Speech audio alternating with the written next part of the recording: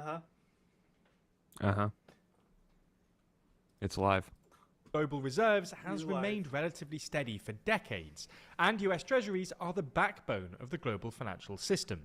However, Trump and his team seem set on testing the dollar's dominance to its limits, borrowing more and more money, and apparently even flirting with a so-called reprofiling or outright default.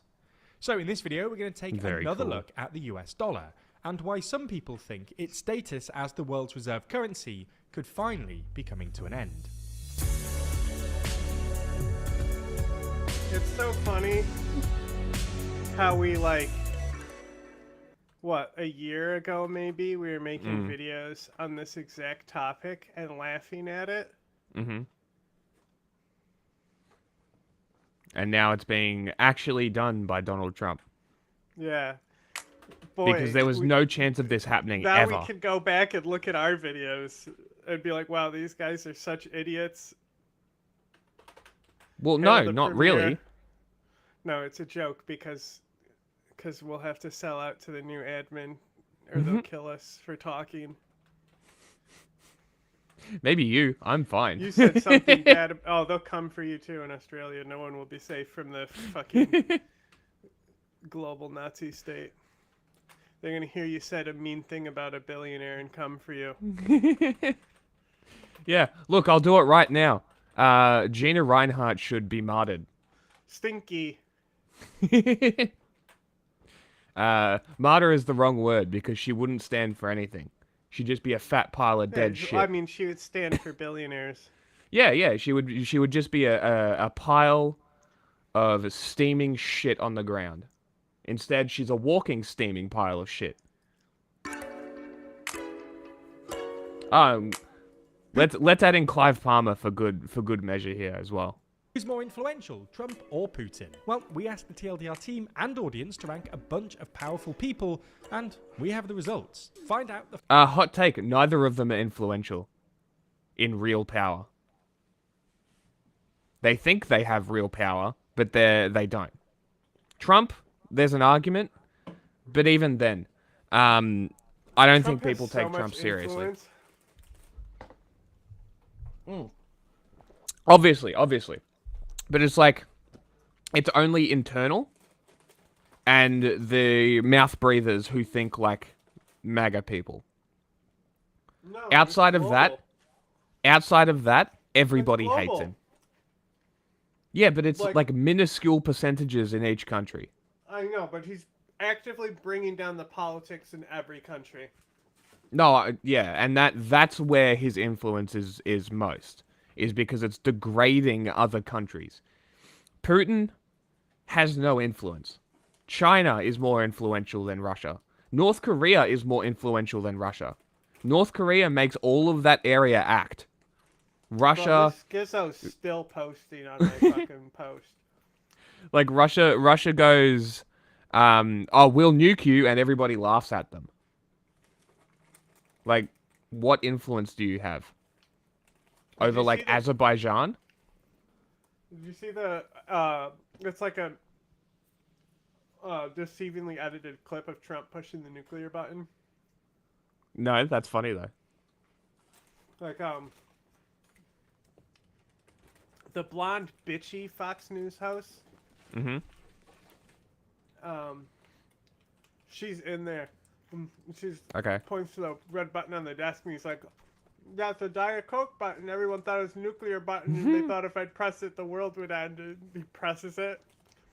So it's edited for him to be in like, yep, this is the nuclear button. If I press it, the world ends. A full list in the next copy of our magazine, Too Long. Pre-order a copy. That's a great name for the magazine. In the description. So, to understand this story, you need to understand the central role that the US dollar plays as the world's so-called reserve currency.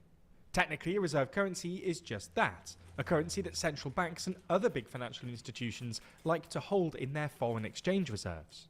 This is usually because these currencies are considered particularly safe, in that their value will remain relatively stable and that they can reliably be used to buy other things. There have been various different reserve currencies throughout history. In the 19th century, for instance, the pound British, was arguably yep. the world's reserve currency. But since at least the end of World War II, the US dollar has been the world's dominant reserve currency, accounting for more than half of all reserves. The dollar's reserve status has its origins in the Bretton Woods system, which was negotiated after World War II and lasted until the so-called Nixon shock in the early 1970s. After the war, the Americans decided they wanted the dollar to be the centre of the new international monetary order, and so demanded that the dollar be the only currency that could be directly converted into gold, with all other major currencies then pegged to the dollar at fixed exchange rates.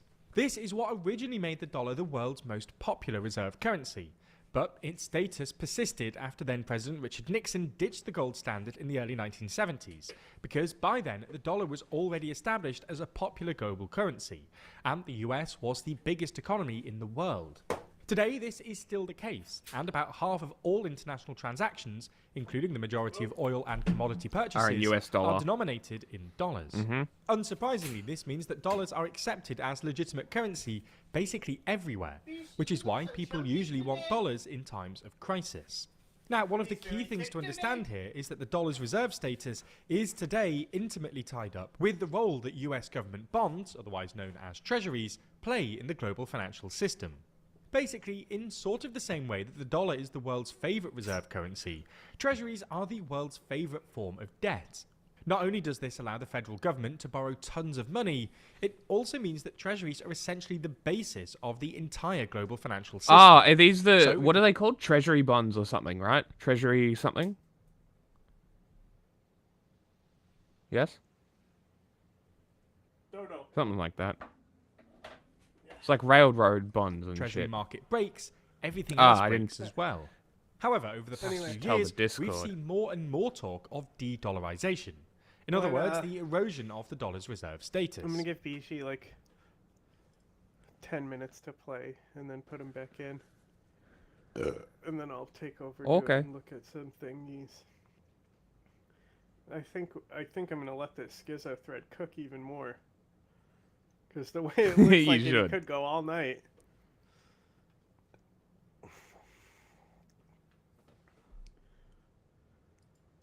To speak plainly, most of this talk has been nonsense. Every so Nonce. often you see a headline about a new BRICS currency, or some middle power like the Saudis or Brazil moving to ditch the dollar. But these headlines Oh have my been god. popping up. That is amazing. The X option for Discord pop-ups is didn't ask.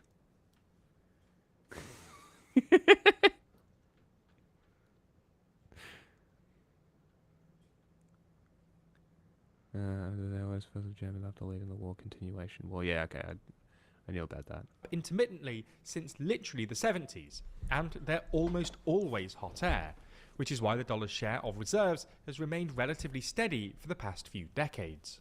Nonetheless, in the past few months or so, there's been some more substantive anxiety that Trump's policies could actually erode the dollar's reserve status. And the fact the dollar declined at the same time as the stock market earlier this month will have provoked some anxiety in the Treasury. This doesn't usually happen. In fact, during stock market corrections, the dollar normally surges as investors look to it as a safe asset. Similarly, the concurrent rise in gold also suggests that the market no longer see the dollar as quite the safe haven asset it used to be. So, what's apparently eroding the dollar's reserve status? Well, there are at least 5 possible reasons. First, America's economy is flirting with recession, as Trump's unpredictable tariff regime shakes business and consumer confidence. Second, Trump and his team have said that they want to somehow devalue the dollar to help America reindustrialize, Oh my God. which has understandably spooked dollar holders. Although how Trump squares this with his insistence that the dollar remains the world's reserve currency is unclear. He's Third, literally Trump's so antagonistic stupid. Attitude to Like he's I'm telling you, actually bro, he's literally so been convinced by stupid. bricks. Like Yeah, no, somehow they've he's gotten in his so head stupid. to kill the U.S. dollar, and then it will be good. You know what's going to be really funny? When he kills the US dollar and his billions become millions. America's long That's gonna be great. One of the Oh, reasons that actually, the no. dollar is the one- No, actually, he'll probably become multiple more billions. So he'll be like, I'm even richer. world's reserve currency is that countries generally feel more comfortable holding their allies' assets. As a Fed staffer paper concluded, around 3/4 of foreign government holdings of safe US assets are by countries with some military tie to the US. As Trump withdraws those military guarantees, these countries will probably de-dollarize to an extent. Fourth, Trump's enthusiasm for sanctions. While Trump has previously acknowledged the risk that excessive use of sanctions could pose to the dollar's reserve status, after all, people don't want to hold dollars if they think that the US could just seize them. Did you send that video? Yeah, I put all the stuff on Watch Later and Streaming Fun. Oh, it's in... Yeah, Watch Later, okay. On a whim. Now that he's in office, he's already proven pretty keen on them, whacking fresh sanctions on Venezuela, Iran and China. Fifth, and perhaps most importantly, the US is issuing obscene amounts of debt. The US was already running a pretty enormous deficit when Trump came in, but his program of tax cuts, plus the fact that Doge now looks unlikely to make a dent in the federal budget, means that the deficit will probably increase in the near future.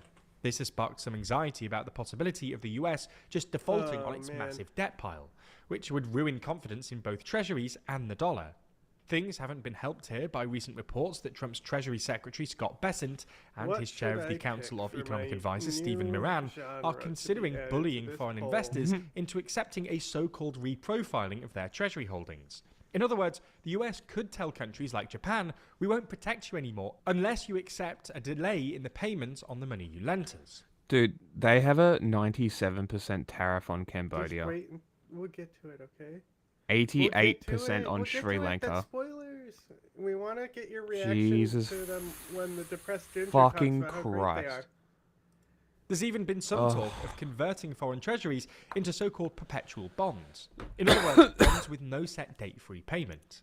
Obviously, this would... Hey, can I have some money, America? I'll definitely pay it back. Massively undermine investor confidence in treasuries. Now, the big caveat here. Oh my god. America's fucked. I know. I know. Within the year, this country's falling. Yeah. If this continues. Like if someone doesn't stop him... in like an 8-year term, either. Yeah, no, this is like... And I love the Jimmy Dore ending the country. Well, he was here before, and the country didn't fall apart. Yep. This is great. I can't wait to see which fuckwit eventually tops the pile. Which country is going to be the new world police? And I guarantee they won't be as kind as America. And that's saying something considering how brutal America is. That, well, for the dollar to lose its status as the world's reserve currency, something else needs to replace it. This has always been the issue for de-dollarization advocates. There's no obvious alternative, and it's hard to see one emerging anytime soon. Long live the Australian dollar. Let's fucking go. In related news, this story about Bessent acknowledging the heightened risk of a recession has been covered by more than 80 sources. These articles from all over the world, and then... That can slip down. There's a lot of news from the past few days to get to, but this weekend marked yet another successful nationwide, peaceful protest of Tesla dealerships, which have become the de facto protest point because owner Elon Musk has just a blatant disregard for laws, lives, or just decent comedic timing. That's the worst one. Now we don't have That's to go the over worst one, they why say. People are angry at Elon Musk. The only person who doesn't seem to understand why is Elon himself, who has spent plenty of time in recent weeks crying about how people are being so angry. Musk has just a blatant disregard for laws, lives, or just decent comedic timing. That's the worst one. Now, we don't have to go over the reasons why people are angry at Elon Musk. The only person who doesn't seem to understand why is Elon himself, who has spent plenty of time the amount of times that I've had to explain to people that it's like, these people aren't targeting Teslas because people own Teslas. They're targeting Tesla because America has eliminated all forms of just recourse for their grievances. The whole reason, and we spoke about this the other day, is that the social contract is essentially just disintegrated, which is fine, right? Fuck it, who gives a shit? There's a great video that always gets claimed after the fucking it's like the George Floyd riots, and And the lady's like, you broke the contract, so why the fuck do I give a fuck of burning a fucking Walmart or more than a motherfucking Target? You broke the contract. I mean, it's true. That's exactly what it is, right? So Elon Musk is going around systematically eliminating the social safety nets in America, essentially making it more like China. And I'm struggling to explain to people that this has nothing to do with people who own Teslas and everything to do with the fact that Elon Musk has no way the people can really hold him to account. So the only way that they can... Just imagine if this boycott energy really took force in other things, that all these socialist movements who call to boycott different things, you know? Mm-hmm. Yeah, carry this energy. Maybe not the burning people's Teslas to the ground. I don't really give a shit at the end of the day, but, like, stick to the dealerships. Like, that's what hurts him. Like, What kind of movie genre should I add to this poll? No matter what you pick, I'll end up picking something that's even more niche of a category. A psychological thriller. Psychological thriller. Yes, 100%. They are by far my favorite genre of movie. Like what? And I'm curious what you would pick. You said you wanted a movie that would fuck me up. Here's your chance. So, like what, though? I don't know. Like a Well... I mean,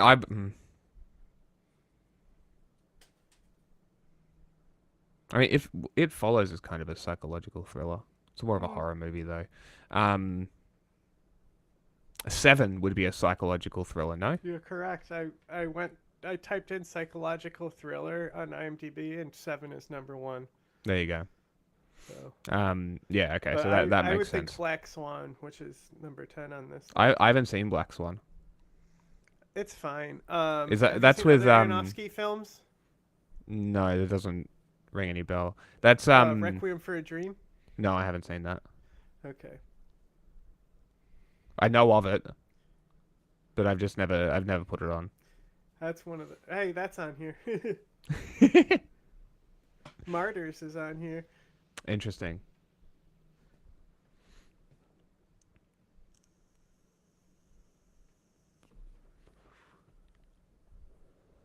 I don't know what left me more impressed, Martyrs or Perfect Blue. They're both very good. They're both very fucking good. I really like Martyrs. I was expecting a lot more from Perfect Blue. I kind of had it overhyped in my head, I think. Okay. My mate ended up watching all of his movies. Oh, yeah? Yeah, he said he fucking loved Paprika. Yeah, we'll watch it eventually. But yeah, he downloaded all of them and watched them all.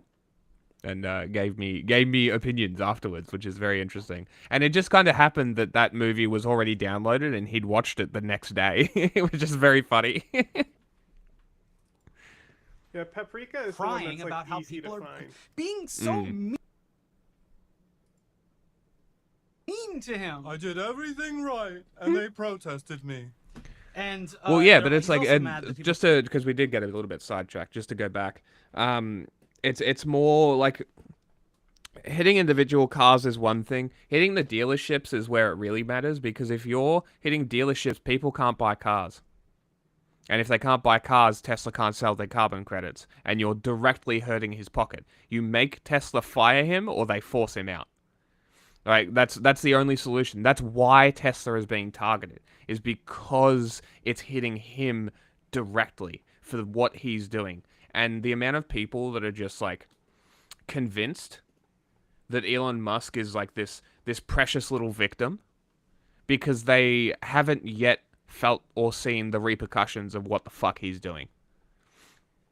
Like, his entire department is redundant. There's already an auditing system. All you needed to do was rectify it and fix it. Instead, they make a redundant government agency that's not actually a government agency to hire Elon, who's not actually a government employee, So he's not actually accountable for anything. Like this is like you really have to think about what Elon is doing and to understand why people are going after Teslas. Also, Teslas suck. Why, like, honestly, if you could, because what, the Model 3 is the cheap one. I imagine that's the most selling one.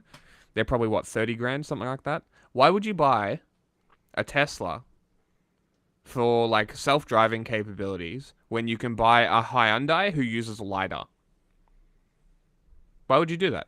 Oh, it's an American company. Okay. Some of the worst Teslas are made in China. All of Asia and the Teslas in Asia are made in China. They're essentially just a Chinese EV. And the European ones, on top of that, I'm pretty sure are the highest rated Teslas on the market.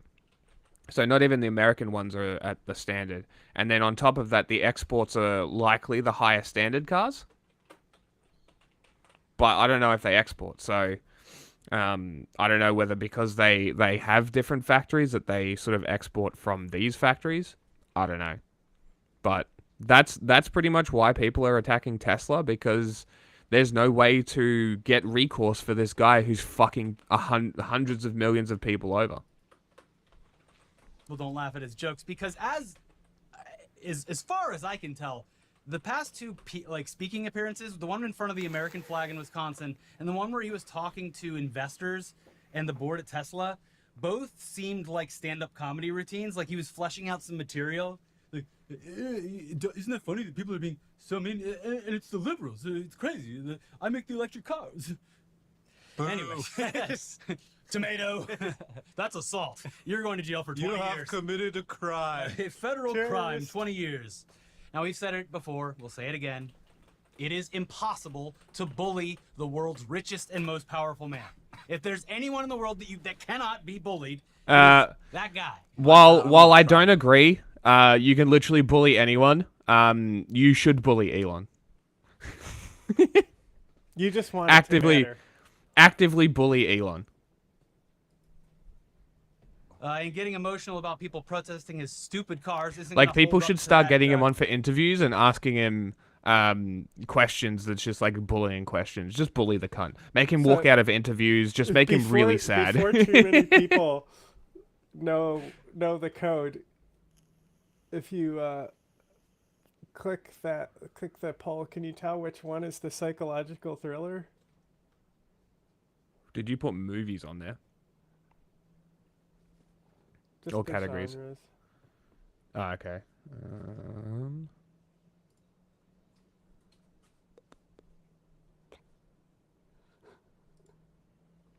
Are you on Twitch?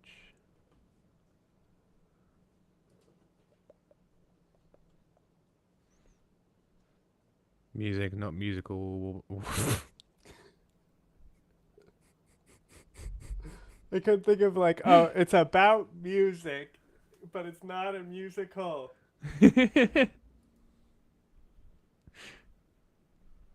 Depending on the movie, Some I would say will. Whiplash is a psychological thriller. Am I right?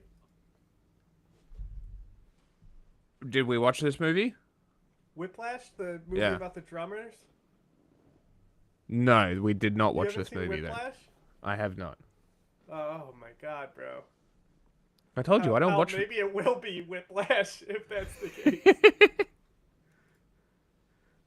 Tough guy bravado that he's been putting out a lot lately. So, pick one. Either you're the big tough guy, or you're the everyone's being mean. I mean, he did say. Can I just address how much I fucking hate that they've capitalized the O in the of?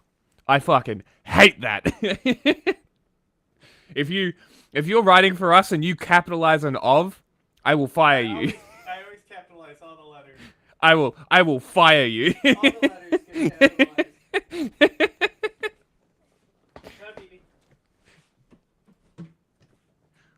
Pick one. Either you're the big tough guy, or you're the everyone's being mean. I mean, he did say he's dark gothic MAGA, and if you actually listen to like goth music from the '80s, it's all very sad, very emotional.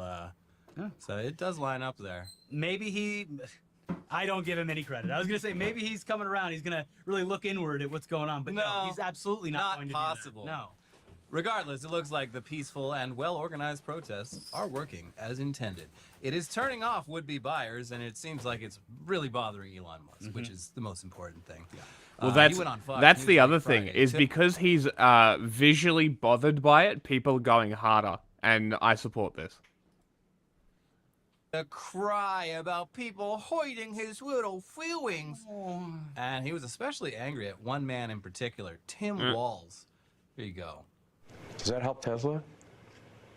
I mean, you had Tim Walz, who's a huge jerk. Right. Denies conflict of interest. Bro, Elon Musk is a walking conflict of interest. There is no fucking way that somebody who's in charge of auditing and hasn't removed his own subsidies out of a waste of government spending, that's a fucking contradiction. Like, just that alone. Cut your Tesla subsidies, but you can't, because this is what makes you a lot of money. Can't do that. Can't do that. Need money. Money good. Money. Money give me power. Money get me in White House. You know, running around on stage with the Tesla stock price where the stock price Yeah, the stock price kind of looks like you shirtless.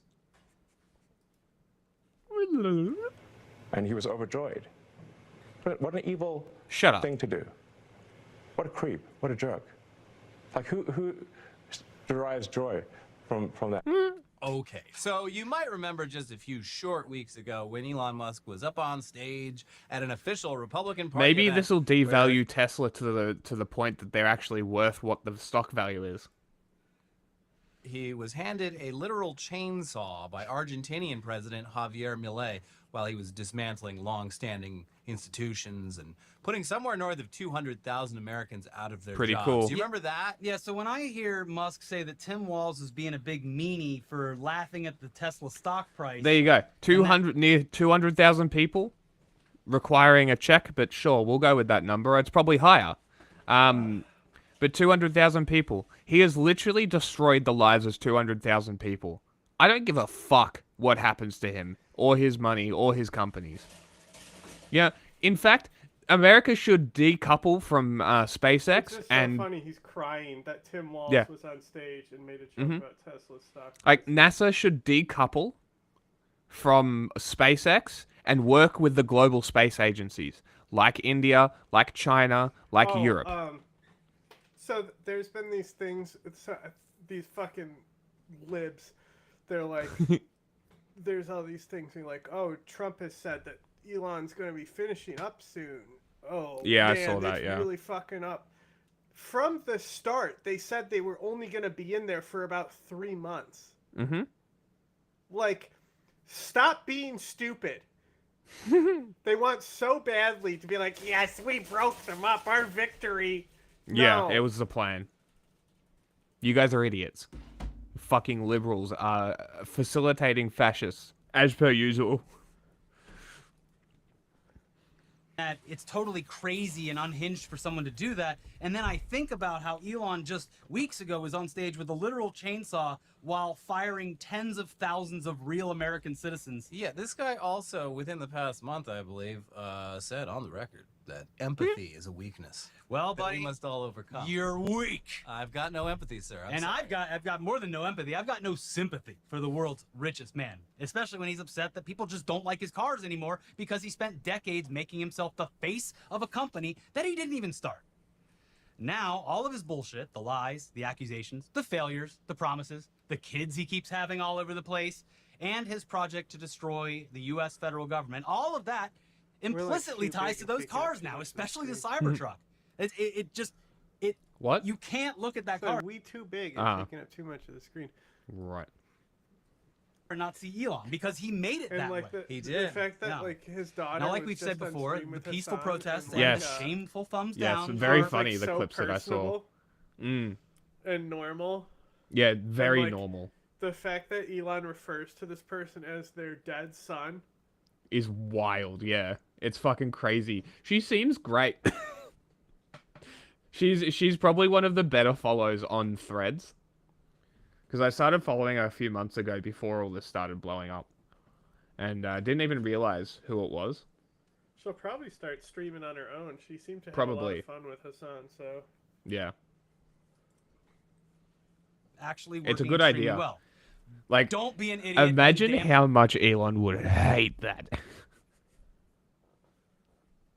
Like, I just want it to happen, one, because it'll give her an outlet to vent about fucking Elon Musk. Like, I imagine that she's got so much to say. My favorite was that she said that she was convinced that he would get them to play ranked Overwatch when she was just barely a silver, just so they would power level him. Hilarious. Damage anyone's property. They want you to. They really want you to. There was a compilation on Fox today of people keying Teslas. So yes, every time it is. So in this country, of all the things going on, a Tesla getting keyed is getting national fucking media attention. They're doing what they did with the George Floyd protests, but like to an even more absurd degree, where depending on who you listen to, you might get the impression that Tesla dealerships are just going up in flames across the country. Yeah, there's barely any left. Most of them have burned down. People are getting shot just for driving a Tesla. That's the narrative that they're trying to put out there, which is also an odd narrative to put out when you're trying to sell. The fucking with Shenzhen, the future city, in China, where all the tech stuff happens. Shenzhen. Shenzhen. So Speed went to Shenzhen, and his guide for the day was Chinese Trump. And then he ends up, the guy who does the sign videos? Mm-hmm. He meets him, and that guy's also doing a Trump thing. That's great. The homie Tony. And somebody was like, the racist girl, somebody was like, there was too much good publicity, so the CIA had to send her in. And I quote tweeted, the CIA isn't in China because China killed all them. That's true. Like, if there's one thing you should know about China, it's that there's no foreign assets in China because they killed them. Mm-hmm. They always kill them, yeah. And that's fucking hardcore. It is. I also heard that that girl was playing a character, but also, I don't give a shit. Like, okay, I'm playing a character in blackface and I'm saying the N-word. Do I get a pass now? No? No, I don't, so why does she? I guess, like, it was a stunt. Whatever, like, but, whatever. He's a showman, bro. He exactly. always has something going down. Yeah, like, I'm not too concerned. My concern is that the CCP and their agents are going to take what he's doing and use it as propaganda. Oh, they already are. They already are, yeah. It's not like he's, like, aware of being, like, handled and stuff. No, know? He's, no, like, and hanging out with other creators. Yeah, like, and this is the thing, is I don't think that he has had this trip paid for. I think he has gone on his own. I think he has done it on his own volition. I think China is taking advantage of it. And the reason that I say this is because that girl would not have been able to be... It wouldn't have happened had the CCP been handling him. You know what I mean? Like, it would be everything we've ever seen, because they do not alter from their propaganda lines at all. If they were getting him to do propaganda, he would be doing Chongqing. He would be doing the oh my god, look at the flaws thing. He would be doing the Google Glass thing that he did, where he's like, oh my god, look, translator. I saw a page repost that with like, China's living in 2050 propaganda page, right? Every fucking time. It's always China's living in 2050. China's living in the future. China is the future of green energy. This is a heavy Chinese propaganda talking point. And they used it with the Google Glass ripoff. I think they used... I imagine that they'll probably use the stuff with other creators, but whatever. Who gives a shit?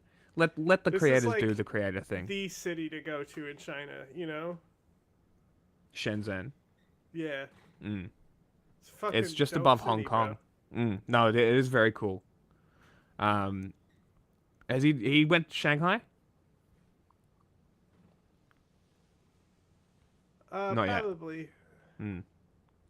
So hang on, Okay. I'm gonna show you this Trump video that he.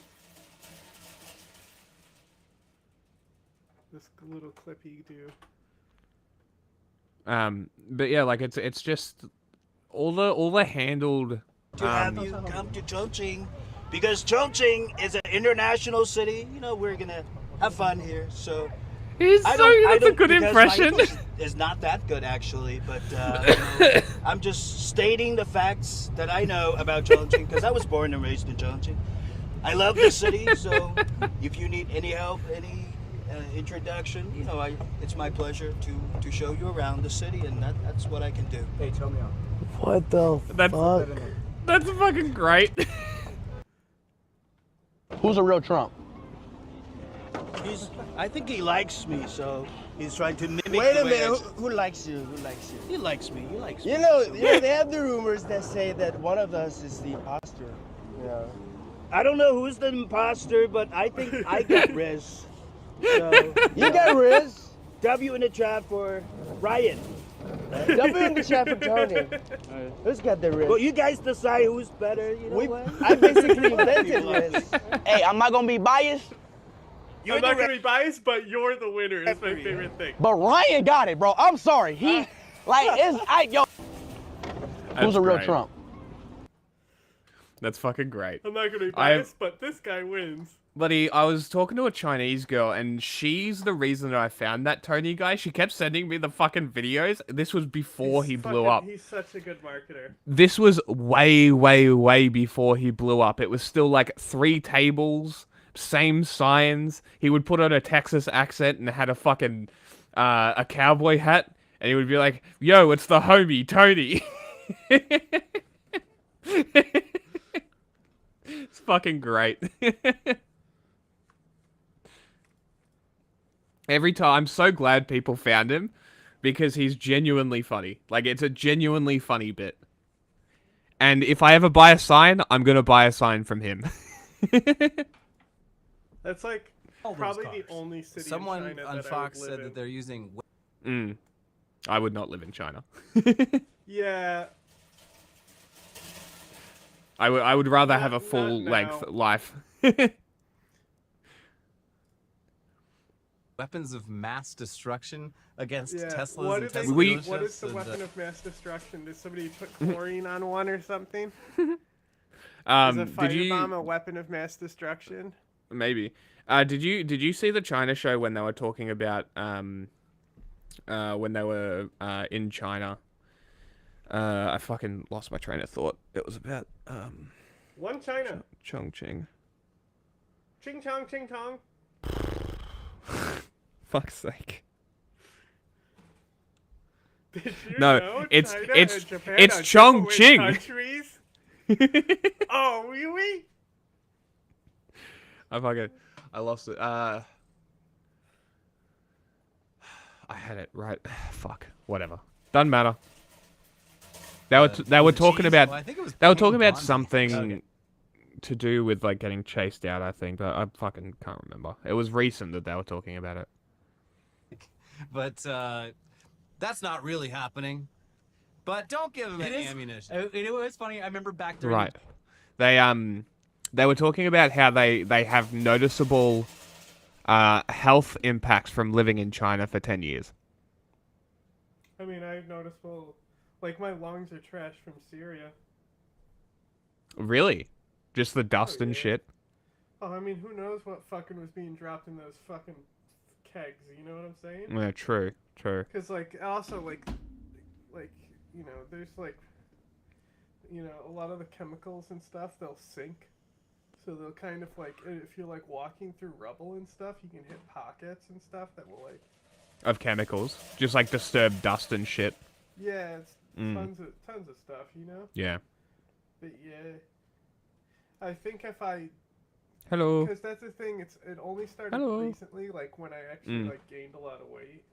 Yeah, okay. And it's better since I've lost weight, so I think if I really, really, like, committed to cardio, I would be fine. But, like, it's, like, when I wake up in the morning, like, Ah, interesting. like I have shortness of breath, like, almost like I, what it actually feels like is that when I breathe in, not all the oxygen is being pulled. Like it's only pulling half the oxygen from my breathe in. Interesting. And just in the morning? Yeah, well, I have an inhaler. Okay. Have you got asthma? No. Interesting. Very interesting. George Floyd, when it became a thing that protesters were, instead of bricks, using beans, so that they could say that they were using it to feed It dries everything. Yeah, so like that's why I have teeth problems as well, because dry mouth like causes cavities and tooth rot. Okay. So because it dries everything out in the system, I think that it like pulls a lot of the fluid out of my lungs when the Adderall's active, and so when it stops being active, like my lungs react to the increase in fluid. That's probably like a natural amount for them, but because they're so used to being on the Adderall that it's like drowning them.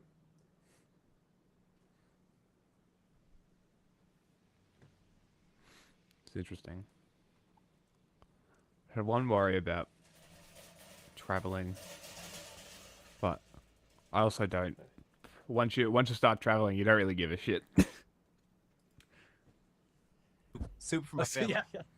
They have these cans of soup, and they say, "Oh, it's just soup for my family." No, we've got to send them to El Salvador. Do you know the origins of the soup for my family thing when Trump was talking about the cans of soup? Do you know what happened? It was so in Seattle, a protest went like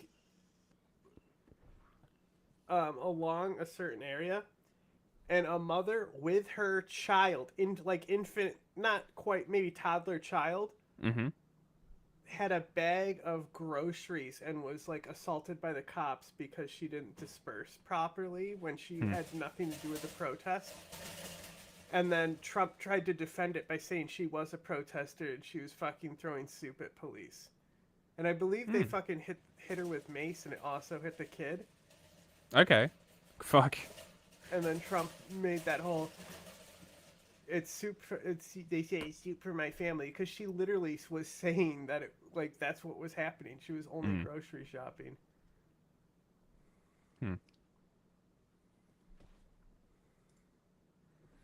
Is every Tesla that even gets brushed up against ending up on Fox right now. Musk and Trump are just licking their lips and waiting for some escalation.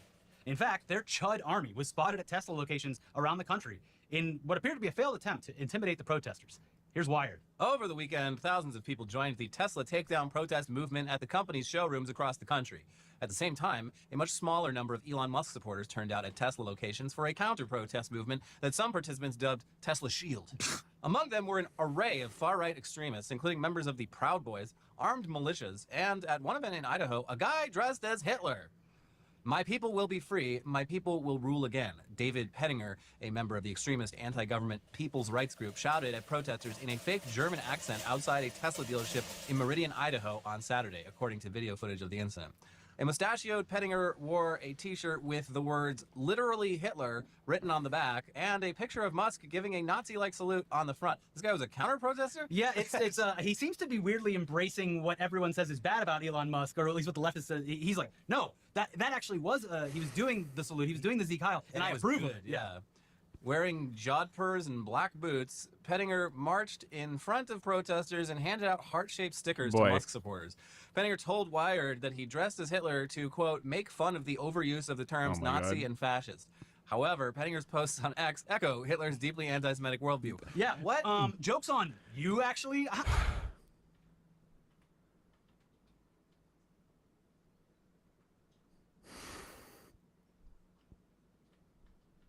You can't make this shit up. Americans are fucking stupid.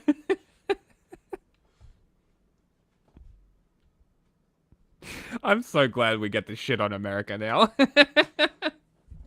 When did we not?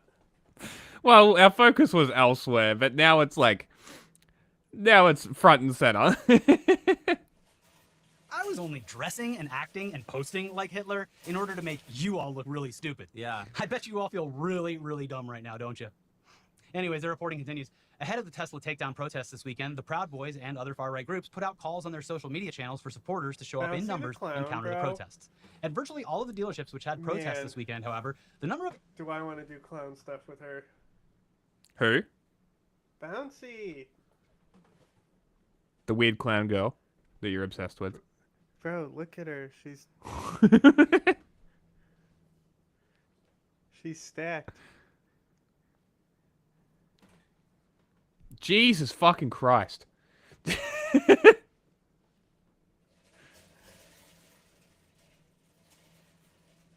It's a weird vibe.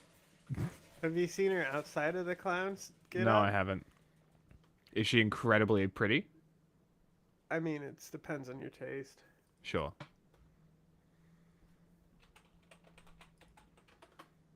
The anti-Musk protesters vastly outnumbered the pro-Musk protesters.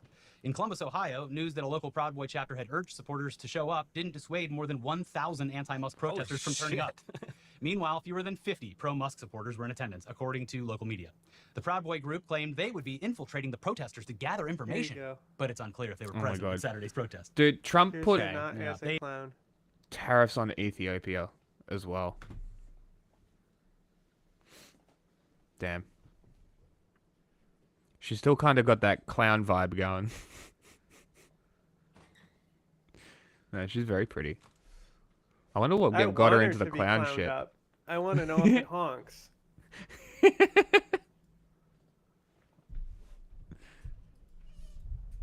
Very, very triggered by the protests as he was frantically posting about them all weekend long and claiming that the protesters were being paid. Yeah, so, he's the George Soros is handing out checks. It's so funny as he's literally paying. Yeah, I was literally about to say. Yeah, I was about to say the same thing. It's like he's making this connection, but is completely oblivious to the fact that he's the one paying people, buying votes, paying people. Like, are we just ignoring that this is happening? What is going on? All right. Should we look at this to do something politically that they otherwise would actually, do. I'm gonna go to the toilet so you can. The most evil do fucking that. thing. Oh no, I want you you to demonic. be here. And the right right would never do it for tag the guy in it, say that we're gonna watch it and laugh at him, and he'll that's amazing. click it because he's a fucking psycho. Maybe he can come in the chat. We can roast him. Hopefully he comes in the chat. That'll be great. Why do you want him to come? That's weird. It'll make him awkward. Come. It'll expose him, you know? You only really find out who a guy really is after he comes.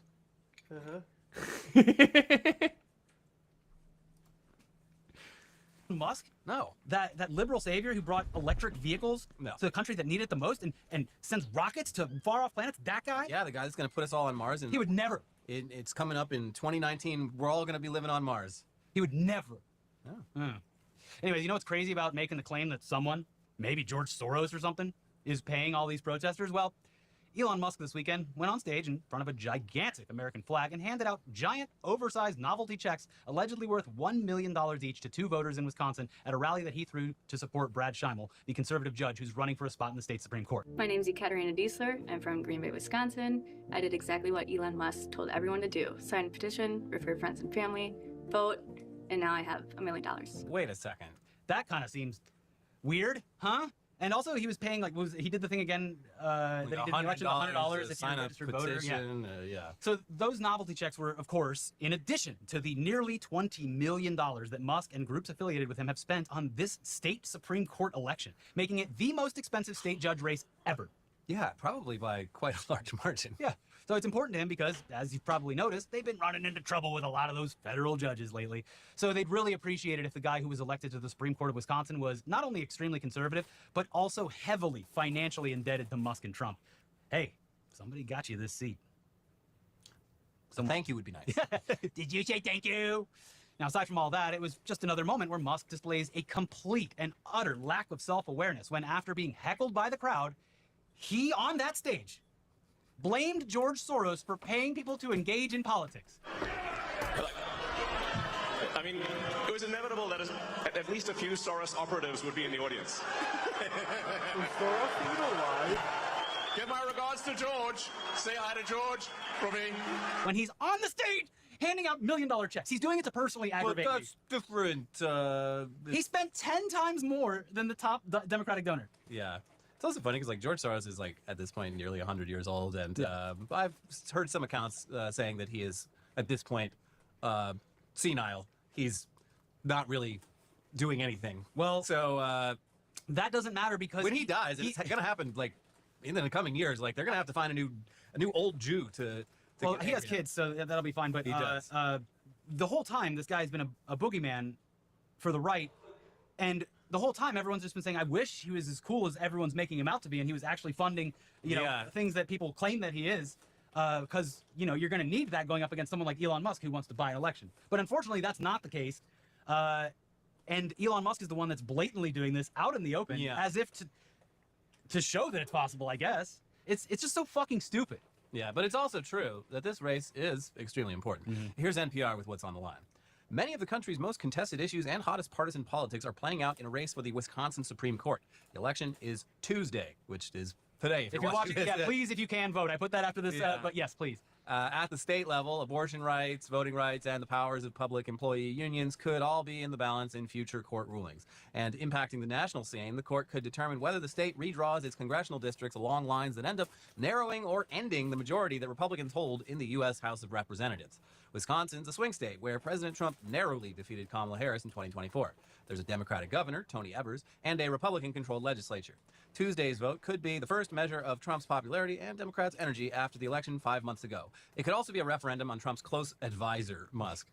I'm just an advisor. It's just the buddy guy. Anyways, it might be too late by the time you actually see this video, but if you are a voter in Wisconsin and are able, please find some. We're not going to give you any money, but we're going to ask you very nicely if you care about this stuff to please. I'm not going to give you money. I will give you respect. Yes, you've earned the respect. But yeah, please find some time to go and use your voice and your vote to push back against Trump by making sure that Elon Musk just lit $20 million on fire. Yeah. Imagine how satisfying that would be. At the very least, it'll make him cry, which is also funny. Yes, I mean that's what I said in the presidential election. I was like, look, if for no other reason, suck it up. It would make Elon Musk really sad. Well, if he wasted all that money. Not just that, he probably would have ended up going to jail eventually. Yeah.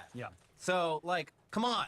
This is a nice consolation prize here. Make him look stupid. Make him waste his money. Yes. But yeah, it's funny because what do you have to cry about? You are the richest, dumbest motherfucker on the planet. He's been crying a lot. He's been very emotional for someone who says that empathy's a weakness.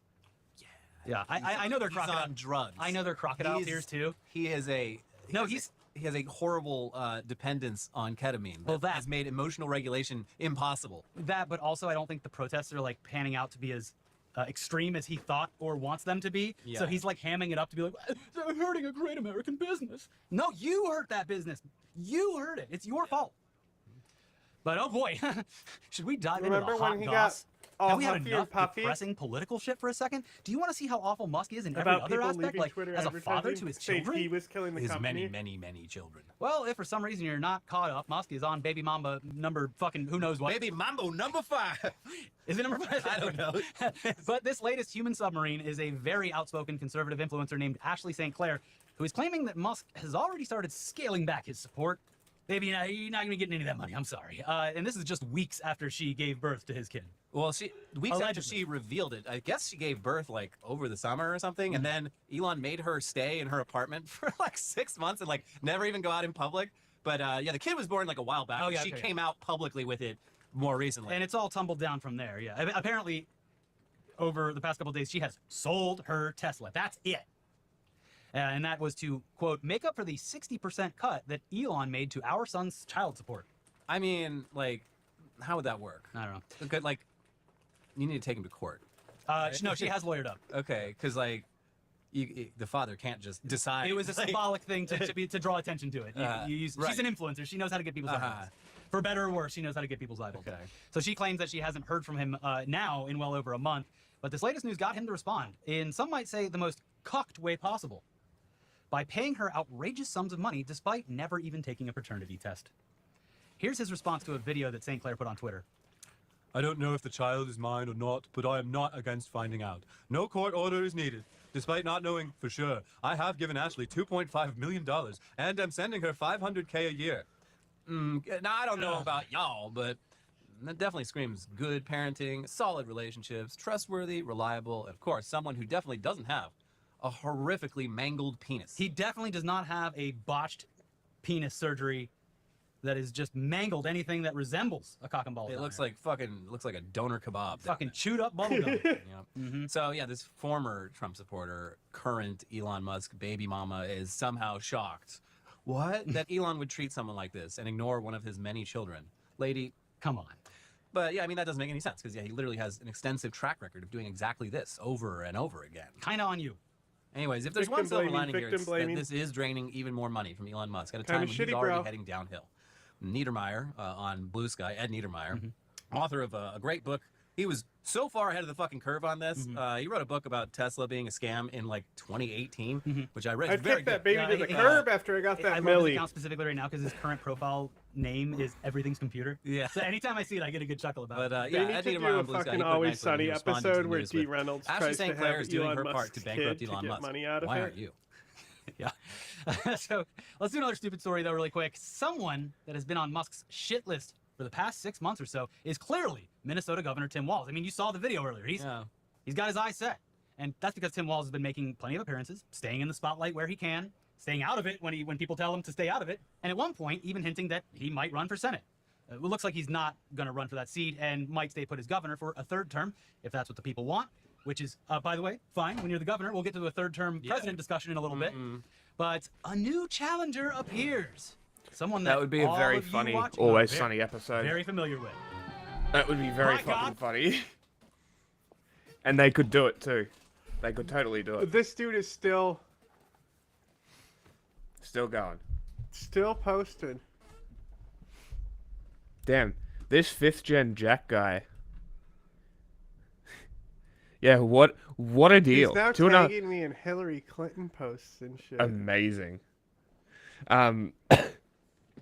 The 2.5 million and 500,000 a year. I don't know if the baby's mine, brother. It's all IVF. You know exactly.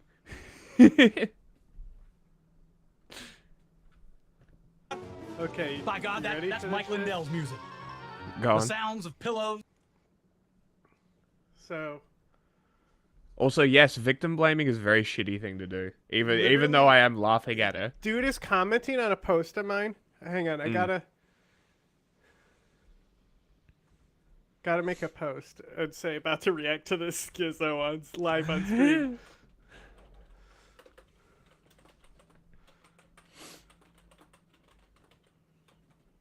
This is what he wants, is the attention. So let's give it to him. How do you spell schizo? S-C-H-I-Z-O. S-H...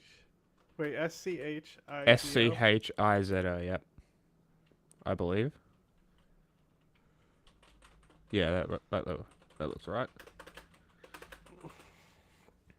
Just flipping the letters around. Put the Twitch handle in there. No! God damn it. I hit enter when I was trying to hit copy paste. Now he's going to immediately see it before I delete it and then fucking say something about how I deleted it.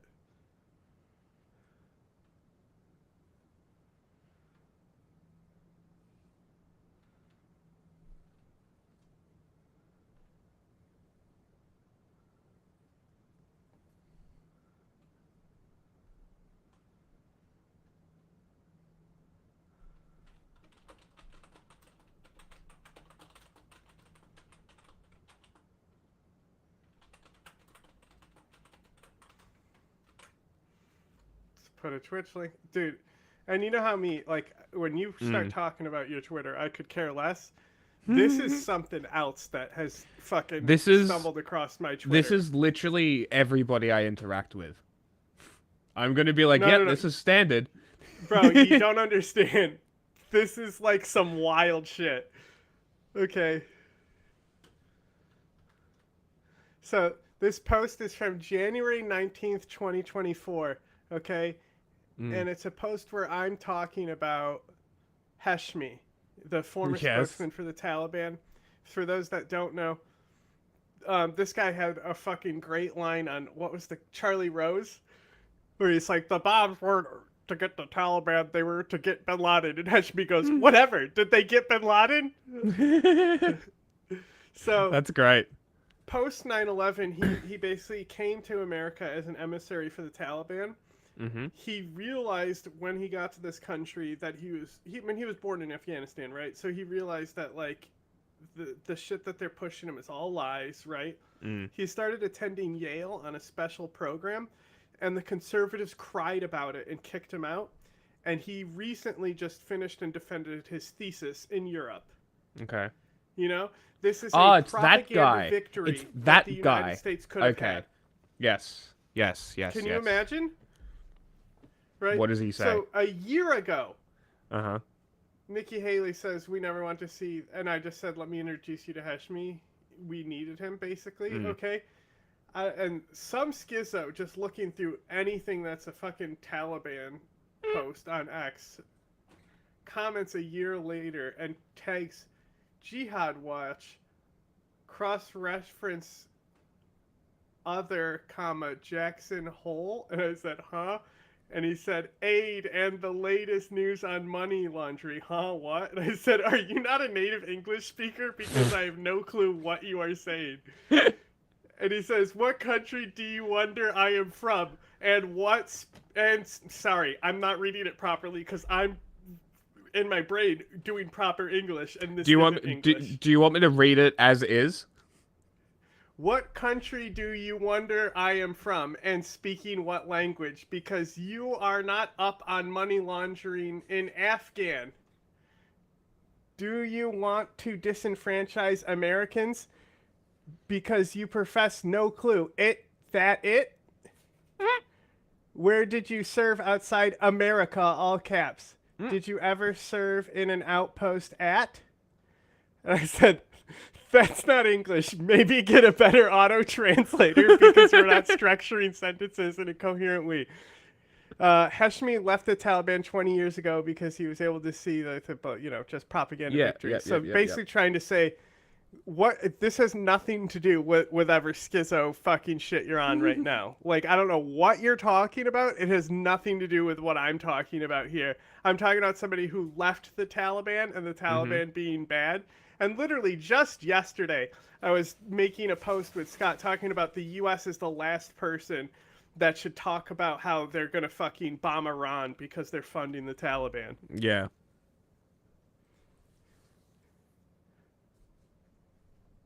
He says, are you a comedian? Where are you getting your info on Hash?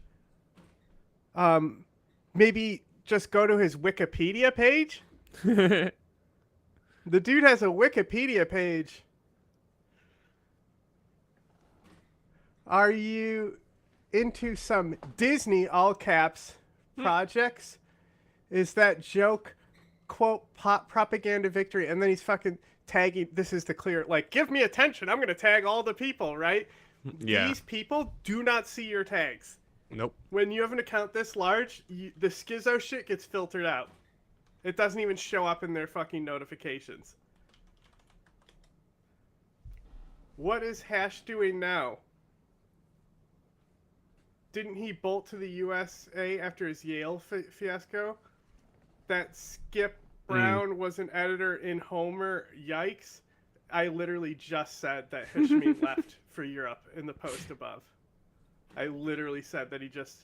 And also this is a post about how he just defended his thesis in Europe. Okay? And then I go to check my Twitter, okay? And there's like 100 posts. He's tagging me in everything now. Okay? Filter it to mentions. Yes. Okay, so this one is, okay, Hillary Clinton, okay. So we got a Hillary Clinton quote. With this move, Republican senators have stopped merely being enablers. Who cares? Okay. You want to try this one? You want to try to read this one? Because I already am looking at it and be like, I don't even know. The one that's Where to highlighted? start. That one, okay. Does this mean when a renowned ex-part of Jerry Spence /F Jackson Hole gets a Taliban in Yale, he only gets brownie points in the Dem Party? Tagging Mark Levin and James Woods? Yeah, reset button. Dick Cheney's yellow cake lies and fair game tags. Like, so it's like I have enough. What?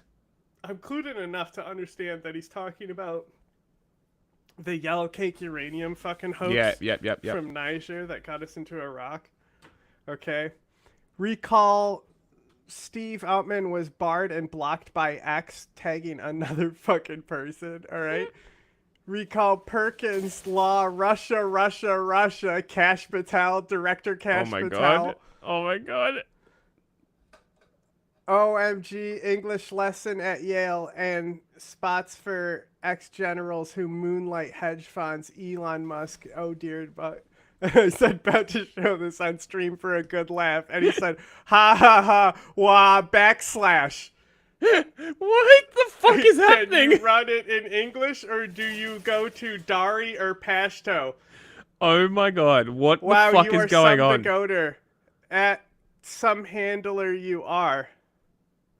Can you run it on some cutouts for USAID to cover money laundry? Okay, Jihad Watch, Rand Paul, Bill O'Reilly, Yale, the Yale lingo translator.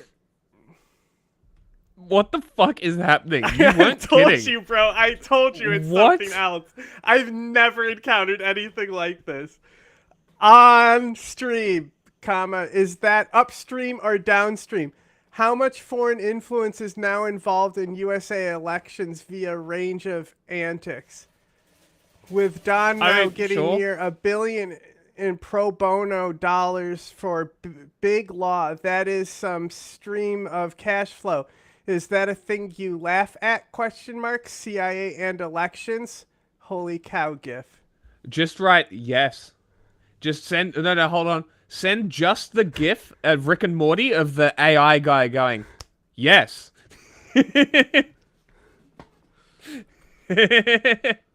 So just type in Rick and Morty yes and it should come up.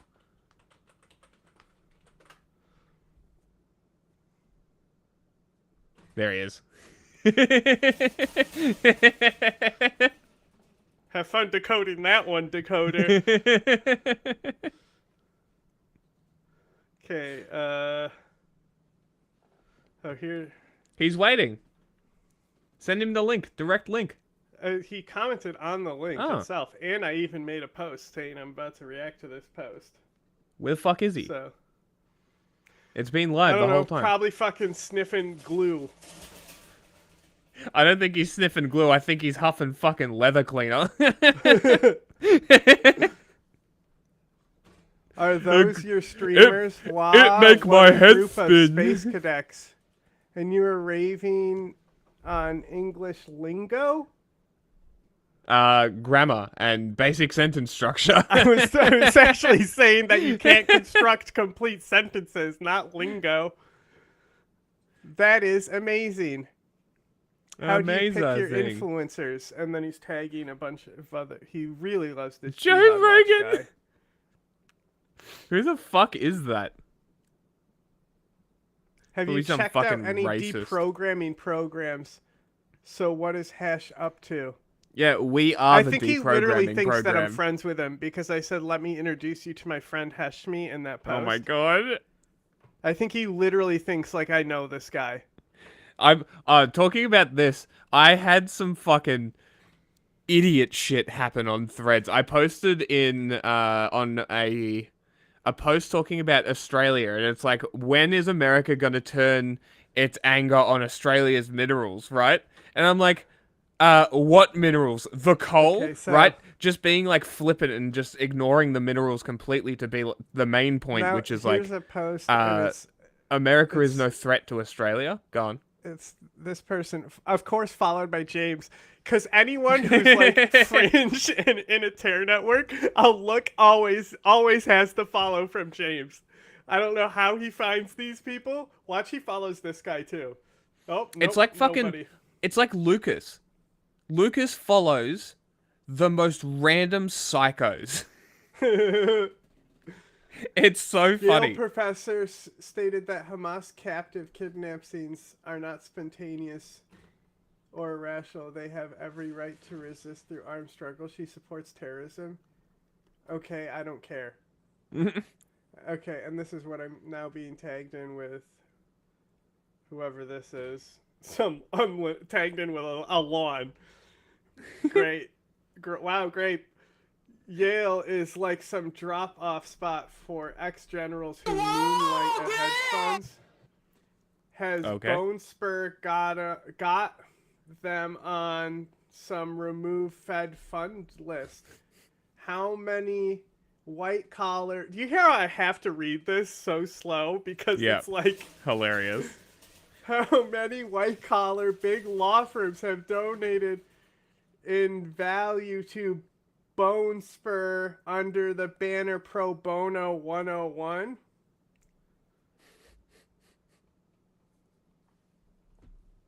This is so random. Okay. Oh, did you see this? Jessica Burbank. Yeah, she blocked me. Did you know that? Good. I called her out for some dumb shit she said, and she blocked me straight away. She fucking is dumb. It's Jessica Burbank. I saw it, but I didn't watch it. So I said, so I just reposted this, and now, bro, he's tagging the Kurdistan Watch guy now. What, the guy that we know? Don't you know him? The guy who I say is the good source in Kurdistan. Yeah. Don't you know him? Not personally, no. No, okay. I thought you did. Okay. Okay, so... Why? I don't know, bro. I don't... I think he literally thinks I'm friends with Hashmi because I said, let me introduce you to my friend. That would be Hashmi. so funny if that actually is what it is. The whole point of that post was to talk about how it's a fucking propaganda victory to fucking convert the Taliban. This is exactly what happened on my post about Australia, because I flippantly ignored the fact we have minerals, right? And I'm like, America's no threat to us. We're like their biggest gem in the Pacific. What the fuck are you talking about? They would be lost without us. Where would they store their B-52s? She killed her dog to prove she is one tough cookie. Oh my God. That's not mean she killed the dog. She killed the dog because she hated it, because it wasn't obeying her commands and was too rowdy. Being a dog. Mm-hmm. That impressed Bone Spur. This might be the only guy who types less incoherent than Trump. Then she wears her 60,000. Okay, no, hang on. 6,000? 6,000 with a comment. $60. $60 watch. Wrong place. 60. Yeah, I guess $60 watch. Central American jail. It's an El Salvador terrorist prison, actually. Yes. Some want to carve in stone an image of Bone Spur and Rushmore rocks, yet Americans are branded as non-speakers. English, motherfucker, do you speak it? I do. Do you? Do you? Like, the ones people replying to me weren't as, like, incoherent as this, but they kept crying about minerals, and I'm like, yeah, that's not the point. Languages, so were you his handler? Wow, did oh my you God. get out in front of your decode Post the GIF again. Post the yes GIF again. Iconic, a Bones for a guy giving a platform on Fox News Weasel. Is this like Stossel's wife? No, that's Strassel. Strassel. Wired. Like Bill O'Reilly again. Vanity Fair. Yeah, I'm sure Vanity Fair cares about this post. You want me to post just to encourage him? Uh-huh. Just see how much you can get out of him. I don't think it's a real person, man. I think it will go all day. Okay.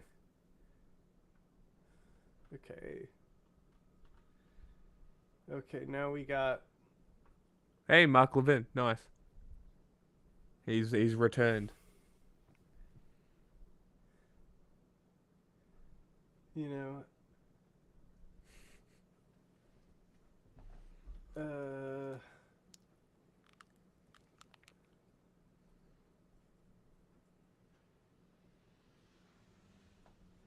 Remember how I said that you should avoid a story if it says 100% red or blue on ground news?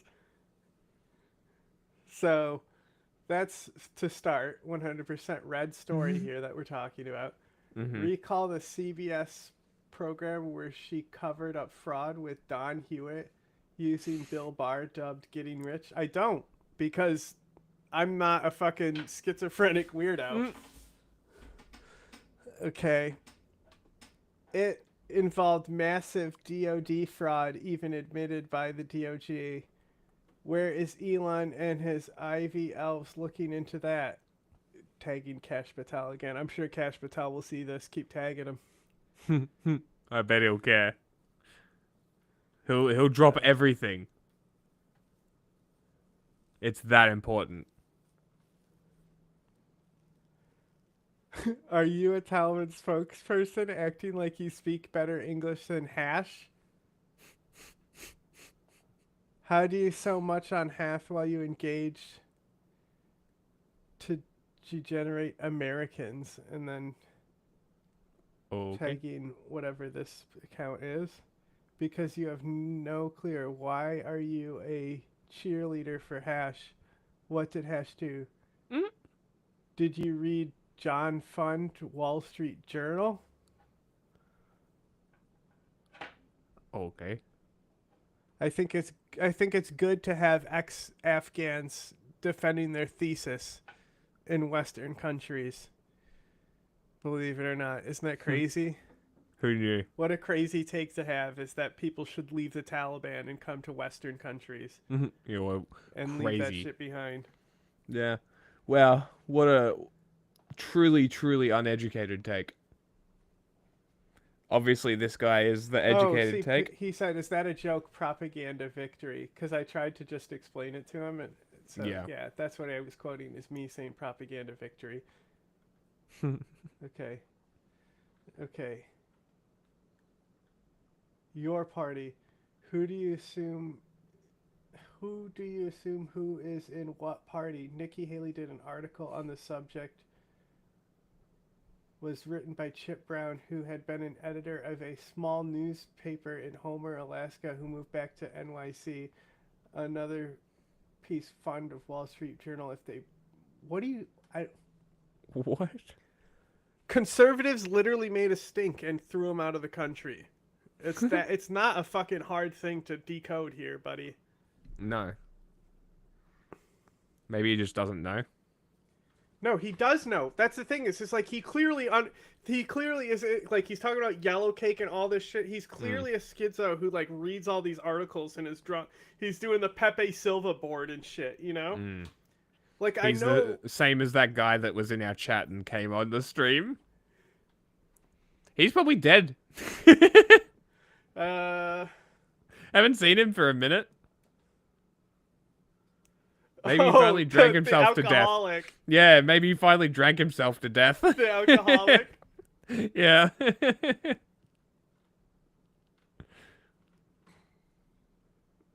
you not repeat that Hash was a CIA asset and his Yale thing was a payback for his asset rolls at? So where is you CIA friendship in all this? As you yap on removing Americans from their citizenship while being a cheerleader for Hash. What? Cheerleader where? Whenever that happens, I just say, quote me. A yap on removing a... Okay, what does this sentence mean?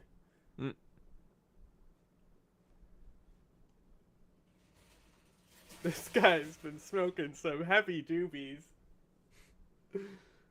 Okay.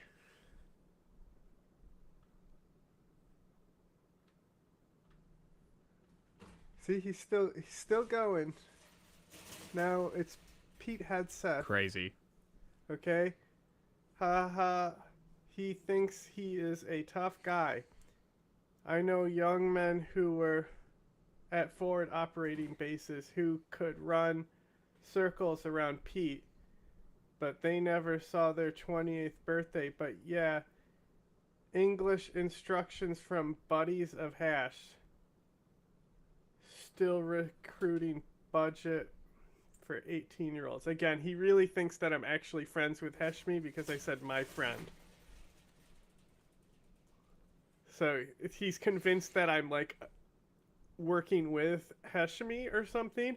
Yeah, you're his handler, obviously. Yeah, I'm a CIA handler.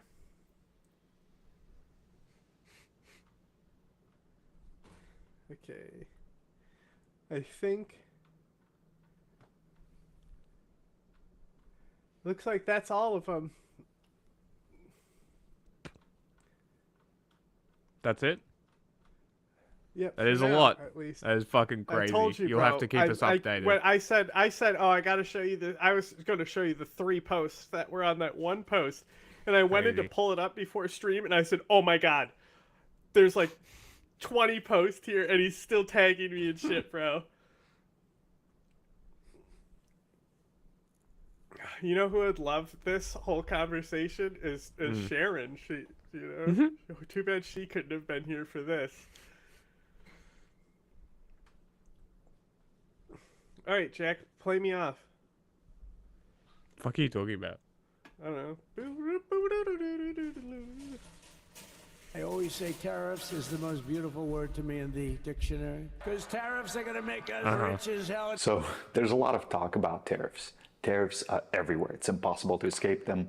They're in the news. You can scroll through YouTube. Every other video on your feed is probably about tariffs. And there's a lot of anxiety. There's a lot of panic in the markets. Check your retirement portfolio, and it's clear people are anxiously anticipating this up-and-coming Liberation Day coming up on April 2nd. A lot of people seem to be confused about tariffs. They're now just finding out what tariffs mean. Tax. For me, Next. it's totally different. I grew up in a post-Soviet country, Belarus, right after Soviet Union collapsed under heavy tariffs. And, you know, these tariffs really shaped my childhood. And so I've gotten to know how they impact the economy up close and personal. Do you see that post and so going today's around? video, we're going to talk about every race has a third world country except white people. It's like, really? Guess what? It's not because they're genetically superior, bro. Guess. Believe it or not. Yeah, it's because third world doesn't exist anymore. Well, no. I mean, even if you look at the poverty lines of things, you know, like there's a reason why the white Western world is on top. It's called the Mediterranean. Fair. Like even like North African people are white. Yeah, okay, that's a fair argument. I can see the argument. I'm sure that they wouldn't like to be called that. You know, especially someone like Gaddafi. tariffs. We're going to talk about why they matter and discuss why 2025 is really the turning point in the US economy. So hit that like button and let's dive in. Let's rewind to the 90s. The Soviet Union collapses, the borders crack, hey, the Gorbachev Iron Curtain falls, and this whole world of capitalism rushes in. For me, as a kid growing up at that time, one thing that stood out was cars. See, domestic cars like that Lada, Volga, so and crazy Screech that were Dan everywhere. Aykroyd would look Every at him other and be like, household that dude had is one. nuts! Why? Tariffs. The government slapped massive tariffs on foreign cars to protect local manufacturers. Result? Most people drove these Soviet relics, underpowered, outdated, and let's be honest, kinda sad. So it can stand up to hammer blows, but not water, as we see here. And here. Here. But here's the thing. As soon as those borders opened, foreign cars flooded the market. People saw an immense arbitrage opportunity, and Japanese and German cars just flooded our city. And it was interesting because tariffs made them extremely unaffordable. Schizo guy the was quality like, gap did you between know the that German cars Heshmi was a and the CIA Soviet-produced asset? It vehicles was like, no way, bro. very You mean an drastic, and some ex-Taliban people guy still who opted came in to pay America that and premium. like started loving America was fucking a CIA asset? Get out of town. I just can't even. I've had it.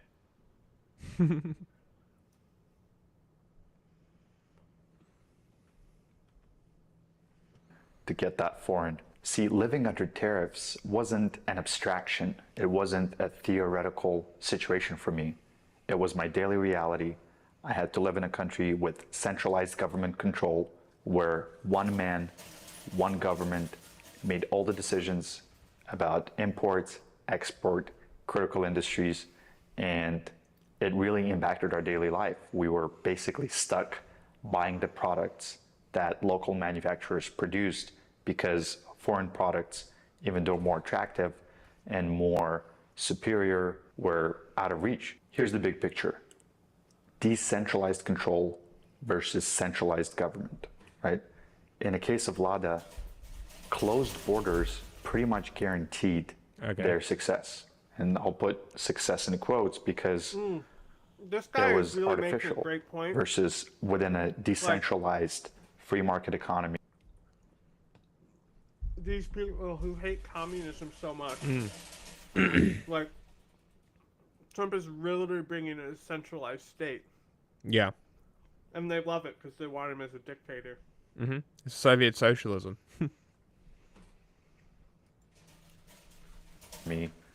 Companies like Ford, BMW, Japanese manufacturers, they actually had to fight and compete for every customer in a free market.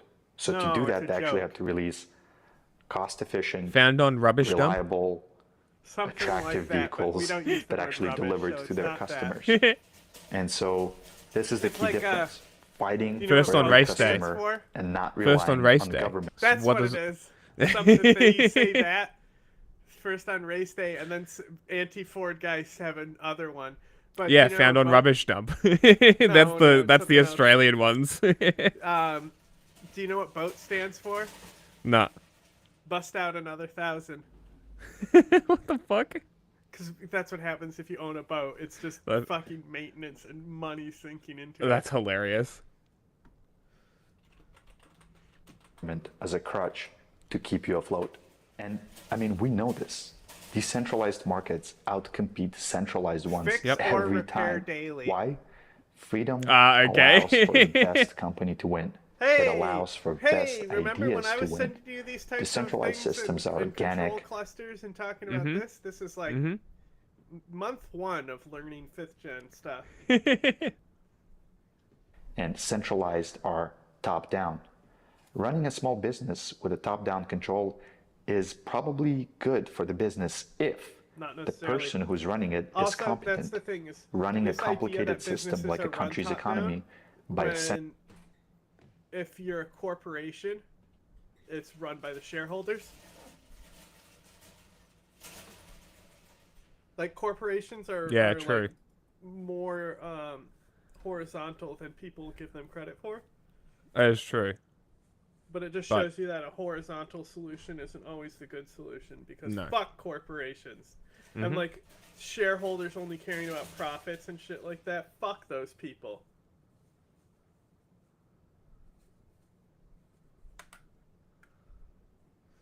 Pontiac, poor old native thinks it's a Cadillac. Fucker only runs downhill. For old retarded drunks or for old retired dads. Found on road day. Dodge drips oil and gas everywhere. Wow, this guy did a Chevrolet one. Cheap, heavy, every value rattles, oil leaks. Every valve rattles, oil leaks every time. Cheap heap, every valve rattles. That one's awful. Can't even say it. Cal, did you miss the Schizo post that we just went through? God. I just can't even. Would you, what do you think the difference between a drug and a narcotic is? Is So there a difference, or is it interchangeable? there is. Because I'm. It's, Yeah. Okay. It's kind of like murder manslaughter. Okay. Okay. So a narcotic is just a drug that gets you a felony. Oh my god. So Adderall is a narcotic. It's a controlled substance. If I distribute it, I can get a felony because it's distributing narcotics. Okay. But selling weed is not, and I don't think cocaine is either. Okay. But like meth and heroin and anything that's a controlled substance. Yeah. Okay. So it's literally a legal definition. They're the same thing. Yeah, it's a classification of it's actually. It's more. I think it's more of a law than it is like a drug type. Okay. So how? Okay. So how? What range from what to what would you consider a drug? Oh, I mean everything is a drug. That's the thing. You know, but I say like anything that you actually is like in a pill form. Anything that's like over the counter medicinal type stuff. Yep. And then all the way to like and then heroin. The question is like the homeopathy stuff, if that's a drug. Okay. And how you want to consider the homeopathy stuff. But like if it actually has like cited medical benefits. Mm-hmm. Yeah. Okay. So. Interesting. Okay, so narcotics are I was wrong. Narcotics are a class of drugs that have an analgesic, pain-relieving, and sedative effect. Typically work indicating with opioid receptors in the brain and spinal cords. Morphine, codeine, oxycodone, hypocodone, fentanyl, and heroin. So narcotics are specifically opioids, I guess. Yes. Have they come out with conclusive studies that weed is addictive yet? I mean, everything is addictive, but like sure. But like realistic, I don't know if this is like a personal experience, but like I can just put down when they talk about the gateway drug, it's like all the studies point to it being alcohol. Yes. Like yeah, because everybody will try coke on alcohol. Well, because alcohol is actually addictive, and it starts. And once you're on, once you're in, like that illness, and you're addicted.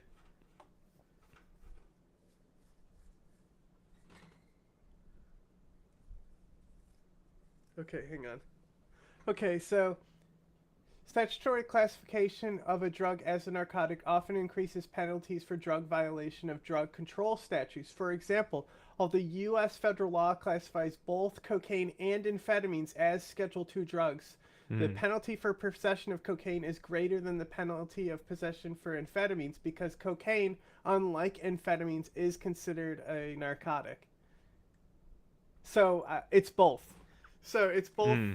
It's specifically when you say narcotic, it's specifically talking about opioids, but then in the legal definition, it's whatever they want to fucking have as a controlled substance. So legally speaking, the term narcotic may be defined and typically has negative connotations when used in a legal context in the U.S. A narcotic drug is totally prohibited, such as heroin, or one that is used in violation of legal regulation in a word sense equal to any controlled substance or illicit drug. I was right. If I do distribute it, or Adderall, I would be hit with a fucking narcotic.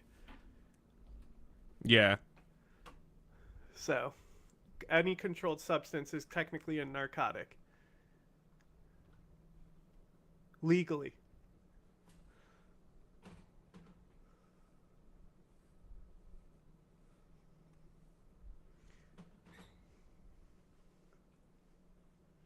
That's the thing. It's like I smoke, but I don't get stoned. Yeah, I'm kind of at the same point. Like I'll get a bit of that feeling occasionally, and if I go pretty hard. If I go pretty hard, I'll sit there pretty fucking blazed out of my mind. I don't go very hard. But like I think if I have more disposable money, I'd have to get a hash pen. Like the concentrate pens. Honestly, it's not a bad investment. They're like, the price of a bag here is the price of one of these fucking pens, and I'm just like, why would I do that? It's a milligram of THC concentrate. versus an entire bag. I don't know. Seems expensive. Centralized group of decision makers is extremely ineffective. Even if you put a committee of quote-unquote high IQ economists, they can never model a system as complex as a country's economy without missing some of the variables or making incorrect assumptions. We've seen countless examples of centralized government planning fail. Free markets are the best solution that was ever created. But here's one big, important caveat that you have to keep in mind. We do not live in an idealized free market. We live in a world that is very globalized and that already has tariffs in place. It already has the World Trade Organization, WTO, that is setting the rules for trade. Unfortunately, countries like China have learned how to game these rules, doing things like devaluing their own currency to make their exports more attractive to other countries. They've learned how to navigate. Hey, I have a solution for that.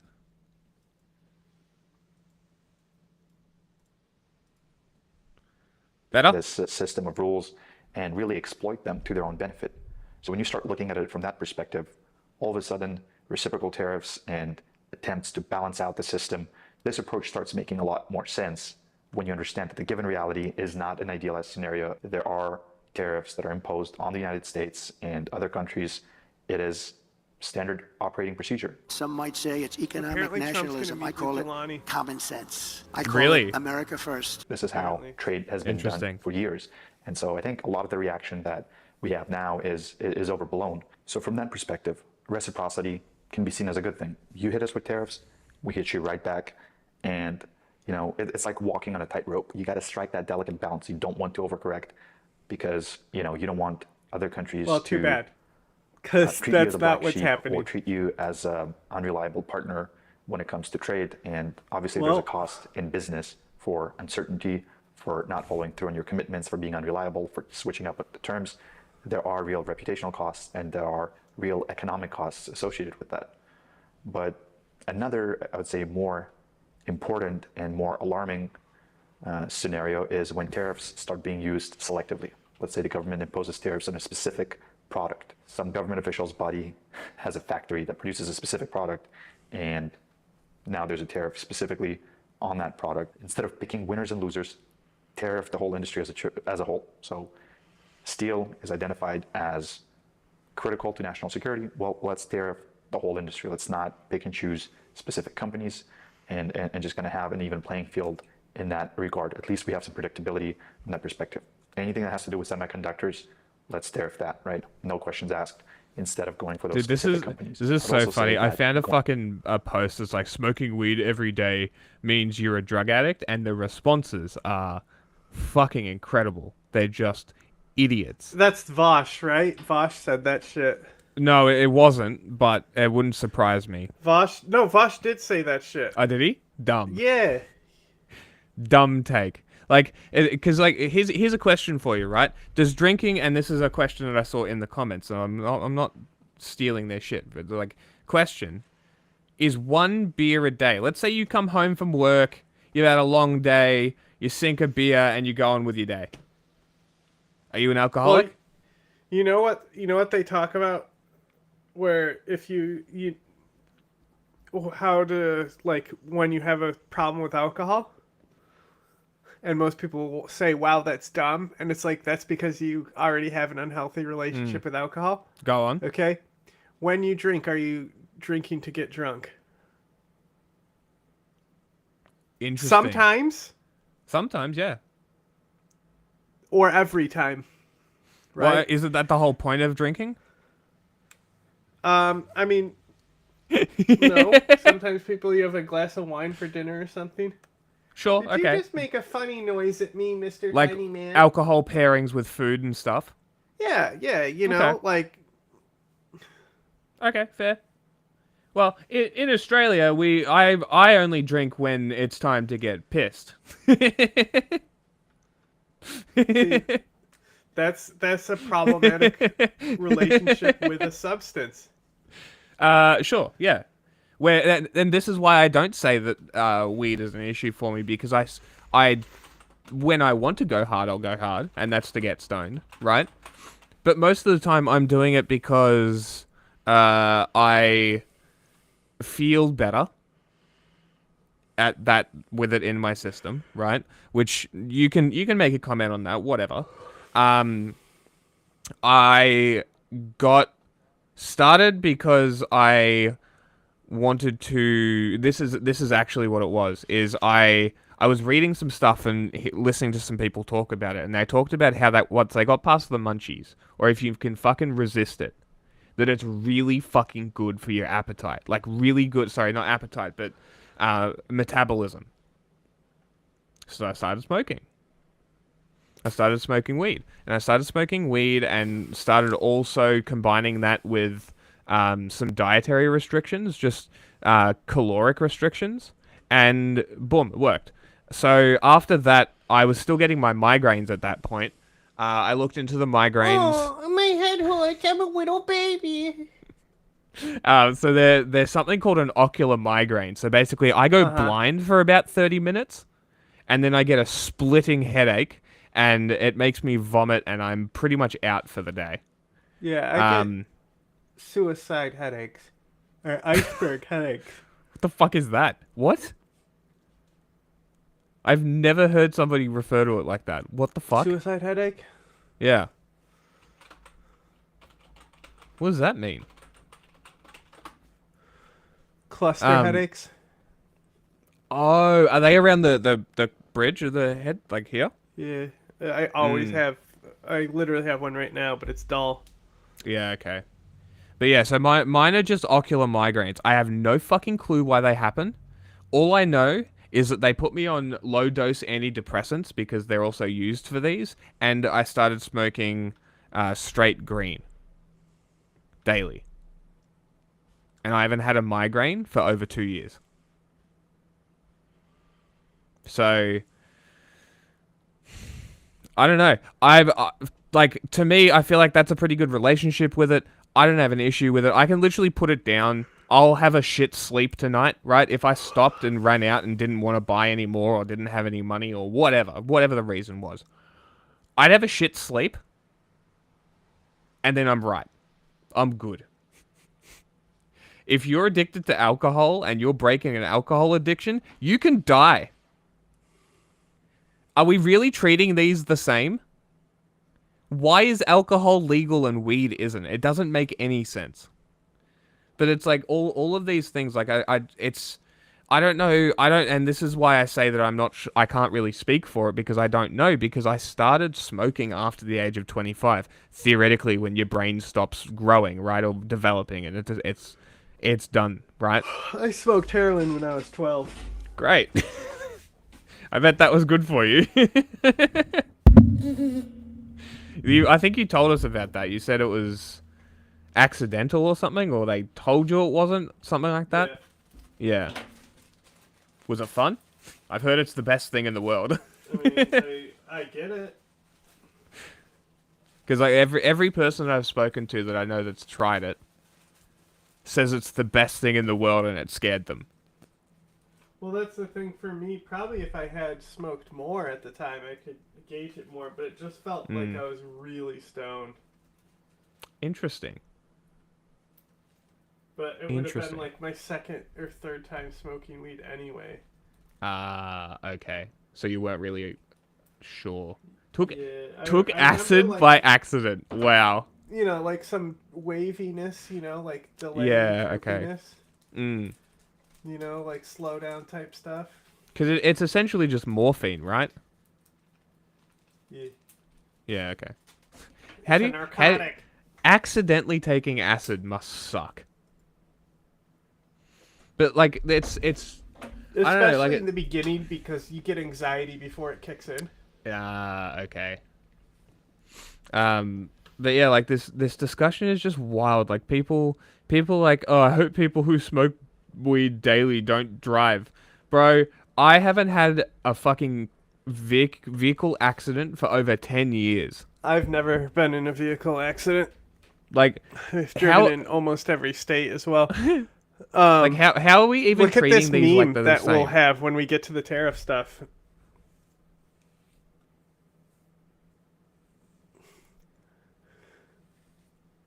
You probably don't get the meme. I don't get it. What is this? Never mind. You can explain it when we go to it. No.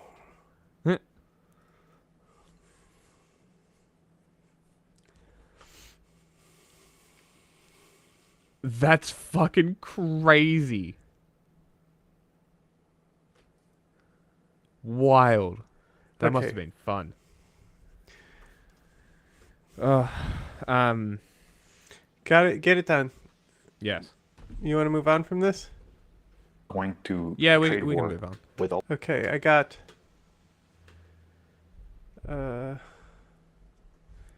on, I gotta make sure I'm on the right tabby do. Okay.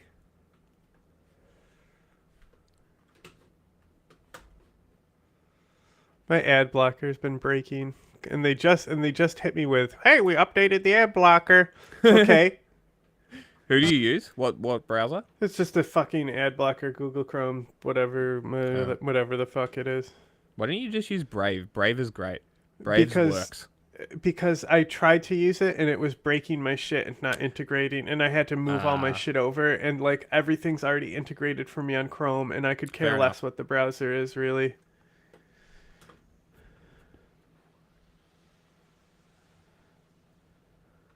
Yes, H3. Okay, so Ethan's mad because of the CPS thing. And understandably. And so now he's like just like out to get anyone who's talks shit. And I'm not sure if you're familiar. We've watched Noah Samson's videos. I know we have seen him, but like, you know, he's not really that important. What's important and funny here is the bad empanada stuff. It's out of the bag now. Yeah, no, I mean, I think it's totally fine. Well, I clicked the button. Well, so, my attorney, my wonderful attorney, he's the guy I've been working with since the Matt Haas lawsuit. Let's go. Rescued me and saved me from that cursed mess. He's one of the most talented, intelligent, passionate dudes that I've ever known.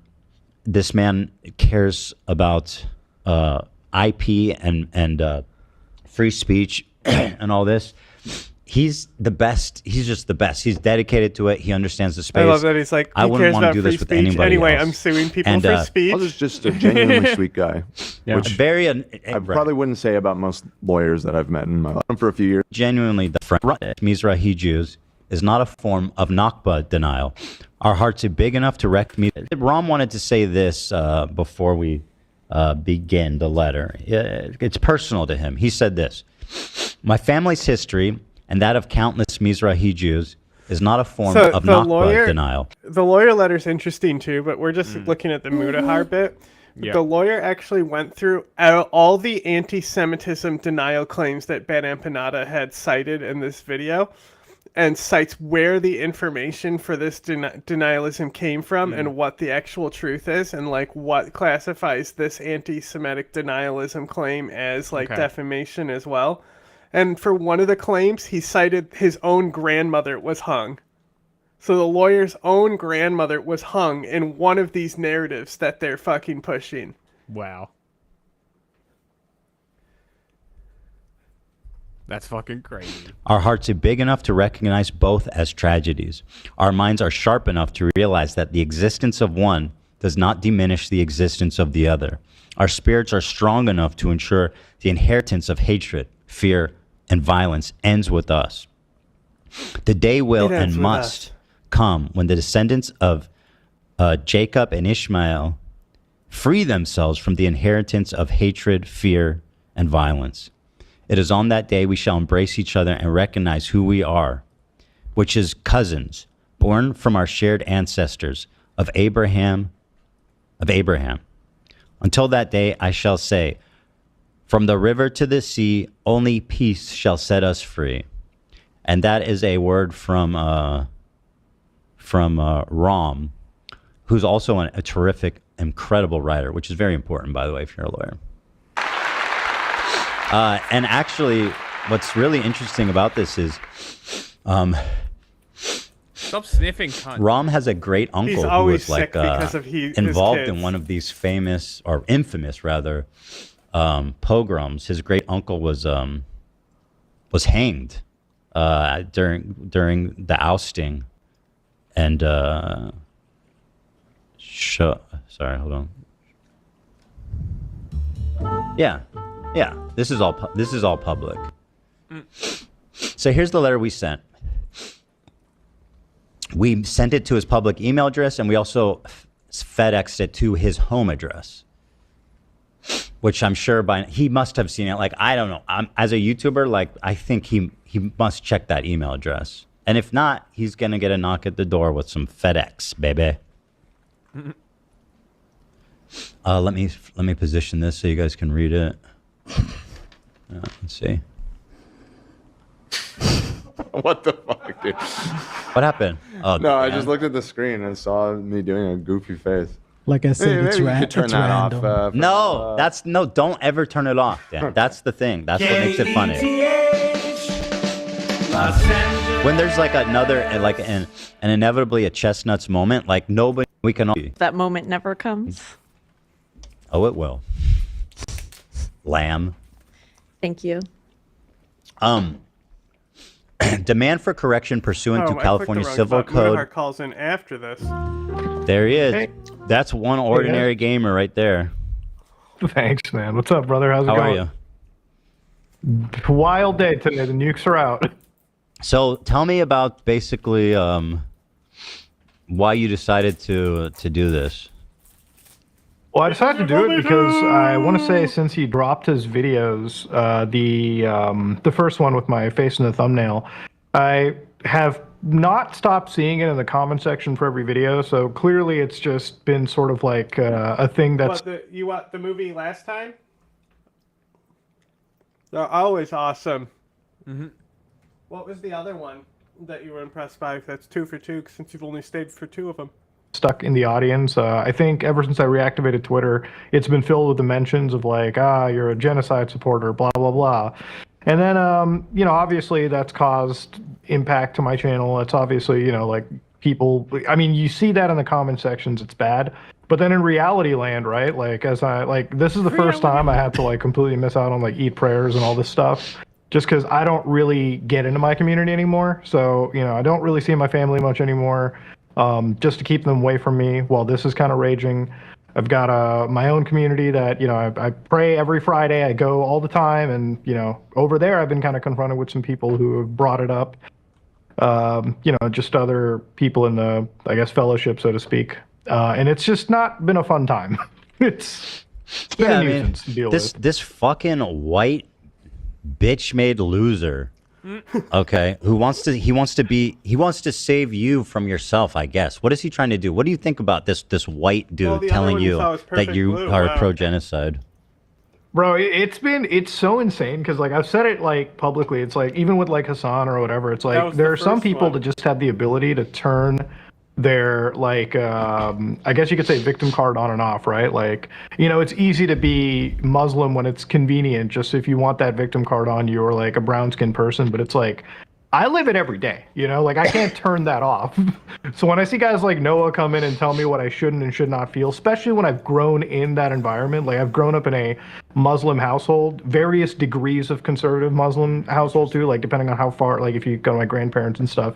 So it's just, when I was in that video talking about like my piece towards the end, that came from like a personal experience, something that I highly doubt Noah's been through. So it's shocking that when I'm not on their side, when I'm not on the keep in mind, this kid is a 26-year-old who still has the privilege of living at home.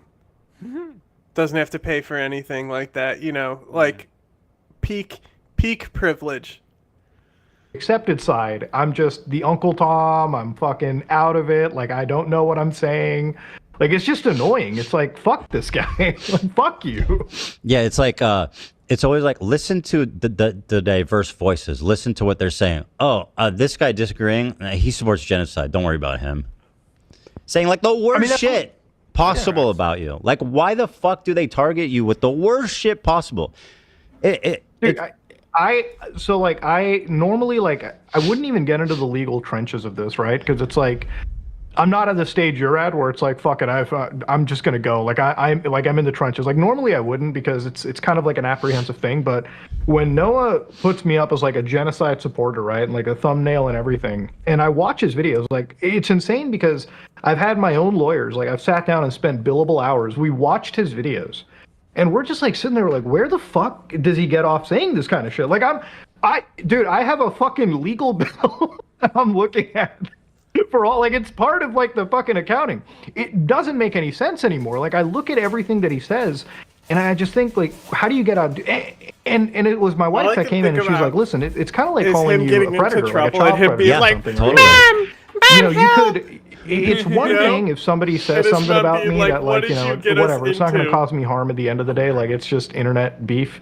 This is like, you might as well call me the worst thing imaginable. Yep. And at some point, like, I'm going to have to respond to you. And if me, like, because I don't want to do this thing where I make like a video back and forth. Like, I don't want to feed into like nonsense drama if it's not going to do anything. I'd rather it be in a public record. If that's the only way to like defend ourselves at all, you know, 100%. Which it seems like it is. Yeah, and really, all Noah Samson is guilty of at this point is being too late. You know, he's after the rug pull, so to speak. You know, if he did his video before the CPS call, wouldn't be being sued right now. But because you chose to release that after the CPS shit, like. Now you're dealing with like a genuine man who has nothing left to lose, you know? Ethan is in full psycho mode. Especially when I've gotten into like spats like this where people are lying about you. You can make a video, you show the receipts, and then everyone's like, oh, okay, he's telling the truth. In this case, these people, Hassan and co, who are part of this cult, they don't care being wrong. That's part of their strategy. They are knowingly malicious. They don't care. It's like, it's just about the target. It's not about the method of criticism. It's just about destroying the target. And they don't care how it's done. We could prove 1,000 times over that they're just totally materially lying, but they won't care. All they'll say now is that we're trying to silence his free speech, which is Dude, I hated that so much. Like, so I've seen the whole rumbling. It's like, oh, you guys are shutting down free speech. And I think I tweeted about like Andrew Tate having like a defamation case where like they literally used his own words. And I'm like, well, that's you shutting down free speech. And I've seen like so many people equate that to this situation right here, us looking into like the legal options. And I'm like, no, this is obviously very different because the letter you just read, right? Like just my section alone and then your section. It's like you literally like mishandled, you've like misconstrued every clip that you've shown. We have the context and evidence out there. You could have seen it, you know, you could have relayed it. Dude, I did an investigation on that guy, Completionist, like 1.5 years ago with like Carl Jobs, right? And in that investigation, I was so careful on what I could say and what I couldn't say. Like that video had to be like legally verified. I got it checked numerous times. I do it for every investigation. Specifically after our beef, actually. After that, like I fucking renewed into a changed man. I'm like, everything that I say has to have like a fucking bullet behind it. Because the day it goes to court, you know, the day, because I know that I can get sued obviously within 1 year of making a video per like, you know, most defamation statutes. Unlike Noah, it's like you got like, I have to come with all the evidence prepared. And when I see these guys making their like actual slop videos, like I know that these guys use slop as like the most negative term, but Noah's video was by far the sloppiest thing that I've seen. And like the fact that it was so deconstructed so well, these people will never listen to it. And the problem is, you're right. It's just another, like, they just want to target. There's so many better targets for them that actually like, dude, there's shit happening right now. Hassan just spent like another 2 hours talking about me on his stream. It's like, bro, there's shit happening right now, dude. Like actual shit. Like what, like, dude. Oh, somebody talk about It's like there are so many targets out in the world that probably deserve like actual criticism. So it's like when you're going after like the actual Palestinian supported voices, it's insane. Like I hate the co-opt use of these guys. Like you're targeting pro-Palestinian voices. I'm like, you can be very pro-Palestinian. I am. you can also not be siding with terrorism. Like, to go back to my history, Yeah, like he's post 100% 9/11, correct. if you grew up as a Muslim in North America, like, you got looks, you know? I believe one of the first hate crimes against after 9/11 was towards like a Sikh individual, right? Not even a Muslim person. It's just because they wore a turban and they looked very similar to, you know, that's what colloquially we believed like the Muslim hijacker to look like. I do have to research that a little bit more, but it's one of the things that struck to me. And it's like, when you grow up in an environment like that, to me, I always, like, I'm a fucking Canadian first, North American, whatever. I believe in supporting my community. I believe in, like, the freedoms and help of, like, everyone around. I believe in just everyone getting along. Like, it's the most hippie shit that I can come up with and say, and that's really what my beliefs are.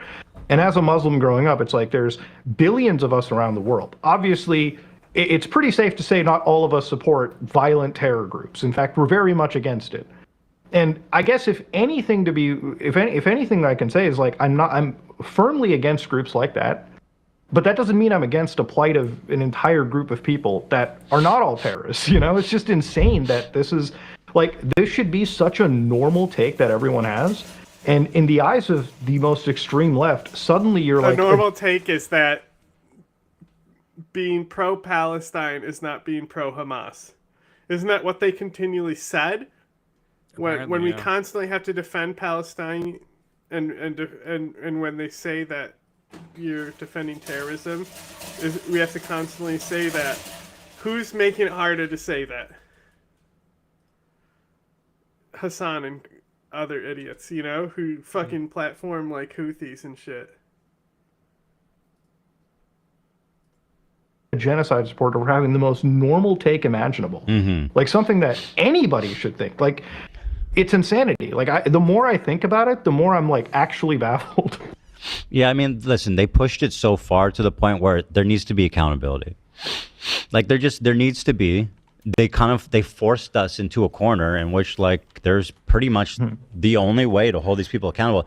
And the unfortunate thing is, people like George Janitis, the human STD, and people like Noah Sampson, they are materially rewarded. They get no pushback from their community. They get plugged. They get massively shouted out and supported by Hassan and co.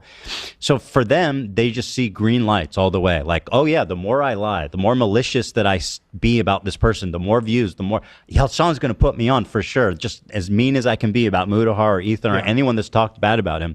So they've created this atmosphere, and Noah Sampson specifically is such a bitch, though.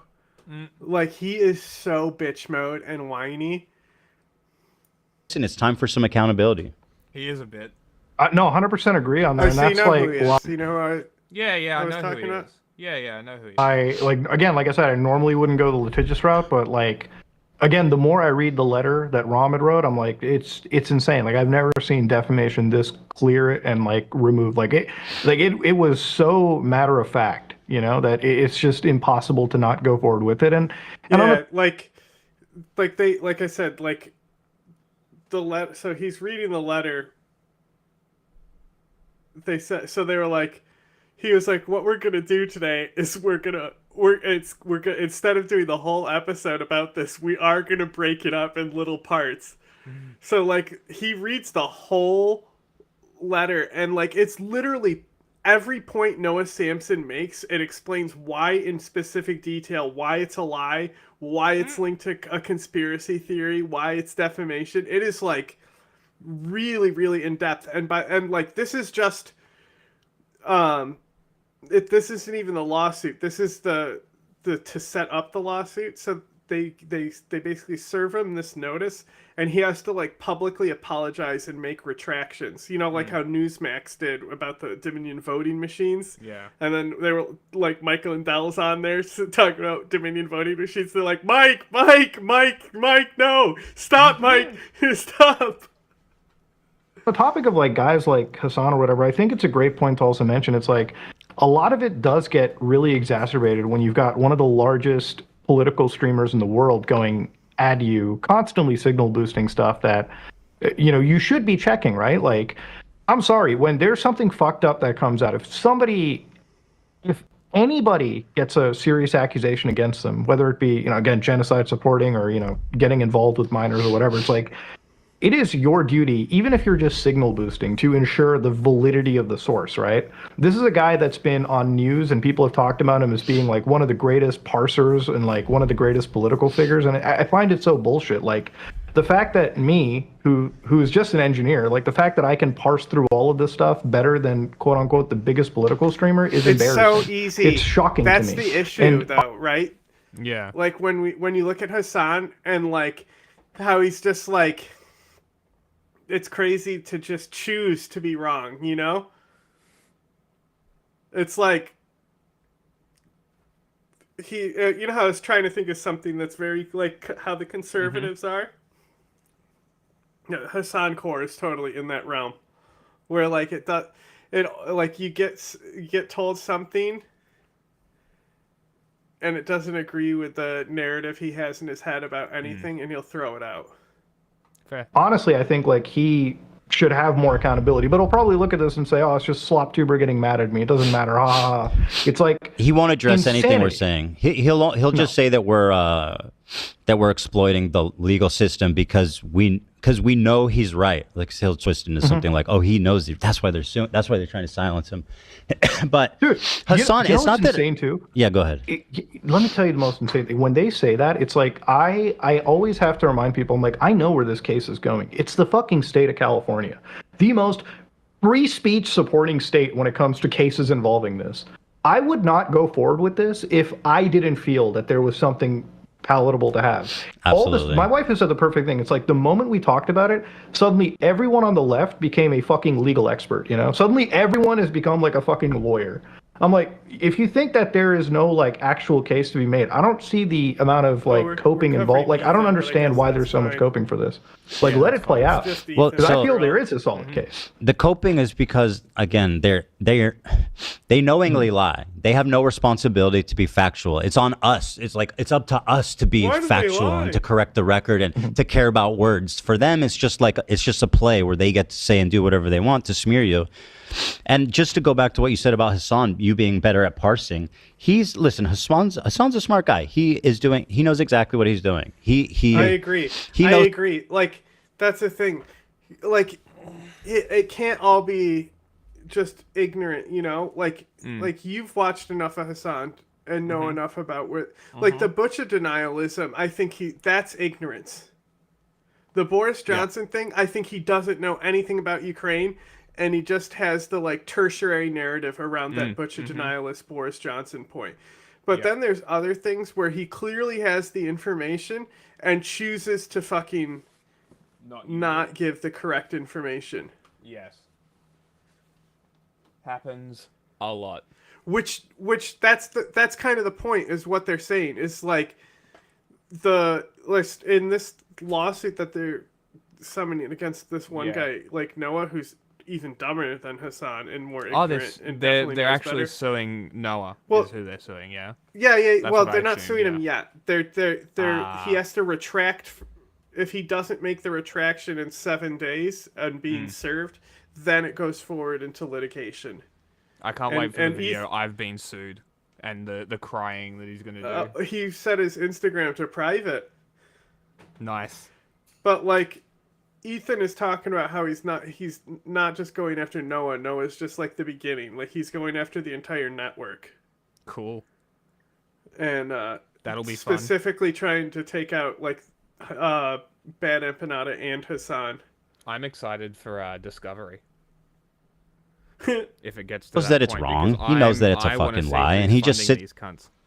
That's what I want to see. Oh, I want to see where the money's coming from. I don't think they need direct funding. But I think just like once you fucking have an information warfare narrative in, like it's obvious when they're funded. Then you get into the fucking breakthrough news, right? It's too obvious. Hassan isn't obvious in that regard. True. Because it's something that comes naturally from more of like a grift type thing, where the money incentive is there for being a certain way about things. It's there, and when it's a lie, like he was watching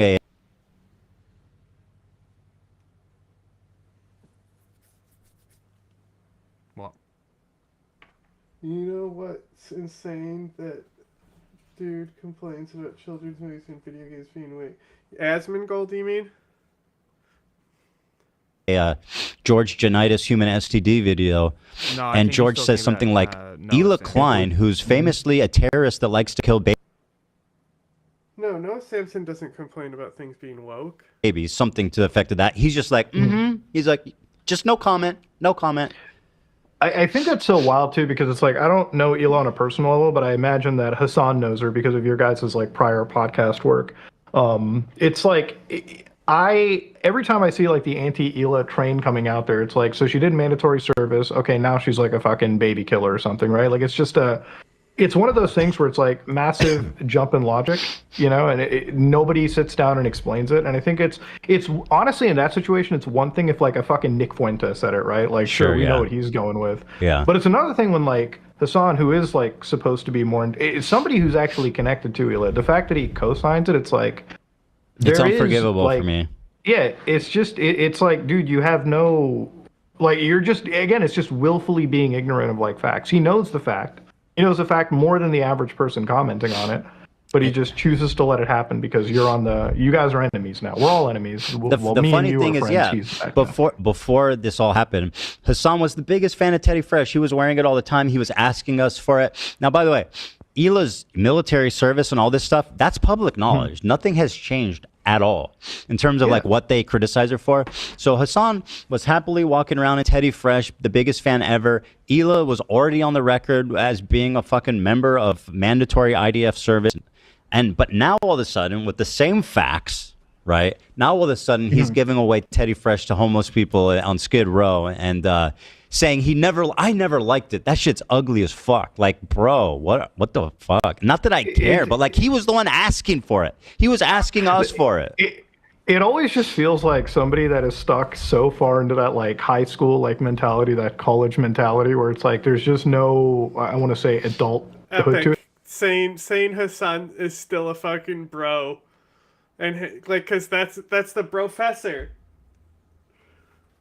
I talked about this with my wife too, like about like Hassan and everything. Every time I hear like Hassan or Noah talk, it comes from a place of people that don't like, that just never have had to do anything. Like I always notice how Hassan brings up like his Turkish background and everything. Like, so I'm an immigrant. Like I was born back home. My brother was born here. So and by basically being born back home, I'm talking like a couple months, and then I moved here. So by all intents, we're an immigrant family. And we never grew up with like a silver spoon. My dad did like fucking medical school twice. We're talking like, you know, because his license from back home was never validated when it came here. So, you know, he goes through the ringer basically 2 times in his life. Not super fun, but, you know, we grew up pretty normal. And then every time I hear this guy talk, it's like, dude, you grew up in like the nicest parts of the country. You grew up where like, I watched through like Hollywood movies, right? Like when you live in an area like Hollywood, when you live so close to like Sunset Drive, you live in a tourist area. It's like, dude, you have all the privilege in the world.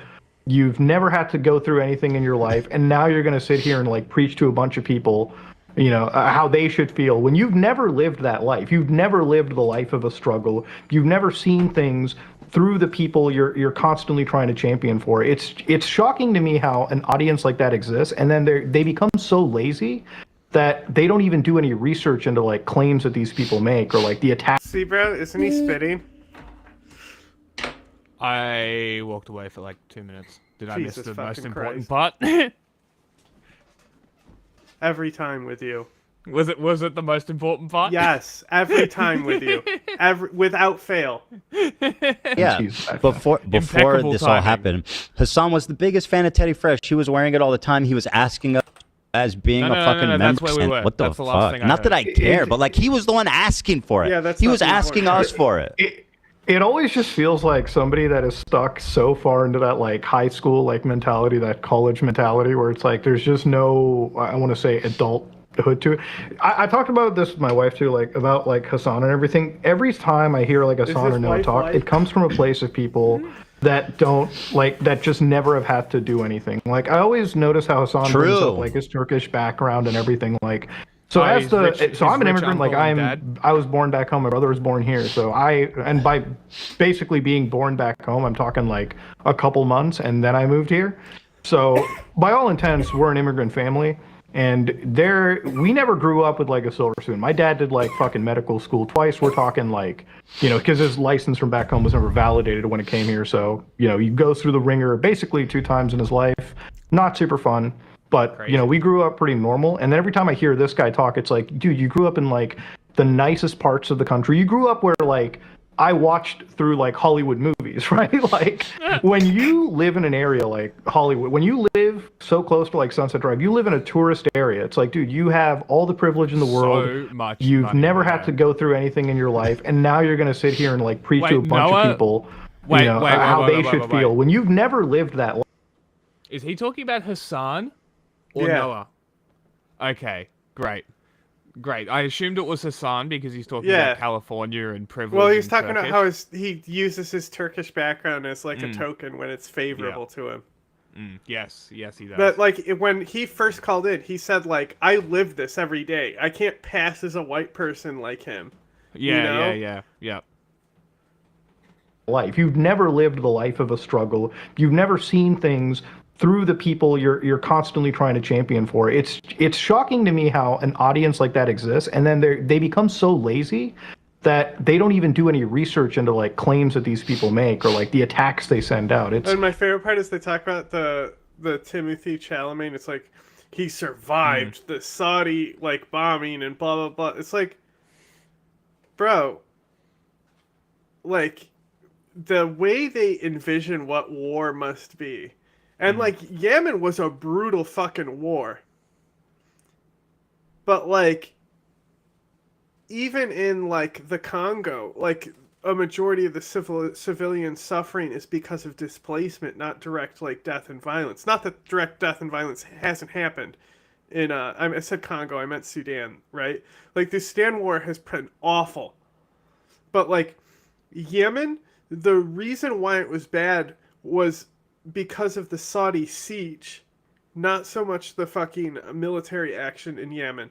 And what was the issue was the fucking babies were dying from malnourishment at an accelerated rate, because it was like, I don't know if they declared a famine, because like that's the thing, like people got mad at Loner Box because he was like didn't describe Gaza as a famine, because it's like a specific like designation. So the thing is that Israel lets enough aid in to make it not a famine.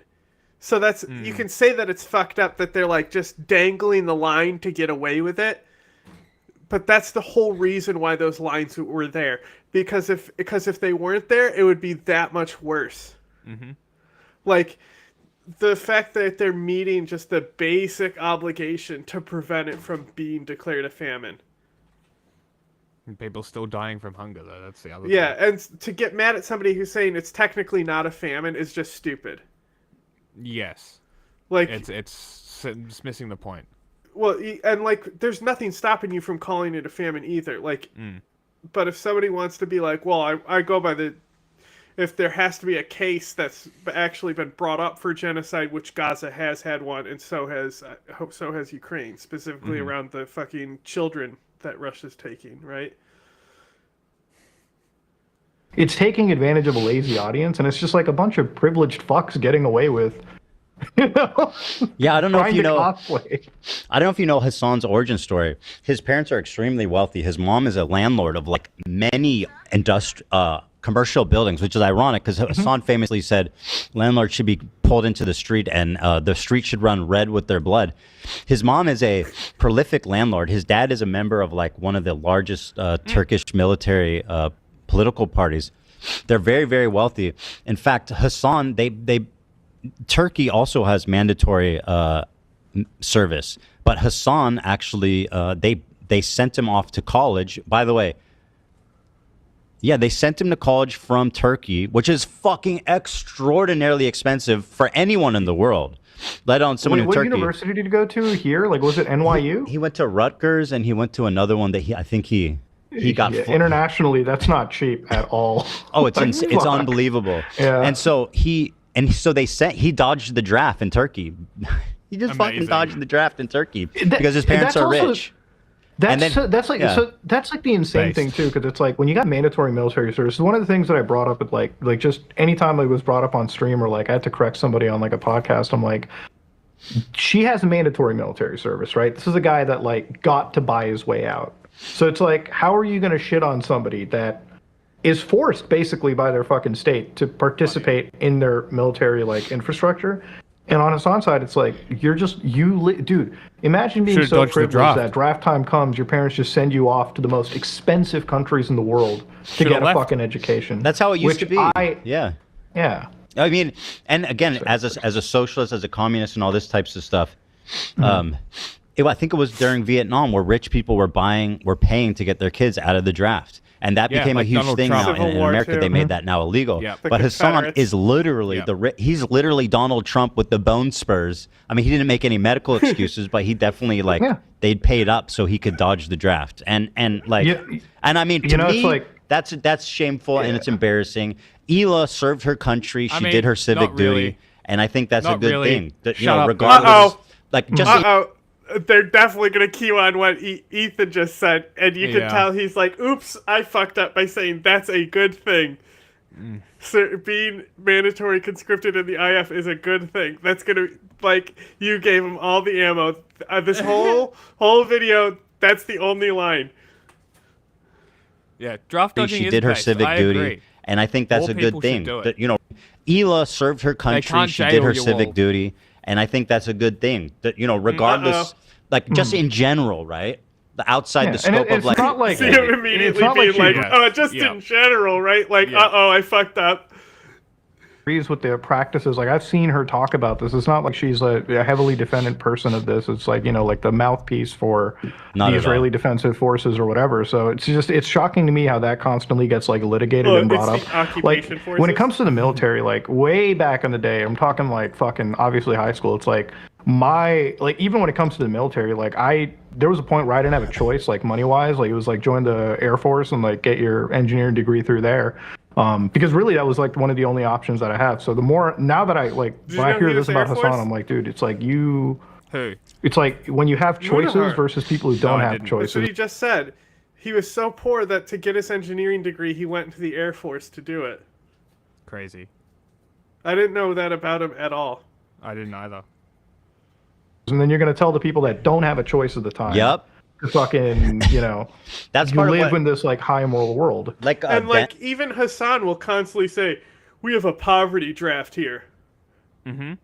He literally acknowledges it, but hasn't been honest with his audience about how he escaped a poverty draft and I didn't know about that. Like it's not that he dodged the draft. It's that he's not open about it.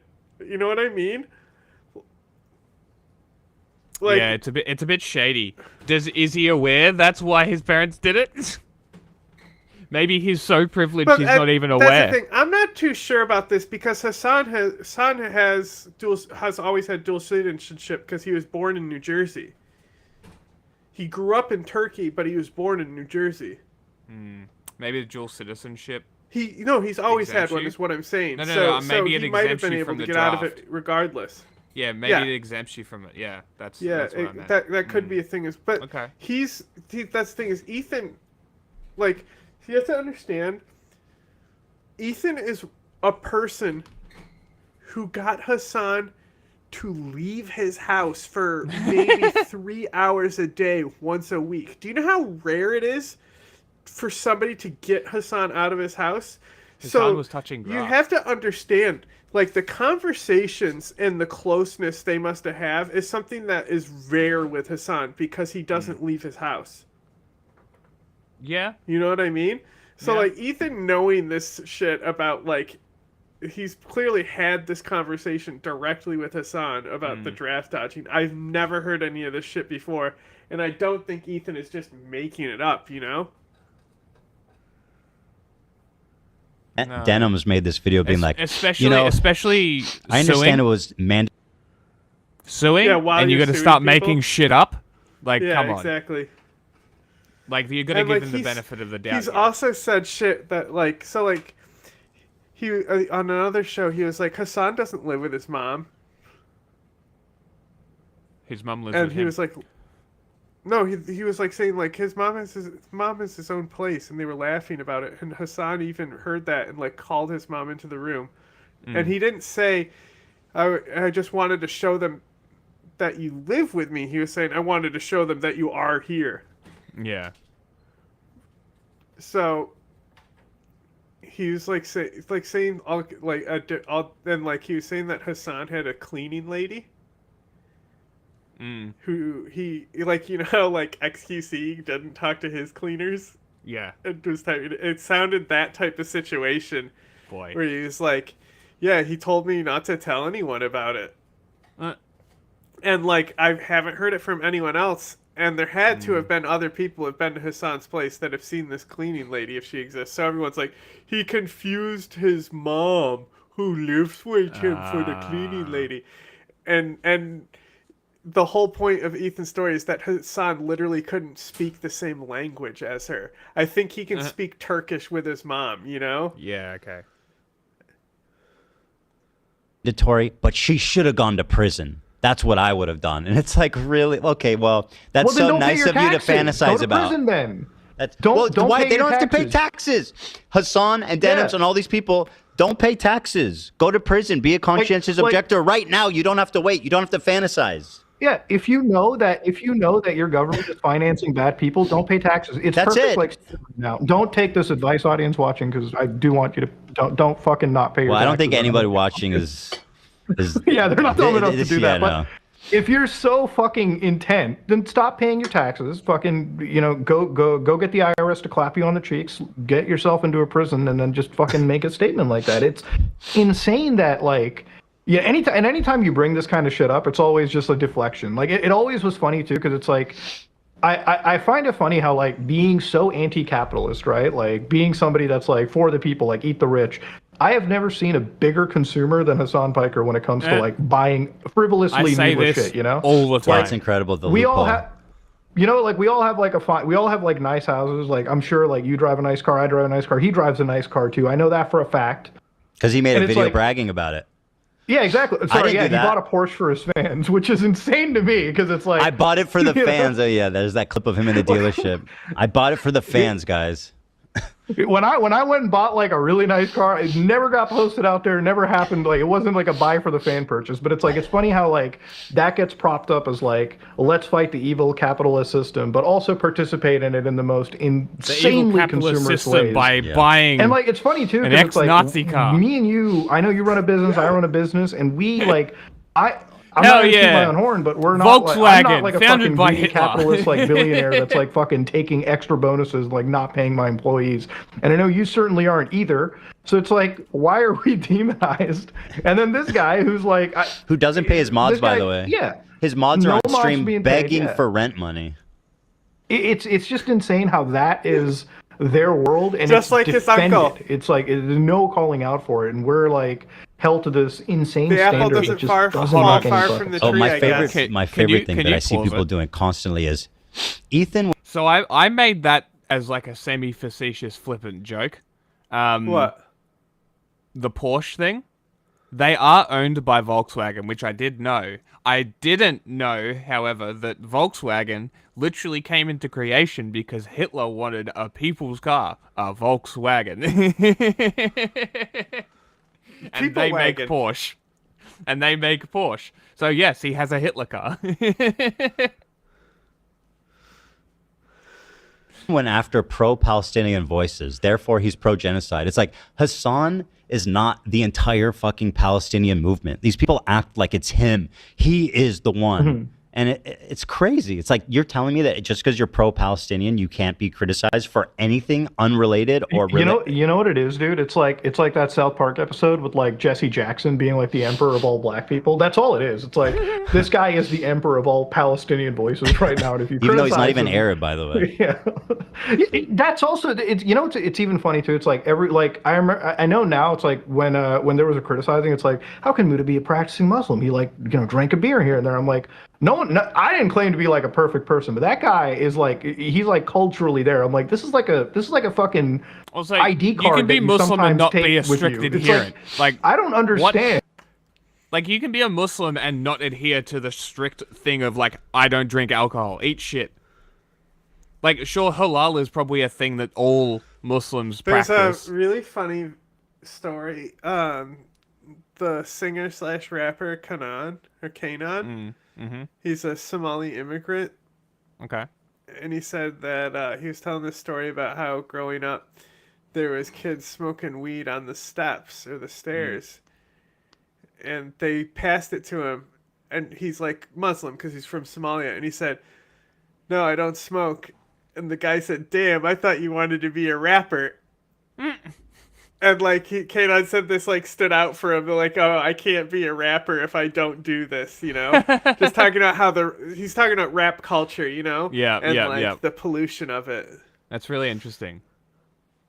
Yeah, too bad it's like he like fell off after his second album. I know he's released more music, but I don't know what's going on with him. And this guy's supposed to be the biggest voice of reason here, and he's not even like culturally associated to it. He's not even he cannot criticize. He cannot engage with it in a meaningful manner. It's tough to see that, especially somebody in the actual umbrella. Like, and I'll say this, just it doesn't need to be said, but like. I really wish in my lifetime. What he's saying is, when people say, how can Smoot-Hawley be like this when he's a Muslim, which Hassan has literally brought up. He brought up a picture of him at Hajj. Right? Or something like that, where he's like in like the white garb and stuff. It's like, how can he be like this when he's like so Muslim? What he's saying is like, who the fuck are you to tell me how to be a Muslim? That's what he's saying. That's exactly right. I see peace in the Middle East. Like, I hope that every Palestinian and Israeli gets along. I hope that everyone in that region just gets along. To me, it has never made sense why we couldn't get along. We're all like brothers and sisters of the same Abrahamic tree. We should be able to get along. And I hope we do, you know? And recently there were like these anti-Hamas protests, and I looked at that, I'm like, oh my god, this is amazing. And immediately when I go on to like a lot of these guys' streams, it's downplaying it. It's like, this is just Israeli propaganda. I'm like, how do you see how I've been achieve... saying how Ethan has slowly been discovering the information warfare network, but nobody has explained to him what information warfare is? It's like, it's almost like a Matrix effect, you know? Like, you see the signs of the Matrix around you, but you need Morpheus to show up and tell you that it's actually a fake world and shit before you really start to see it. Peace. When your actual reaction to any semblance of positivity is to be so cynical and Alex Jones-ish towards it, right? Like, I really fucking love him. And I know he has released more music. I just haven't listened to it. But like, it was the reason I learned who he was because the end credits to Harold and Kumar has this song. Like, where you can't, like, I'm sorry, in order to make this entire bridge work, every side has to come together and acknowledge their faults and and build for a better future. As fucking corny and as hallmarkish as that is to say it, that's the only path to it. And I think I will, if I lose every follower and I lose every bit of my online presence by preaching that, it's worth it. Because I don't know if I could live with myself and sleep at night and look at my wife and my parents if I sat down and started supporting a terror organization that is being rebranded as a resistance group, when realistically they aren't. Resistance groups are not torturing their people for protesting against them. Insanity right there. Yeah. But so it doesn't need to be said. It's crazy because like all these people are gonna lose their mind because Smoot-Hawley said that Hamas is torturing people and shit because they're so fucking gone and warped. I don't fucking get it. Then like it's just like I can forgive Hamas, but when you fucking act like Hezbollah is based and cool, they're losers, bro. They are fucking cringe losers. Everyone laughs at them. The entire IRGC network points at Hezbollah and says, those dudes are fucking losers. And don't even get me started about how the Sunnis feel about them. They also think they're losers. Hassan are essentially saying, or I don't know what Noah said about this, but I know what Hassan has said, downplaying it. He's being like, no. The people in Gaza, they're fighting to the end, till every single Gazan is dead. That's what I want. They're like protesting, like, let's just fucking oust Hamas and end this fucking war. And Hassan's like, no, fight till the end. Every single man, woman, and child at the fronts for them, so on their behalf. It's so easy to say that when you're living in like the safest country in the world, you know, like where Hassan lives. And I, anytime I'm in like LA, I Airbnb there all the time and shit too, like fucking in Hollywood or whatever. And it is the safest part of the fucking world, right? Like you got like fucking, you got the most security. He doesn't have to see even the problems of his own city in that area, right? Right. Yeah. Like, I mean, you want to see problems in LA, you can drive fucking 10, 15 minutes down to like, I mean, it's funny that he went to Skid Row to give your merch because it's like, it's funny for him, like seeing the worst of the country financially is like a 10, 15 minute field trip, you know? And then he gets to go back home. So it's like, he gets to live this like really privileged. What did I miss? Nothing, just this part where he's making fun of Hassan for giving clothes to homeless people. And 10, 15 minutes down to like, I mean, it's funny that he went to Skid Row to give your merch because it's like, it's funny for him, like seeing the worst of the country financially is like a 10, 15 minute field trip, you know? And then he gets to go back home. So it's like, he gets to live this like really privileged life. And from his home where bombs aren't dropping, because I have talked with Israeli people and like, it's funny too, because one thing that I heard was, you know, one of my friends was out for dinner, right, with his wife. And he's like, in Israel, they get these ballistic warnings, like their Amber Alerts on their phone, and they're out for dinner and they see it, and it's almost like they don't really even respond to it. It's like weird. And then I think, as bad as that is, you know, the other side doesn't even have fucking Amber Alerts. Like they're just getting destroyed and decimated. And you got this fucking dude here who's like saying fight to the death. I'm like, I don't think they want to die anymore. I think they want peace. They've been wanting peace for decades. So At a let's certain get point, them peace. Yes, dude, it's so fucked up. Like, I saw a photo from Palestine in the month of Ramadan, this family eating in like a fucking, like their apartment was like, dude, that's what's funny is Hassan was trying to give away Teddy fresh clothes to homeless people, and it's like colorful gay pop art fashion, and they're like, we don't want that, that's gonna get us beat up. Yeah, I'm not surprised. I'm not surprised. Fuck open, you know? It's good clothes. And like everyone was talking about like, oh, what if the hinges break? I'm like, I don't think they're at a point where they even care if the fucking building collapses on them, you know? Like it's depressing, it's sad. It's when we talk about the reality of it, it's not something that, you know, you want it to end. You know, it's not a team sport. It's not like who's right or who's wrong. We're playing the weird semantic game. We should be looking for a peaceful solution, and we should be looking for it as fast as we can. It is a team sport. It literally is a team sport. That's the fucking problem. Like, well, he's acknowledging these people are recognizing it as team sports, and he's saying you need to stop it. Good. Like, that's exactly, like, good. Like, it is team sports. This is the problem. Like, they treat it like a team, which is why they downplay the Hamas stuff, right? Exactly. They're information narratives. Like, it's all about propaganda. He called in and started spitting. No, this is good. Because there have been tons of people that have been dying there, and it should have stopped a year. It should have stopped decades ago, but it hasn't. And it's also funny too how like anytime they bring up this genocide, it's like, you've been like Hassan said it was quiet for a year. I'm like, dude, this genocide's been going on for decades.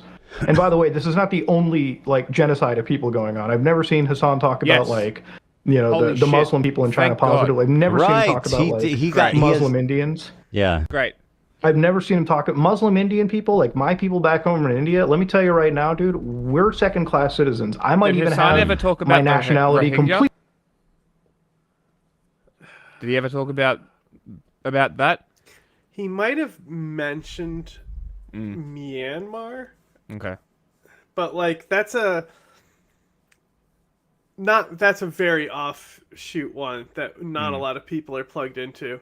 Yeah. What about does he talk about Balochistan? Surely, right? I would be surprised if he knew what Balochistan was, honestly. Interesting. Okay, so what about obviously Congo he would talk about? Yeah. Sudan? No? But yeah, Congo, Sudan, Yemen, like these would be mentioned, yeah. Yeah, like generally like I've still yet to find a person who talks about these places. Well, Tigray, yeah, nobody fucking knows about that. It's still like our least watched episodes. They're our fucking least watched episodes. They're like Breakthrough the News most knows in-depth. all about it, don't they, I though? bet they do. I bet they fucking do. They go down and, like, there and do the regime's fucking propaganda for them. Like those episodes 6 and 7, so fucking early. Some of the most in-depth conversation about Ethiopia you could probably find. Like, it's crazy. And that guy's changed his fucking Instagram handle. I also was doing graphics at the time, too. Yeah, so you were. Pictures on screen for everything. It's great. Like, that's one of the ones that I push a lot. The other one that I push is the Sharp interview with Emma. They're two of the ones that I'm like, you guys need to fucking watch these. Like, these are important. These are big fucking things that we spoke about, and nobody watched them. I'm disappointed the Sharp one doesn't have more views, but I understand why it doesn't. Oh, for sure. Like, I completely understand. Like, but all these it's people probably that something say that they people care don't know about this type of thing. It's weird. It's people want to say that they care, but are they actually like learning about it from anyone? No, clearly not. They just exactly. They're just like Noah Samson. They're fake fucking feminists, bro.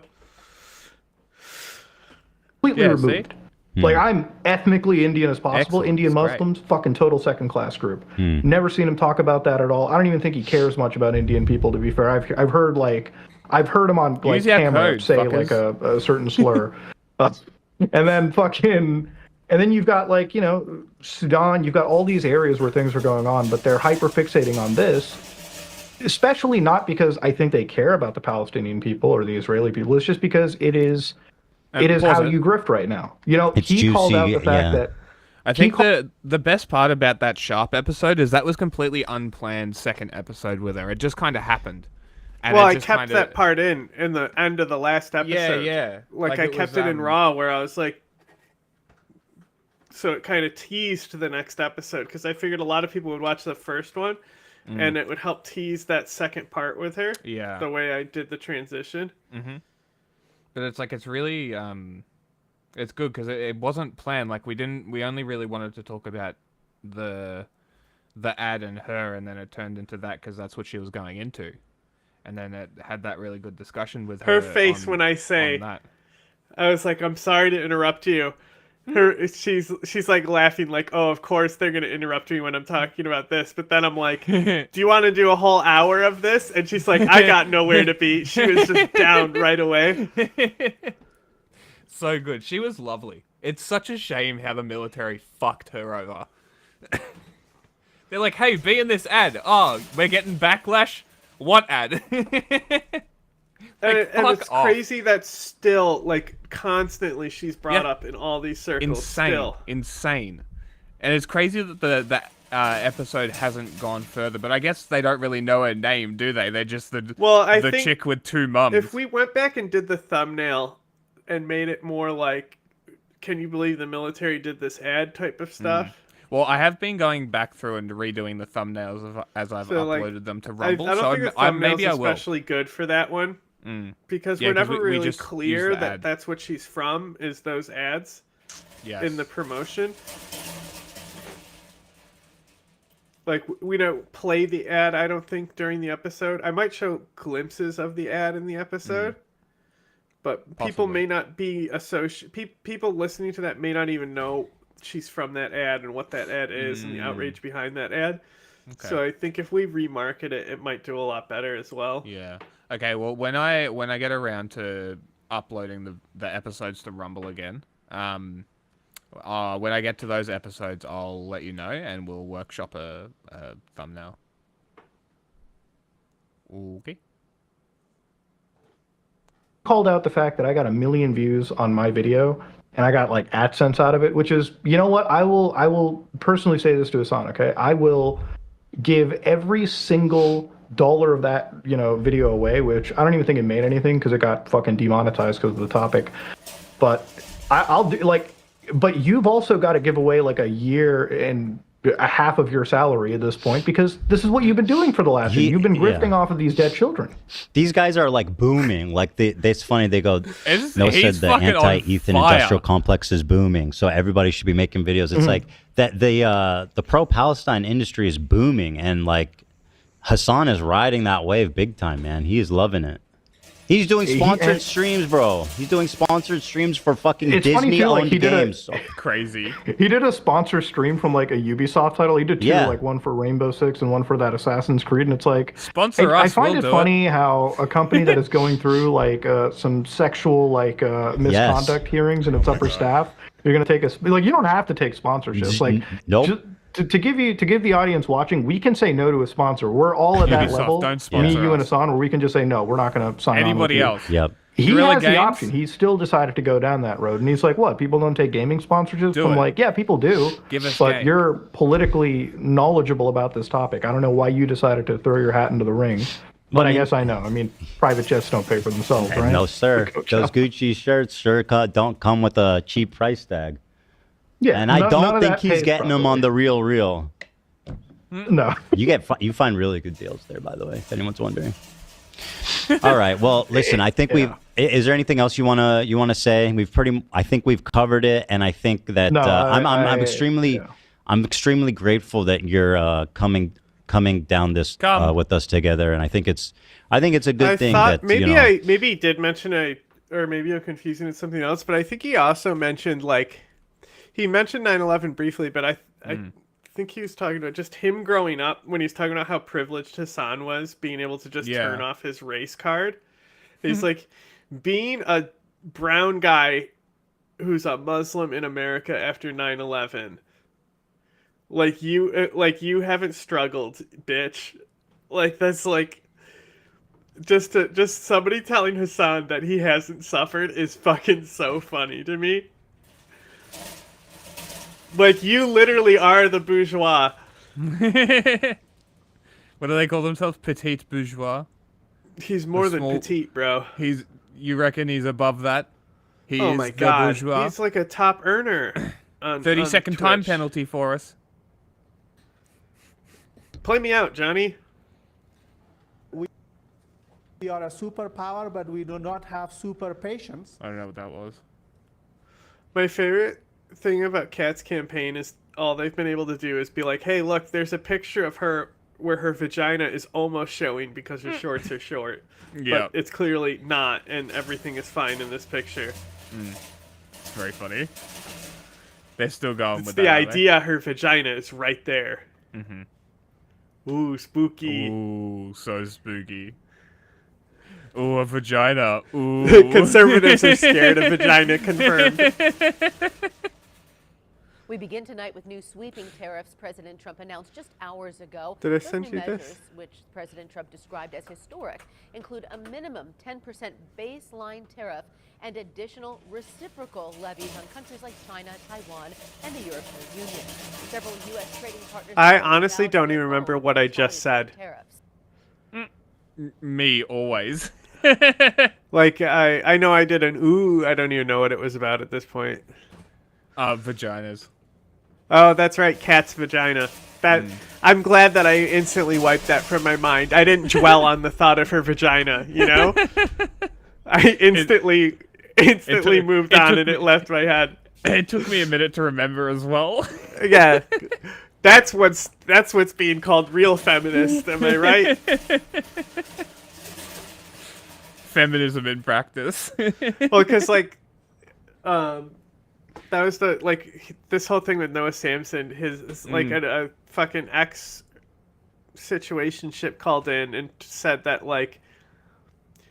she specifically told him to not fuck other people without protection.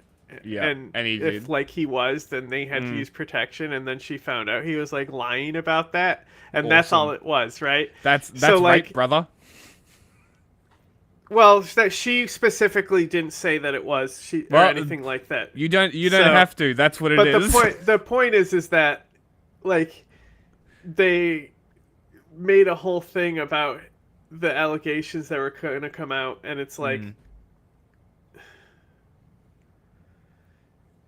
he just framed it as a misunderstanding. Did you see the Charties guy? No, Churdleys, yes. Churdleys, yes. Did you see the video he put out about cheating? No, I didn't. If this is it's okay. So Like, yes, it technically is, right? But it's like, it's really just dishonesty. Channel? Yeah, that's what she was mainly about. Is like she was like, that was fucked up. She wasn't like saying she was like. Yeah, like it's a violation of your trust. Exactly. And that's what she was saying. Is like that him LARPing as a feminist and like a fucking women's study and how men need to be nicer when he's like, you're just another Andrew Tate style dude, you know, who's exploiting women for sex. Yeah, exactly. Anyway, it's like, how do you spell this? How do you spell the channel name? Cherdleys. Okay. Yeah, like that's realistically, like if she's the one that's saying that, that's realistically all it really comes to. If you wanted to, she could probably stretch it out to being like, oh well, it's we had our agreement and he violated it and therefore wasn't aware and blah blah blah blah blah. You can go on and he was like, it out if you wanted. Oh, to. I thought you meant people in the future, not people I was already fucking. That was his fucking excuse for when she found out, which is like, great. That's really stupid, but it literally reminds me of this video.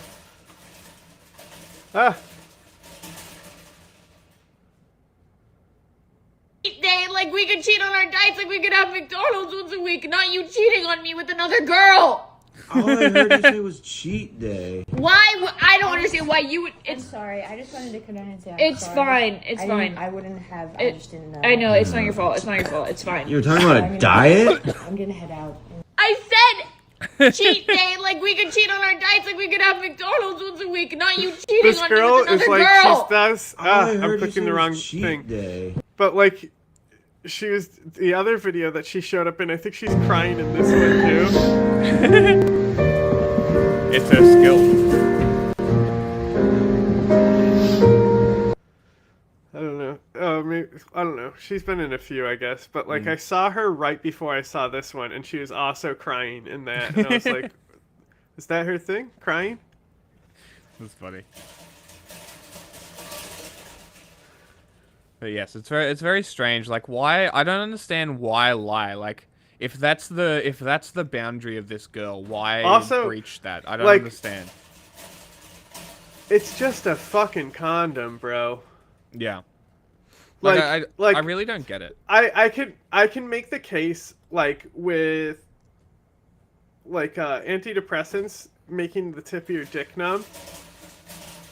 Like, you gotta get in there when it's going, you know. You may not have time to like it's and like it like, you know, with the numbness from them. That's like one of the reasons why I stopped like switched off specific ones, because it was like, I don't want to fucking fall out of condoms and shit. Yes. Because it like just the slight numbness will like take you from like maximum. And that's the thing is like, I can understand that, like you don't have maximum rock hardness all the time because you take a shitload of antidepressants. Sure, maybe you can have an excuse there. Sure, maybe. It's pretty loose.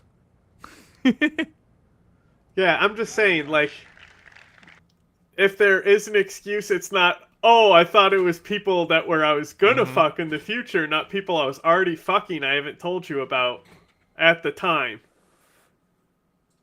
It's like the thing is, like, they're clearly having the conversation of, like, this is the boundary too, right?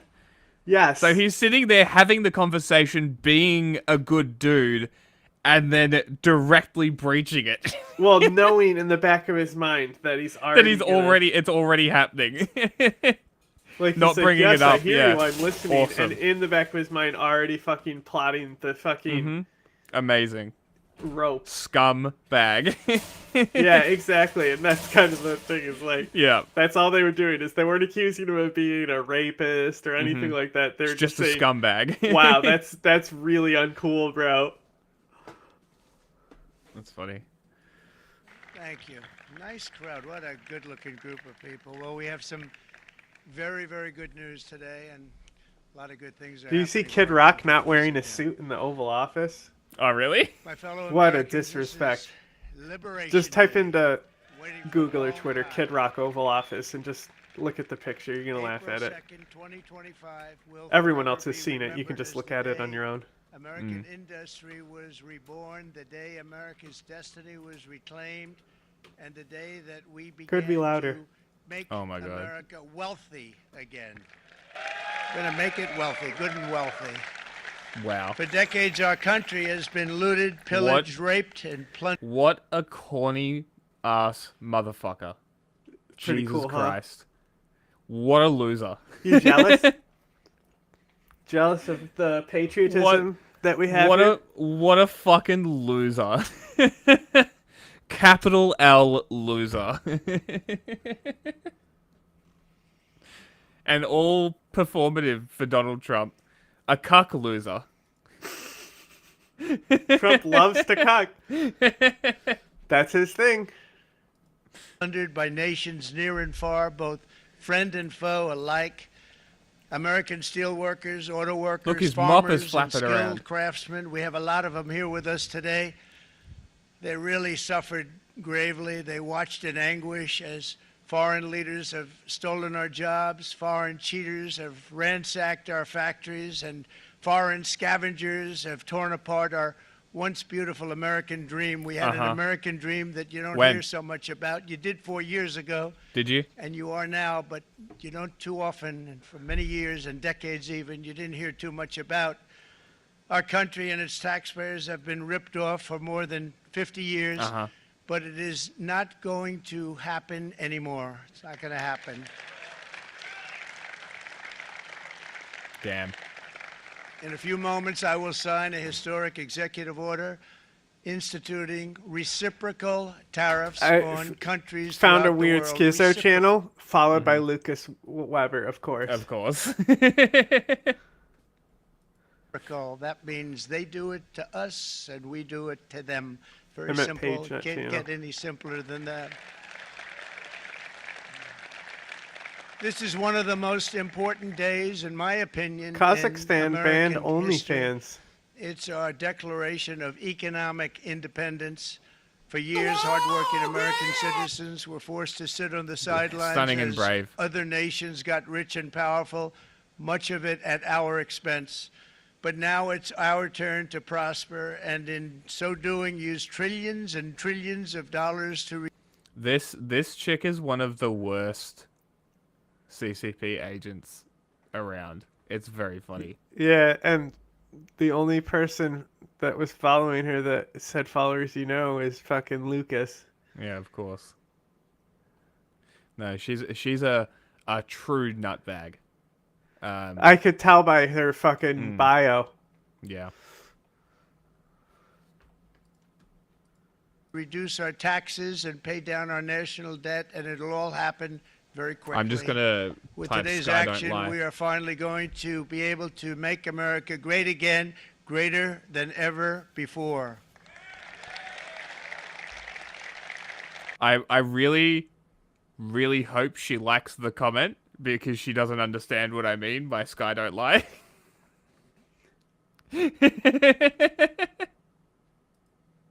That is a good setup. Because that would be funny. Oh my god. Okay, it's even funnier because this video is just a random, likely white monkey making a video claiming that people claim that it's AI. Okay, bro. Who The did post that? I'm getting right now. Look at this one. Okay, so come here, bro. That's crazy. this all guy the time. came on speed stream with KFC on the Great Wall, and this dude is like, Chinese are poor, uncivilized, soulless bots under the CCP's iron rule. Yet these, quote, husks will tune into iShowSpeed's YouTube live stream and travel hours to the Great Wall just to hand him some KFC fried chicken.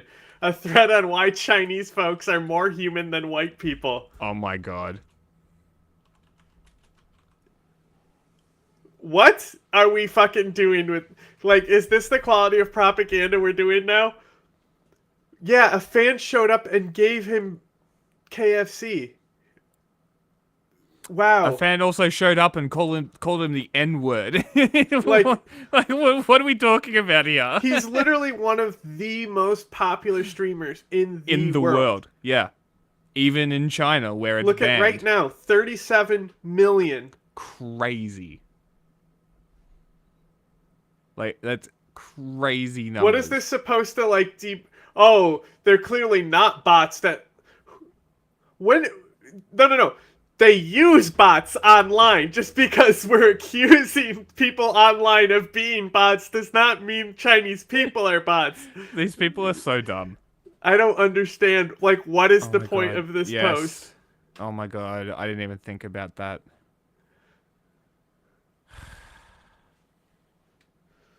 It probably is too. For it me. probably fucking is. Come here, bro. You brought KFC all the way to the Great Wall of China. Yeah. Just for me. Chicken. Fried chicken. Just for me. Yeah. Full of fried chicken. At the Great Wall of China. Yeah. That doesn't look like KFC. Yeah, man. Thank you, bro. Take a picture? Yeah, bro. Yeah, bro. You brought KFC all the way to the Great Wall. Wild. Hold on, I'm just gonna show this video because this needs to be seen because it's crazy. So I saw the other day that somebody said that the Shanghai skyline must be AI. Who said that? Somebody. Who? Show the post. It's not. Right, and I just want to show this first. This is the Lucha. Okay, can we just address the smog mixed with the light pollution makes the night sky look dead. Skyline. Look in at the night Shanghai. sky. It looks dead. And this whole area is called the Bund. Million tourists out right now. Uh-huh. It's all real. It's all Wowie. Wah. Crazy. Okay. So he goes, an Check. American confirms Check this Shanghai skyline is an AI. Okay. Think that sky's AI? Must be. Has to be. Crazy that the light pollution makes it so you can see clouds in the sky. Yeah, instead of just smog. And then this schizo idiot, who is one of my favorite China shills. One of my favorite tankies. She's like, oh, I lived under white supremacist minority rule in Hong Kong. Okay, brother. That Americans think that China's skyline AI is a testament to how backwards it's now America pushing is China today. skyline ads to me, and I show speed because I clicked on a post on that Amazing. page. Americans cannot fathom that China is so advanced because they themselves are so backwards. Really? It's just a fucking skyline, dude.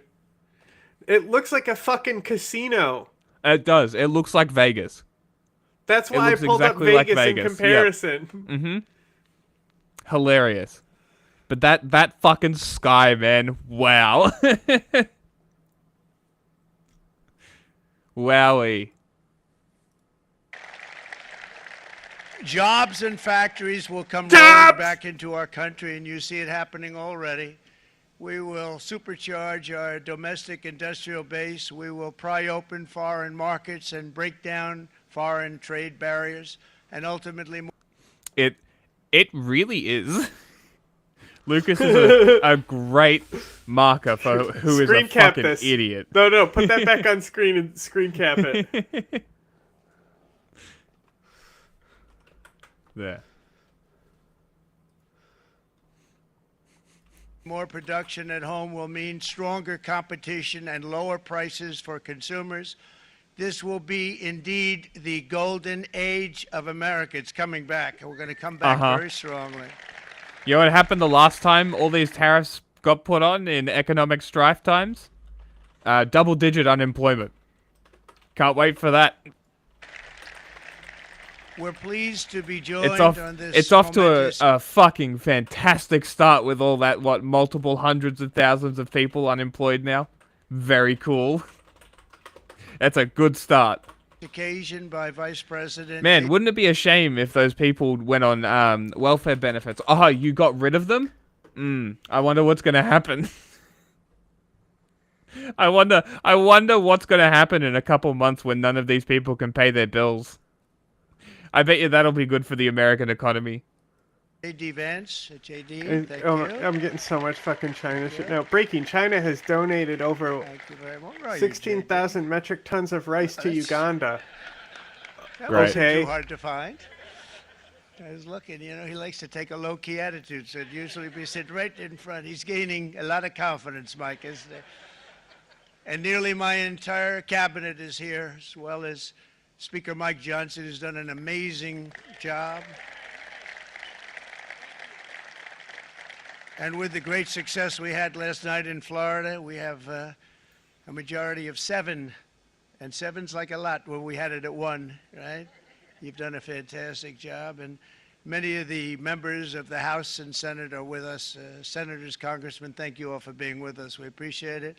For decades, the United States slashed our trade barriers on other countries, while those nations placed massive tariffs on our products and created outrageous non-monetary barriers to decimate our industries. And in many cases, the non-monetary barriers It's also were crazy worse that than like the Speed monetary literally ones. has. They manipulated their currency. He has his own drone pilot to do aerial shots the whole time he's streaming.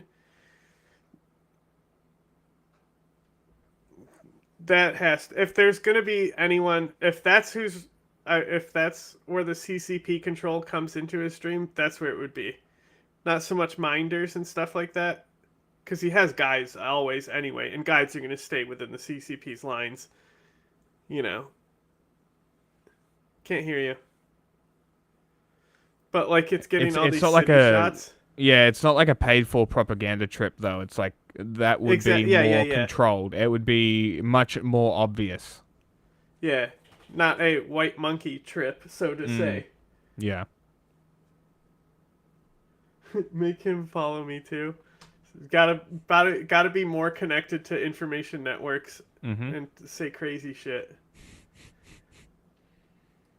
Subsidized their exports, stole our intellectual property, imposed exorbitant VAT taxes to disadvantage our products, adopted unfair rules and technical standards, and created filthy pollution havens. They were absolutely filthy, but they always came to us and they said, we're violating, we should pay for it. It's all detailed in a very big report by the U.S. Trade Representative on foreign trade barriers. And I'll just hold it up for you. It's available. Make sure you vote in the poll. You don't have to if pay you're watching. too much, as I understand it, you'll pay nothing. It's definitely a lot of work. I can see it pinned here on Twitter. For something, actually, because it's a special book. It's very, frankly, it's very upsetting when you read it, when you see what people have been doing to us for 30 years. Okay, enough of this yapping. This all happened with no response from the United States of America. I don't even. It's 1 year. I don't even process him yapping at this point.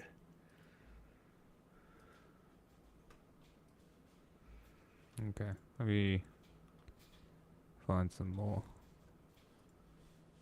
Oh, there's tons in the watch later and streaming fun.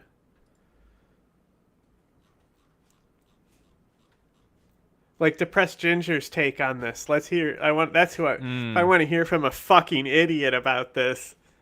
But I want to hear somebody tell me why this is awesome. I don't want to hear, because we all know it sucks, right? I don't want to fucking hear, well, you know, I have Labimbos on there, and I'll look at them, like, maybe on my own time, but, like, who I really want to hear from is the guy saying how this is going to be the best. And legitimately, I think he's the ladies and guy gentlemen, it has been announced Donald Trump's bombshell reciprocal tariff Liberation Day has I also sent commenced. you a full list he just of the had tariffs a press too. conference announcing it. He had the full graph, and here it is right here via the rapid response reciprocal tariffs. They're pitching it as a discount because if you look at this, these are the tariffs that the countries have on us. China with a 67% tariff on you're US. a fucking We're hitting idiot, them you'll with 34% believe it. tariff. European Union has 39% tariff on us. We're hitting with them with a 20%, although some of those, depending on the country, they might just be tariffing a certain sector when it comes to U.S. trade, as opposed to what Trump is doing. It's a flat total tariff. Now, Trump didn't go fully in terms of the amount of tariffs he could have levied, especially when it comes to really Mexico. aggravating to me. What is the order supposed to be here? I don't know. I was trying to figure that out too. I'm really not sure. And Canada, and we're going to be discussing those two countries because they trade with the United States so much here in a second in terms of what those countries are doing. They've already talked about removing all of their tariffs if the United States removes their tariff. I think it speaks to a brand new renegotiated trade deal with both Mexico and Canada that was already going to happen in 2026. I think it's going to get bumped up to a renegotiation in 2025. But yeah, the big heavy hitters, China, European Union, Vietnam, South Korea is a big trading partner with the United States. And you can see all of these other countries. There's whole nother page to it in terms of the amount of tariffs we are going to be hitting these countries with. Some of these countries we don't trade a ton with. Others it's a little bit more. But we did see both Vietnam and Israel remove all of theirs, if not most of their tariffs. No, because Taiwan's at the top. I was going to say the amount of trade. Canada is not at the top. Would have been a good guess.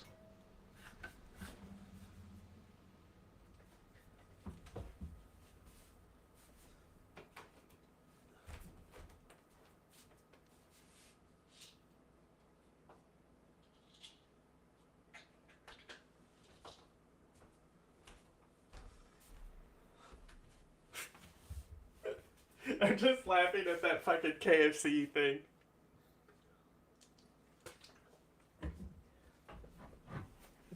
Because obviously there's been nonstop posts about like, see, China's great. It's a free country. Yes.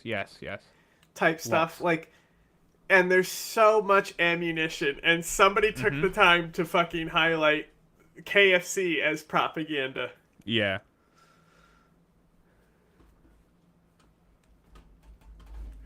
Against the United States. And so you have to wonder, what is the game plan here? Now, the Trump administration did come out and say they think they can generate around $600 to $700 billion, $100 billion alone in the auto industry off of tariffs and the revenue that's generated. Said, I need everyone to understand that these are essentially the same events. No, they're not. This little, we're going to kneel for black people after George Floyd, was literally a meaningless gesture. Cory Booker to probably fucking clothespinned his wiener shut and stood up there with muscle cramps for 24 hours. You know, it's not just a fucking symbolic thing that he did. Like, it's fucking, like, he probably did permanent damage to his body. You know? You know you can get holes in your brain if you stay awake too long? That's great.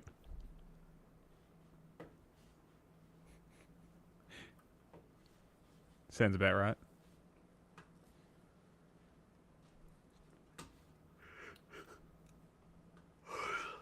Like, I don't simp for politicians, but shut up. You know what I mean? Just, like, shut up.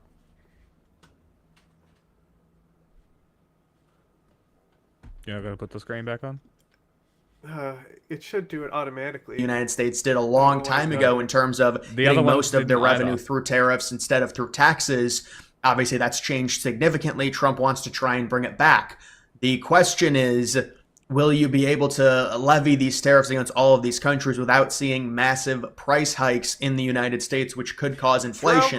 Well, if you're able to still have good trade with both Mexico and Canada, you could be looking at that happening, especially when it comes to, I think, bipartisan agreement. There's way too much reliance on China in terms of how easy it is and how quickly they mass produce things. With the lack of worker rights, they're able to produce things for such a cheap price. We know that Trump originally put tariffs on China. I would say, comparing this level of tariffs to what Trump did his first term. Okay, so hang on.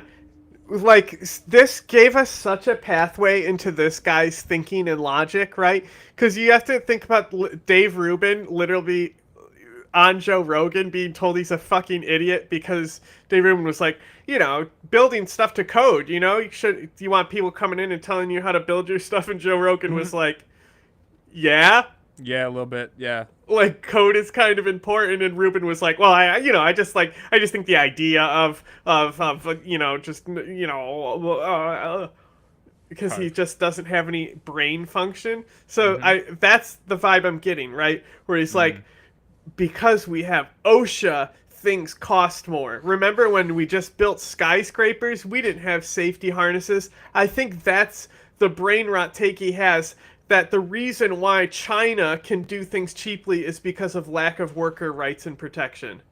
Yeah. Brother, they could give worker rights and protections and still be doing things cheap. Yep. That's the bad part.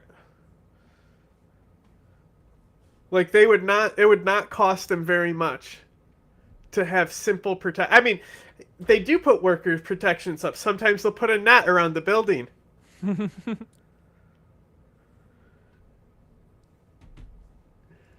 There's really no comparison. This is a wide-scale tariff going into place on everything coming into the United States, and if he does keep these in place, it's a big if, it will generate minimum 9-figure in total revenue. So you're looking at minimum, you know, multiple hundred millions of dollars in terms of revenue. How much of that will be offset by higher prices? We're looking for domestic investment into the United States. It has to happen in terms of where we are. Imagine somebody being like, yeah, we're getting a shitload of taxes putting on all our goods, which is going to be $9 bajillion in revenue. But, you know, how much is that going to be on, like, increased prices? How about $9 billion? Is the increase on the fucking prices. It's a fucking tax, brother. If you do the math for the revenue, all you have to do is connect the fucking dot. Oh my god. You know the fucking roller coaster and Roller Coaster Tycoon where it's just a loop and you can slingshot people off? That's this dude's brain, you know? It's hilarious. You can get it so one car kind of comes off the edge and it won't crash and it will come back down. That's his brain. Fair. That's a fair comparison. As a country, it's just not healthy, our trade relations with some of these countries and how easy it is for them to produce certain things. And listen, I think trade is very important, especially with countries that are located directly above us or below us. And so that's why I think it's important to have a good relationship. Now we're crying about, like, the U.S. setting up this fucking economic world order. We're not being treated fairly, even though we made the game and the rules. Fucking dickhead. This is what happens when you get high on victim complex. With Canada and Mexico, and Trump's talked about in kind of a joke annexing Canada to have access to all of their resources, but we're going to have a good trade relation with those countries, and it seems like it's potentially getting a little bit better. You've got Trump announcing it, sharing, talking about, well, you know what, we're doing the reciprocal at a lower rate, so we're not hitting them as hard, and most importantly, we're not hitting Mexico or Canada. And you do also have this, Donald Trump says, it won't be the full reciprocal tariffs because we're very Yeah, well, that's just because Canada and Mexico convinced Trump that they were going to do something for him, but really it was just doing what they were already doing.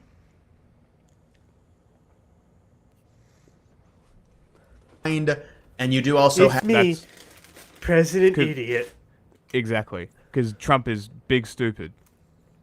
Have Canada and Mexico exempt from reciprocal tariffs for now. There's rumors that both Canada and Mexico will be removing all of their tariffs on U.S. goods.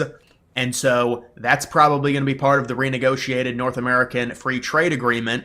Now, when Trump put all these reciprocals out and even the 10% on all imports into the United States, he exempted all of the imports that were under the North American Trade Agreement. So Canada and Mexico really not getting hit with anything here when it comes to this, and that might be why we heard the premiers from Canada say that we want to eliminate all of our tariffs against the United States. Do you know that this guy, at every opportunity, tries to talk about politics and acts like he's the smartest guy in the room.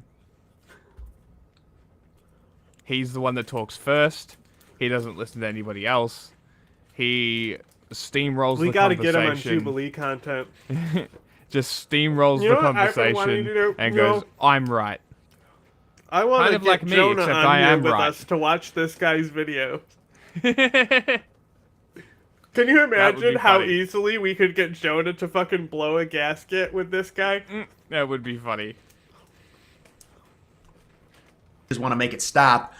Will this possibly beckon in a new trade deal? I would imagine there's going to be something like that, considering a new one was already coming in place. But Canada and Mexico, huge trading partners with the United States. This is very big, but it's not as big as it could have been if Trump would have included Canada and Mexico, which would have been really devastating for those countries. But you also have to think, if you're the United States, if we have a trade war with everyone, it becomes a big issue, because now you're talking about some of these other countries. We know the European Union has already hinted at possibly doing largest trading partners. Tariffs. It hurt you. Yes. Yes, that'll definitely happen. Especially with all those goods traveling over the southern border. I bet you that'll definitely keep the prices low in America. doing reciprocal tariffs back onto the United States. Technically, we're doing reciprocal on them, and then they're going to be doing reciprocal back on us. And it seems like that's going to happen, at least from what I've seen. And so if you get some of these other countries, we know China's trying to come back and combat it, and so is South Korea, and so is some of those other Pacific states, Japan. You know, if you're in a trade war with everyone, it does become a problem. So if you can have both Canada and Mexico... That's right. My strategy, trade ISIS. That's what they're going to call me. They're going to call me the Baghdadi of tariffs. Well, this is very I interesting. won't die like a dog. The United States is a net importer.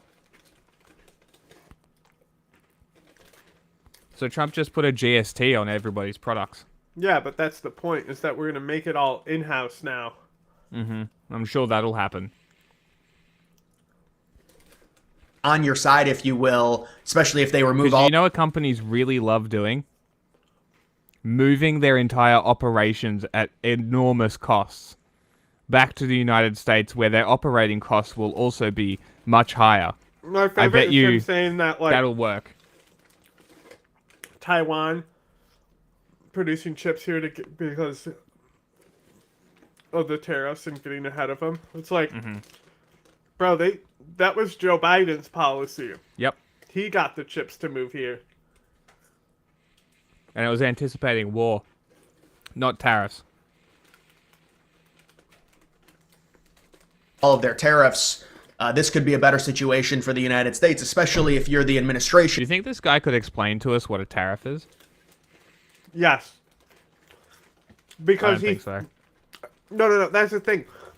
It's like, he can explain things but not understand. So he's a midwit. Like, he is, I can guarantee you he'd be like, a tariff is a tax. He just doesn't understand that it's on the American people. No, he does. And he supports But it. because Trump's doing it, he's like, it's actually going to be good. He believes Trump that it's going to bring all the industry back. Okay. And that it's going to be future long-term gains. He that kind of dumb. Okay. Mm-hmm. And you can pitch this if the deal gets renegotiated as a major win, of course. And, you know, there was always going to be, if Trump does go through with this and keeps these tariffs on, you know, there's going to be, we already know there's been some turmoil in the market. It's going to continue. This is what it is. You're talking about a 4-year period. I mean, ideally, if you want to really rebuild the economy and balance the budget, it's been 3 months and Trump is crashing the economy. And it's only going to get worse. This is a multi-decade thing, but with the U.S. and how we do it with elections every 4 years, it's just, it has to be done very quickly. So this is just Trump's like first quarter of his second term, to where, yes, there's going to be turmoil. He's got these tariffs in place. The question now is for Trump, now that Liberation Day has come, we were waiting for April 2nd, in terms of his future policy with the economy and what he wants to do. He's like, I didn't want it he to needs be to be April vocal Fool's about Day. what So everyone would think I was serious. which is like really dumb if that's really the case. He should have done it on April Fool's and said he's not going to tariff anybody. AB Fools! Jokes, here they are. I would have actually laughed. He plans on doing with these tariffs. Are these tariffs put in place so the countries that have tariffs on us remove them, and then we both remove them, kind of like what Israel and Vietnam did? Right I now. mean, he is still... Yes, you did. You see pull up that graph real quick. Hold on. Wow, great. Make sure you vote in the poll.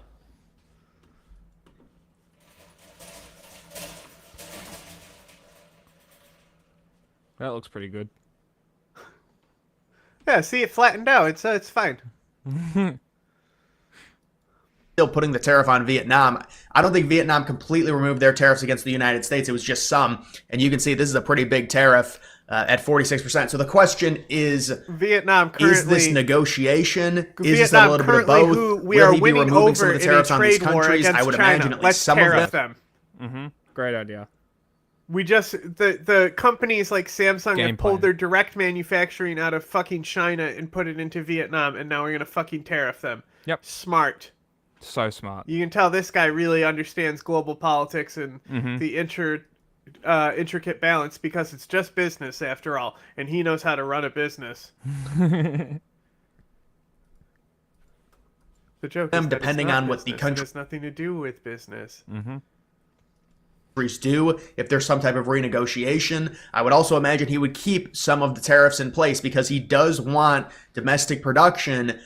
Does he want to go all in on using tariffs as revenue generating, which would potentially allow him more flexibility in terms of being... I love what that.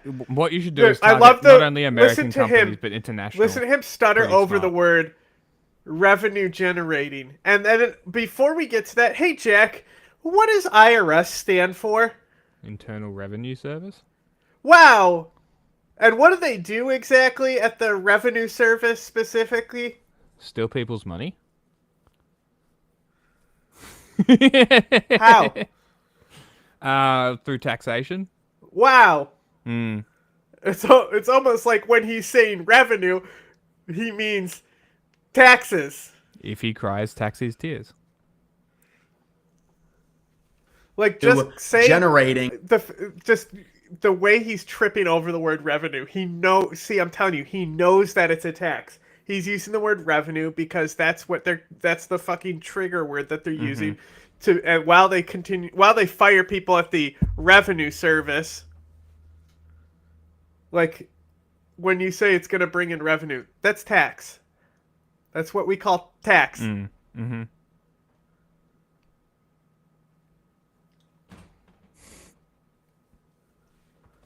I accidentally deleted it. I had to re-download it. Which would potentially allow him more flexibility in terms of being able to do certain things with taxes. We know he wants to do something really radical, whether it's the Doge dividend. Now there's reports Musk is almost done with the administration, and just it was all planned before they were gonna let Musk go, or Musk was gonna leave the administration voluntarily after about 9 or 10 months. Oh my gosh. Where's all your money gone, Donnie? Taxes 9, 10, 11. Let me fix my houses. Bug, it's okay. It's part of the game. No, it's not. It's not fun. It's not fun to what? It's the worst part of the game. Oh, it's what? Taxes.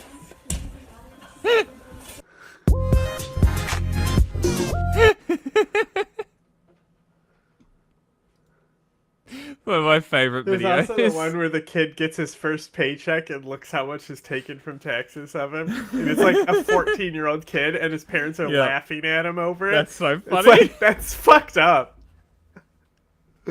I'd laugh too. That's kind of funny. Maybe as early as May or June, and liberals are trying to say, well, he's leaving because Tesla, the stock is doing bad, things like that.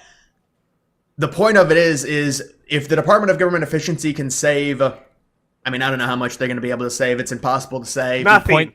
0.05% of the aim goals. They will save nothing. Do you see they just got a new building? Oh my god. Of course I did. Because people are already disputing the numbers right now, but, you know, if they're able to save at least a few $100 billion... Or was it 0.5%? One of those. I could be misplacing a zero there, but it's 0.5 or 0.05% of their targeted goal of $800 billion. They could boost that significantly if they cut Elon Musk's tariffs for his companies. But why would the guy running the auditing company cut his own benefits? That would be too noble. That would prove that he's genuine. And then you get these tariffs in place, and you're able to generate another few $100 billion there. This becomes a really big win. Now, you do have to watch out for the inflation, and you know this is another thing that I'm not seeing the numbers, and I know people are saying, well, it's built in because of these tariffs, inflation is going to go up. But inflation, the actual core numbers have gone down. The numbers that we've seen, Trump's first month. The funniest part is that if countries don't tariff American goods, they can still just buy shit at the same cost, and then everything they send is more expensive. Trump's actually lowered inflation. Inflation has actually gone down. Wow, you mean inflation was already on a downward trend? Wow, crazy. Crazy. Wow. Data. Are the cost of it's gone fucking down. goods cheaper for the average person, though? No. How much is egg? This is why this fucking inflation point didn't work for the Democrats. They wanted to fucking be like, actually, the economy's performing well. Look, line go up. Republican win by going, how much egg?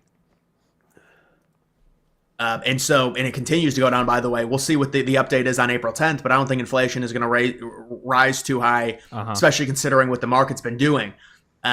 But it's like, well, you know, inflation's going to go up with all of these tariffs. I mean, you really don't know that. We'll have to see. If we're able to mend a good trade deal with both Canada and Mexico, those are our two biggest trading partners. So our two biggest trading partners, we're getting a better deal now in terms of trade to where there's no tariffs on. It's literally the same. It's literally the same deal. On us in a renegotiated trade deal. Yeah, that's if that. It's just NAFTA. It's just the free trade agreement that was already in place.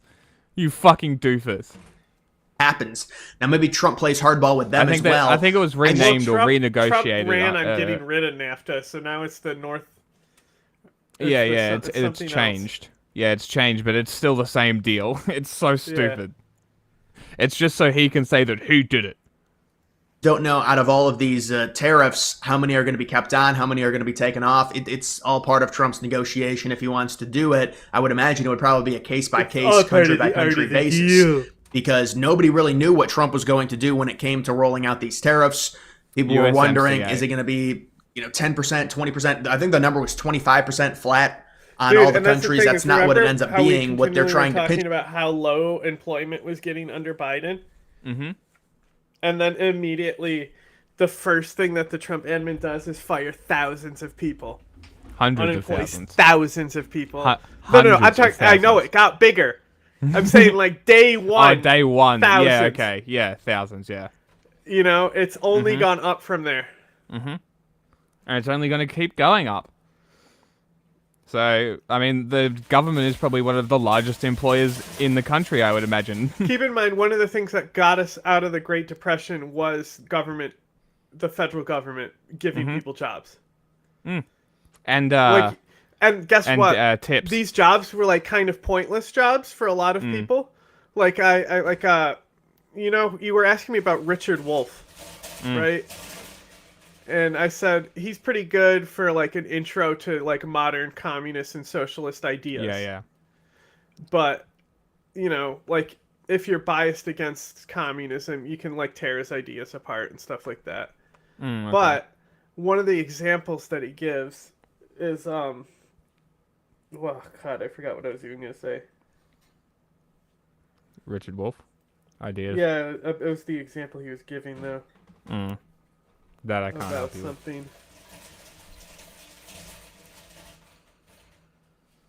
It was whatever I was saying before I mentioned him. It's the conversation that led me to him. I can go back on the YouTube. Hold on. Yeah, tell me what I said before I said that. Roll it back. Roll the tape back. Intro to socialism, communism. Before that. No. Yeah. Great Depression, government jobs, useless. Great jobs. Depression, government jobs. Yes. Okay. So he talks about how they literally gave, like, they went around to actors, and then they paid people to be federal government actors who would tour the country and give people free, literally bread and circuses, right? Yeah. Like, they gave him free shows and stuff, but he employed actors who needed work with the federal government. And guess what happened after that period? The tariffs? No. After the Depression ended and they bounced back. It was what do you think they did with all those federal jobs? Do you think they kept them around or cut the spending because they didn't need them anymore?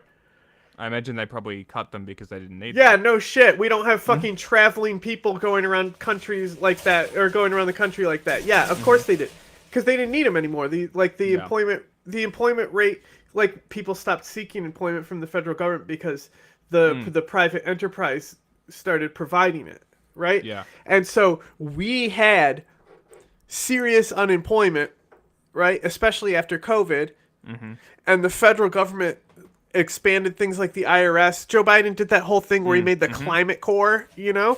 Yep.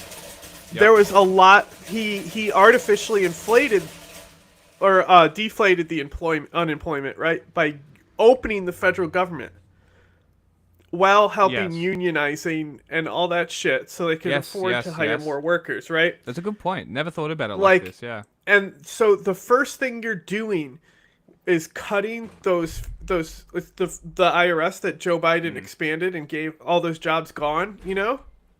Yeah.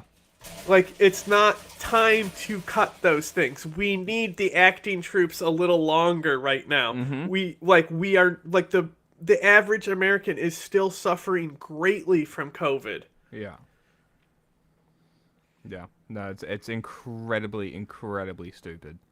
I also found out the tipping came about around the Great Depression as well, because they allow businesses to stay open without paying their staff. And that's just stayed around. And now businesses reap in hundreds of thousands of dollars in profits while not paying their fucking staff. It's very cool. Yeah. No tax on tips. They stole my idea. It as is basically half of what the countries are tariffing the United States. So with China, it's 34. They're tariffing us at 67%. With the EU, it's 20. They're at 39. Vietnam, 46. They're at 90. Although, again, I think Vietnam removed a bunch of their tariffs against us. Taiwan's at 64. On us, we're at 32. You've got Japan, India. Apparently, there's also movement with India possibly trying to... So the countries that I've heard in terms of... And there might be more. Like, do you know how much motivation I would have to go to work for $0 an hour? I wouldn't. I mean, don't you already do that? Sure, but this is my own thing, right? That's a different story. You I'd be go working work for somebody else. Working for somebody for $0. There's a and chick... not like a volunteer position where they can't like make you do things because they're like, hey, we need this volunteer here. Actual employed job. There was this chick that I was speaking to in South Carolina, had a bar job. Literally wage $0. Total tip income. That's fucked. That's fucked. They'll get their paychecks. The surfers will get their paychecks, and it'll be like 18 cents. Wild. That's fucking crazy. Like that's ridiculous. So the company, and still, even then, even without that overhead, the fucking restaurants are hard to keep open. It's one of the hardest businesses to open. Like If you hear anyone in your family or an immediate like circle say they're going to open up a restaurant, kick them in the head. You'll be doing them a favor. Although my friend did open up Barcade here, but like he was already working at like Marabou Inn and Spa, which is a very high prestige fucking restaurant locally over in Skinny Atlas. Like, you know, like literal celebrities go there to eat all the time. Yeah, okay. And I don't know if it's Michelin star, but I think it might be one. Okay. But like, it's a very prestigious like chef trained thing. And he like all of our friends were working there, the ones who didn't die and shit, you know, like a lot of our friends went to work there, so he already had the connections in there with like cooks and like restaurant staff. And then we have this place, it's called Funk and Waffles, right? So like it's like a waffle shop, but they also have a whole like stage where they do like open mics, and it's a venue for like bands. That's cool. And they serve drinks on, so they have a bar side, and then they have like a restaurant side with the waffles and stuff. Yep, that's cool. And so that's in the downtown district of a college town, right? Location.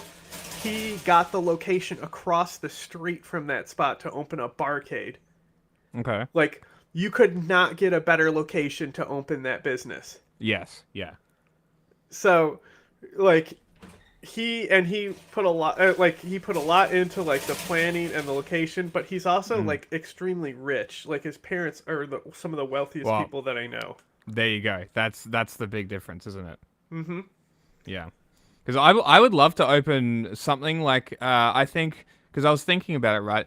I think a HSP thing, you know what that is? Mm-hmm. We've gone over it. That would do incredibly well in Atlanta, I reckon. Like, I just think that his marketing is like really good. Like, his social media marketing is really, really fucking good. They have like all their drinks are like video game themed and stuff. You know, okay. Like I guess Minecraft potion, but they'll have different stuff. Like I'm sure they have a Portal drink that's like red and it's like orange and blue separated, and it's probably in one of those glasses that's kind of like an hourglass or something. Yep. They have all different like weird drinks. That's the gimmick. Like, you need to do it. Well, then they also have a thing where if you don't know what to drink because it's all these new exotic drinks, they give you a D20 and you can do a roll for a drink thing that's great. Already suggested to you on the menu, right? And that's smart as fuck to do. Yeah, that's And also, great. like, when you come in the door, they take your ID and they like log you in, and it keeps like a score for you, like depending on how much money and reward program and stuff. Okay. Like and it'll be like it'll give you a player level and stuff. It's very very fucking themed. hilarious. That's great. But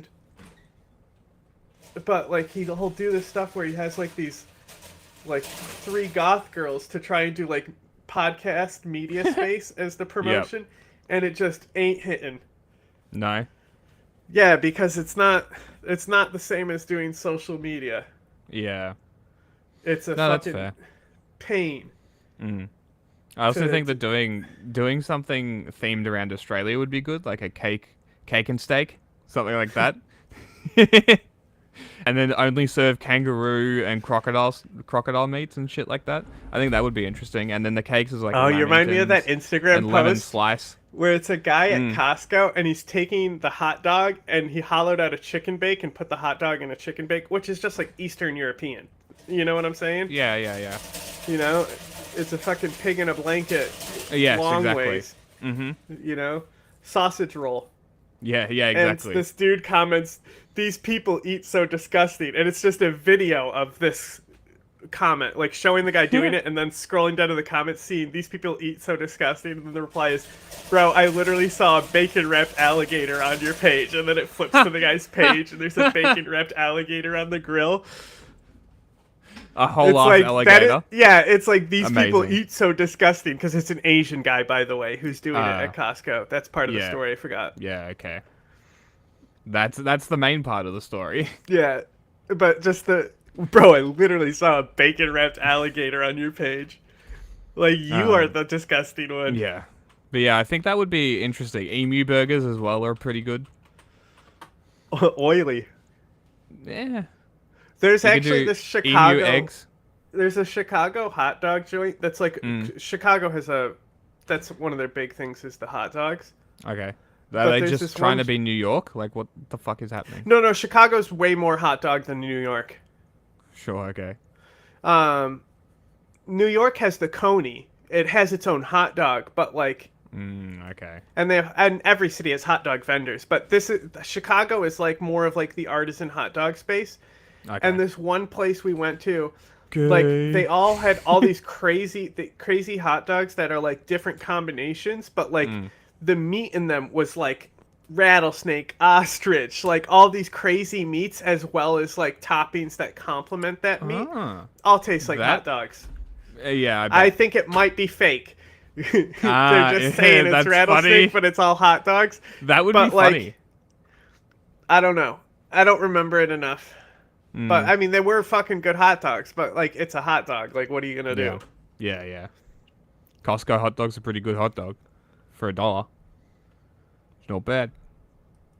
This is just what I've heard in terms of removing tariffs against us in preparation for this or because of this. Canada, Mexico, which are not on this list, they've been exempt because anything that falls within the North American Trade Agreement is exempt. It would be Vietnam is another country I heard possibly removing tariffs against us. India removing tariffs against us, along with Israel as well. Those are the main countries that I've heard are possibly going to be doing that to try and combat it. And so we'll have to see if that ends up happening, which can be pitched as a win by Trump. But the problem is if your goal is to just have them remove their tariffs against us, you're not really accomplishing forcing there to be domestic production because you're just getting rid of the tariffs, which is a good thing. It's a good thing. It allows for clean trade and cheaper prices in a sense. But the issue is, you know, if the only goal is to have the other countries remove their tariffs against us, we would have to keep our tariffs on and entrench the tariffs, just like Trump did with the auto tariffs, where he said they're staying on all 4 years, and it forces domestic production. It forces manufacturing in the United States. And you say these tariffs are ironclad, they're staying, just like when Trump did with China, and then Biden continued the tariff against China. They have to stay on for a long period of time, and it probably does require, well, I don't know if it requires bipartisan support, but I guess it depends who wins in 2028. Because, you know, some of the, you know, Democrats would certainly not be using this strategy, this tariff strategy. We know that for sure. But either way, guys, that's just the update. They are sweeping tariffs on everything that's comes into the United States.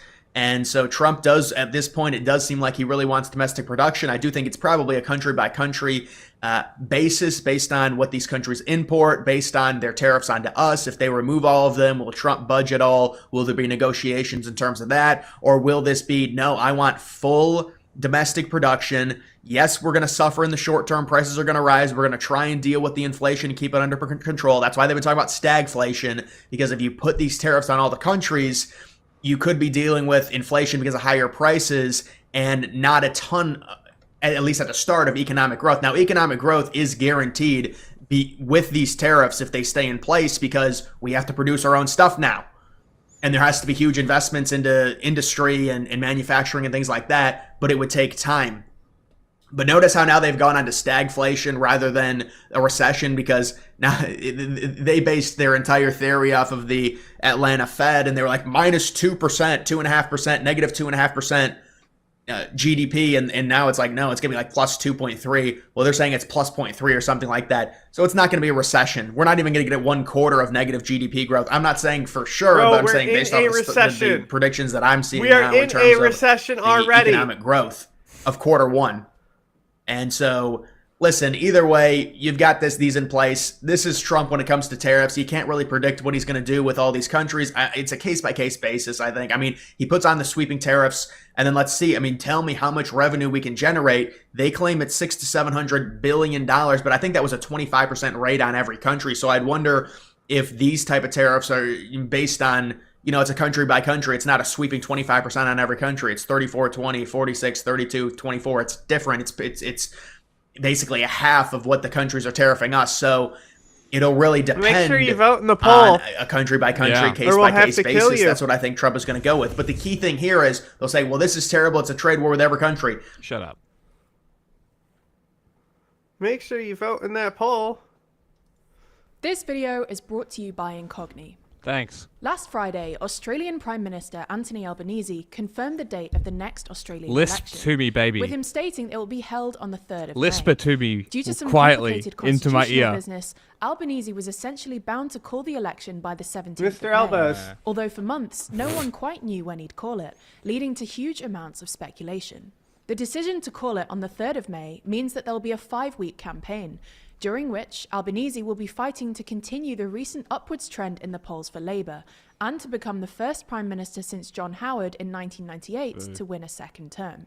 So in this video, we're going to look into the recent polling, which issues are likely to come up in the campaign, and whether, ultimately, Albanese will win the election.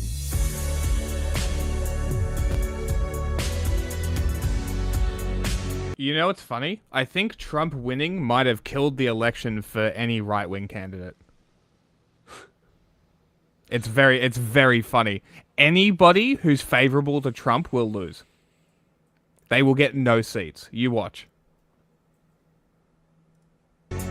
It'll be very interesting to see who distances themselves from the United States.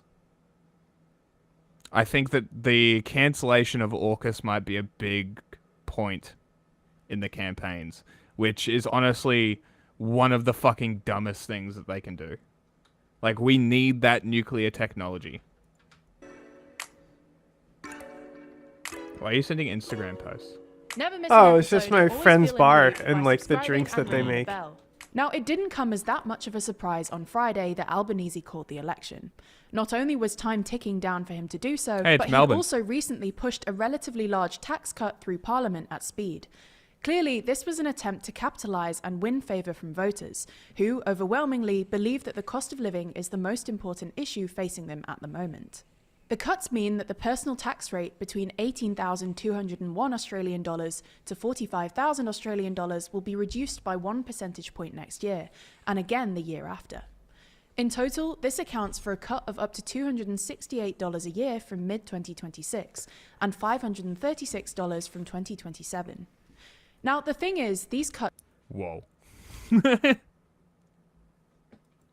add quite a bit of pressure to the government's budget. Before the government presented the budget, the deficit in The French subs were diesel. Because the idiots who made the deal decided, we don't need nuclear submarines. We need outdated, already diesel submarines that suck. That's what the Australian government chose, and then had to pay out France to get the nuclear subs, because they're fucking idiots. Like I always say, the people running this country are fucking idiots.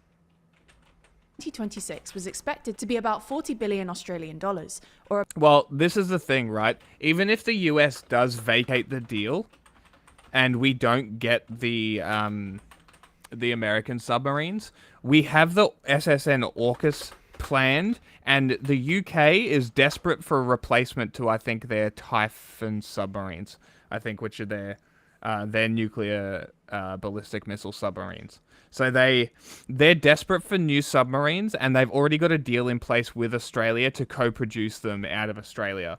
Even if we don't get the nuclear energy deal from the US, one, we save money from by not investing in America's submarine infrastructure, and then we still get the UK's and Australian joint-built submarines.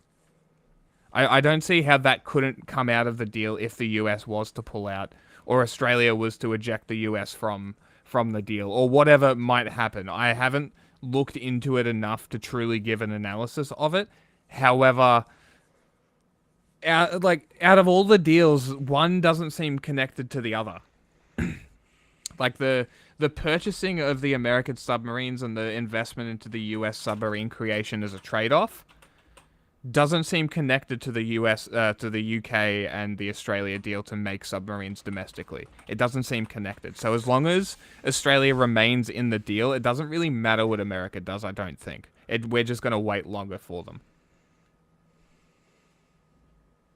No, that I believe New Zealand reneged on that and actually said that that's fine. But yes, I'm aware of that as well. I believe New Zealand might have even tried to join AUKUS if I recall correctly. You might have to fact check me on that one. My goodness. For about 1.5%. We might GDP. set a record for As a poll result of the engagement. budget, this is expected to rise to a $42.1 billion Let me see what the highest one was so far. Naturally, as leader of the opposition, Peter Dutton opposed the government's budget, describing it as a cruel hoax that wouldn't do much to improve the standard of living. However, The Guardian has pointed out that, as Dutton and the Liberal National Coalition oppose it, they would essentially have to defend scrapping the tax cut. While there is some truth to this, and it does seem that Dutton will repeal it, he's stated that if his coalition were to win the election in May, they'd go further, and that ultimately, under them, taxes would be lower than they would be under Labour, in part thanks to planned cuts to fuel excise duty. This seems to be exactly what Dutton is trying to centre his campaign around. I don't know what this source is, but it says they looked at joining AUKUS, but China is standing in the way of them joining. So I don't know what this is. University guy is writing it. Sure, I'd have to go through it, but just going off headlines. China's response to New Zealand joining. The New Zealand Labour Party says they won't join AUKUS. Or the Pillar 2 of AUKUS, which I don't know what that is. AUKUS Pillar. Ooh. What horror movie did we watch 2 weeks ago? Was that Martyrs? It was Martyrs. So the first one was probably, the first comedy was probably Scanner, if there was a vote for that. I wasn't sure if we just watched it without, I don't know when the vote came in. I think it was after Perfect Blue. Yeah, okay. So if we get 2 more votes, we'll set a record for engagement on the poll. So this is according to the Australian government. Australia and the US and the UK signed a trilateral agreement, transfer of advanced military capabilities. AUKUS intended to facilitate integrated deterrence, blah, blah, blah. AUKUS agreement had 2 pillars. Pillar 1, enhanced trilateral strategic partnership, involve supply and delivery of a total of 8 nuclear-powered submarines by 2040. And Pillar 2 serves as a platform for advanced technology cooperation, which I believe is the construction of the undersea capabilities. So it's the construction of... Okay, so it's completely separate. So Pillar 1 is... So I was correct.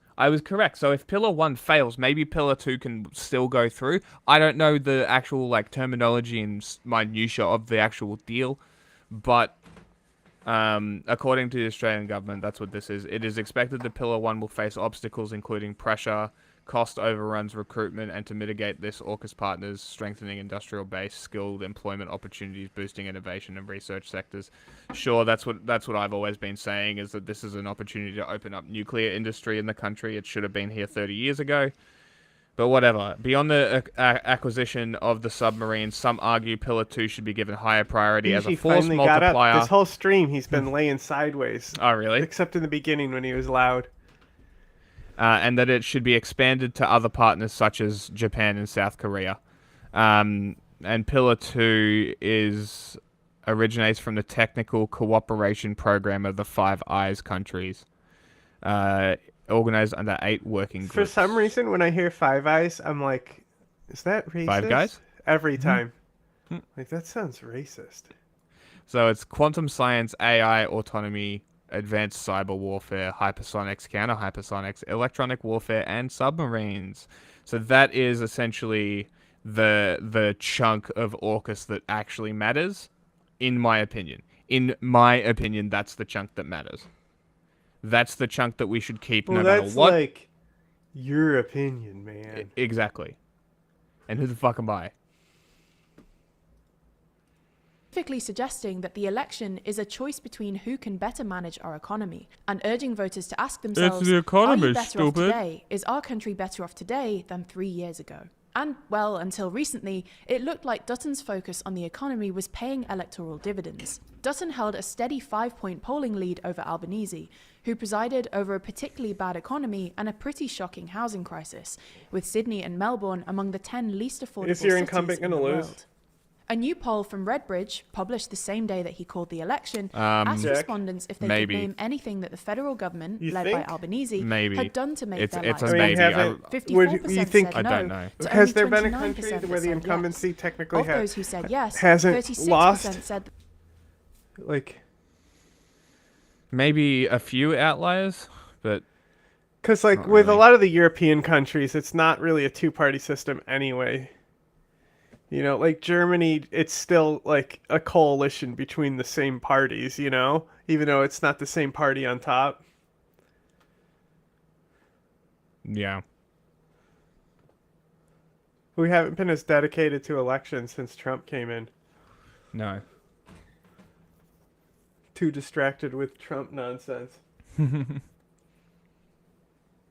Make sure, hey YouTube people, make sure you vote in that poll so we can get the most number of votes so far.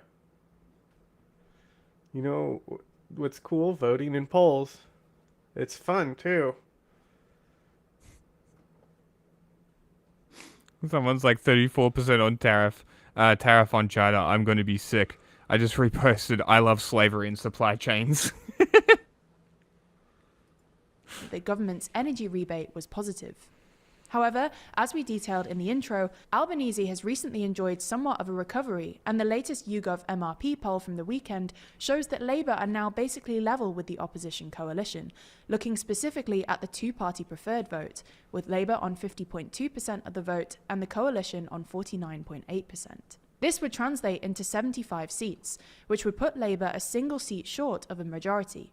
Despite this, it would put them in a very good position to form a new government. YouGov explains that the turnaround is because of a 1.3% swing to Labour, which sees the coalition fall behind in 10 key marginal seats that they were projected to win under YouGov's previous projection.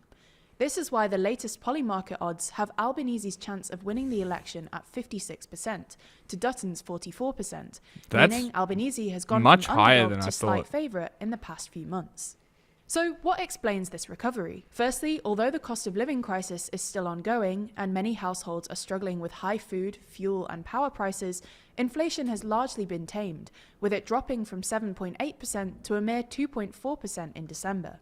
As we mentioned earlier, this is the issue that voters care about most at the moment. And the fact that it's recently started to get better, bundled with the last-minute tax cuts, clearly has started to work in Albanese's Don't favour. worry. It's just my fucked up sense of it seems humor. that Donald Trump's presidency hi, has Mark. How actually is gone your sex towards life? helping Albanese and the Labour Party. While it wouldn't be fair to say that Dutton's politics are similar to that of fucking Trump's, damn it. it certainly is true to say that he's had flirtations with Trump's populist style. In a major speech at the Lowy Institute, Dutton Don't say claimed that the he would R be able word. to handle the US-Australian relationship more effectively than Albanese, as he has more ideological similarities to the president. Not only this, but some of the policies advocated for by Dutton are quite Trumpian. What? He's promised public service What'd you cuts do now? akin to that of I will- Doge, I will and he's not- promised to midgets, hold aren't a you? referendum on It's whether worse. the state should It's deport much criminals. worse. And I will not tell. Racist. Good night. Racism. Did you with vote in the dual poll? citizenship, something he's already reportedly started to try and roll back. The issue here is that Trump just isn't a popular politician in Australia. 56% of No people way. think he will be negative for world peace, and 61% believe Whoa. he will be negative for the Australian economy. Trump's It's funny decision not because to like extend Australians exemptions for tariffs on legitimately have to Australian care steel- about war with China. Yeah. And what happens in America directly impacts us because our politicians are fucking dumb cunts. Well, I and mean, especially essentially when it just comes, mimic. especially when it comes to peace specifically with like Yeah. China getting escalated in Taiwan. Like you, like as an Australian, have a great deal of risk involved with America's policy towards Taiwan. Yeah. Especially considering fucking you giving all your coal to China. Yeah, Then you get pulled into this war with Taiwan, Mhm. or war.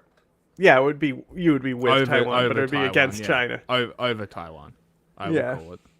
But I would say when I said with, it sounded like against. I meant with as in allied. Yes, yeah. No, it's a the retention of the state of the South China Sea as it sits, I guess now, is ideal. Ideally, it would require China pulling back their fucking Coast Guard and actually respecting the law of the sea of which they signed. Like, it's very basic. You know, they had a ruling that went against them and they chucked a bitch fit. This is literally China chucking a hissy fit. So, I don't know what to tell you. Like, it literally matters. China is an aggressive imperialist state actively pushing their imperialism. Like it or not, in this sector, America is anti-imperialist. But it's for their own empire. So is it really imperialism? It's the same argument. Anti-imperialism doesn't exist. No, I know, but it's. I'm just using the commie language that they use. Like it's the to same thing describe with the USSR. You think Iran is doing it because they care about Palestinians and Oh, their absolutely resistance fucking fighters? not. Yeah. No, it's anti-imperialism is a myth. I sent you a literally post that doesn't was matter. literally like praising Olaf for helping Ukraine and then Khomeini for helping Palestine. He's like, these two people are heroes. That's which fucking is like amazing. Germany and Iran. And I don't know if they were trolling when they posted it, but I sent it to you and I said, I think I probably said retard post. Knowing me. Steel and aluminium probably haven't helped in this regard. Cozying up to Trump then might not have been the best idea and might explain the more gradual uptick in Albanese's vote since January. And thirdly, it seems that voters in Australia are beginning to turn away from populist politics following Trump's second term and his attitude towards other Western nations. Albanese hasn't actually really changed much in the last few weeks. Nope. Even his budget was relatively moderate. It's just that Trump has turned voters away from populists. Where in January, before Trump's inauguration, Albanese's style worked against him, it now seems to be working in his favour. The inverse, though, is true for Dutton. So, to wrap up, it's clear that the polling is changing in Albanese's favour. Fucking walking thumb-ass But what looking does he need to do motherfucker. to keep up this momentum? Well, clearly the most important thing is to keep hammering home the economic message and to try and paint Call Dutton as a populist Dutton and a someone whose thumb. association and similarities with Trump would be bad Look at for him. Australia. He's a literal look at this cunt. He's a And literal someone whose thumb. association and similarities with Trump. He's a walking thumb. Am I not turtly enough for the turtle club? would be bad for Australia. Whether he's able to keep effectively making these arguments will ultimately determine what 9/11. You ain't God. You ain't now, God. as we've demonstrated in this You video, know that video? there's a huge amount of uncertainty in the world of It's like an politics out of and current context affairs. 9/11 thing. I don't often know the with few context, easy but solutions. All right, have we got a movie? Depends. On? If my depends are full. See, Unfortunately, I this think can be Corey probably wore a diaper, and he just said, "Yeah, I just didn't drink water, and I was holding it in." I think he was peeing his pants the whole time. Okay. How's that for a conspiracy theory? It's a solid theory. Case All right, let me check the it's a poll real that, conspiracy that as well. should totally be breaking You'll never know. the record, right? Because everyone voted in the poll, and we're all cool people. Very cool people. Yep. Okay, let's see. It didn't change. That's okay. So close to breaking that record, yet so far away.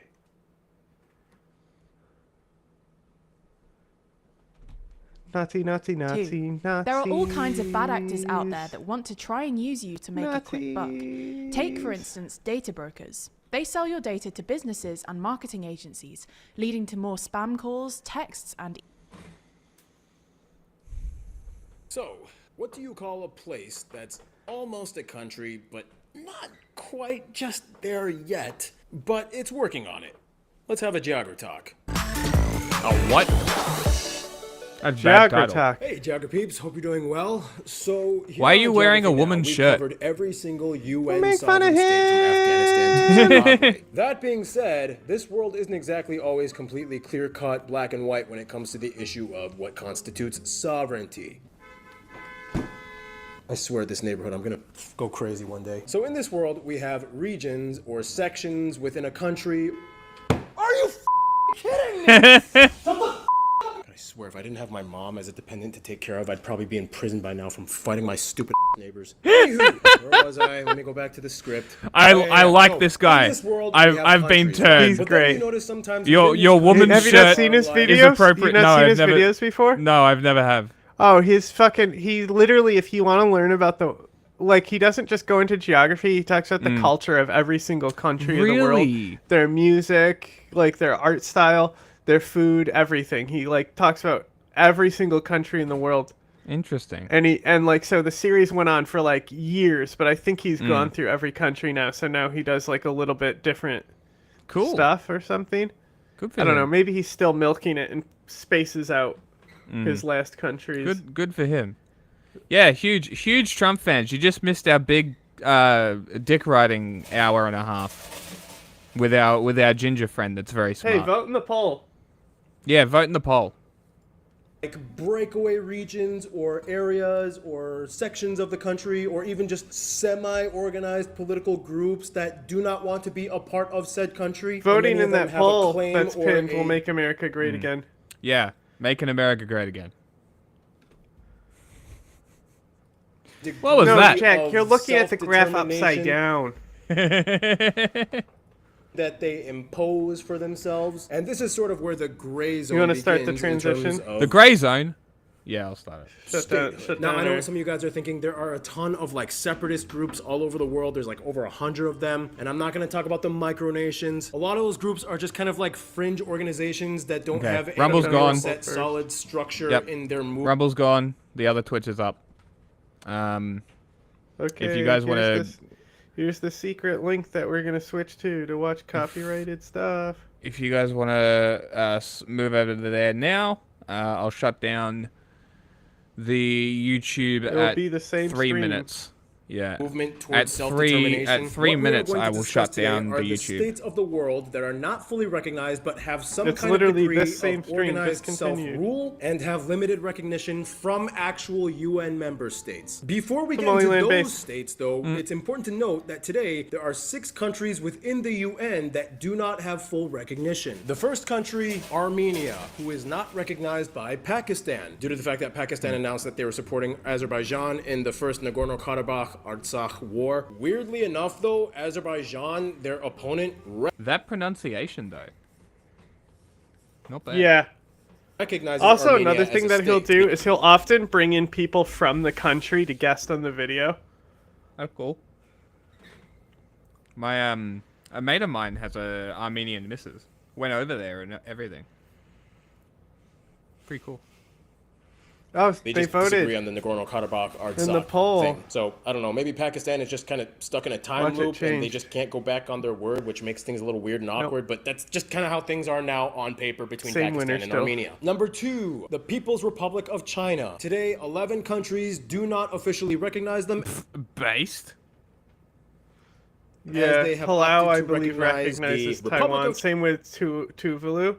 Interesting. Oh, I think most of these are those island nations that recognize Taiwan. Okay.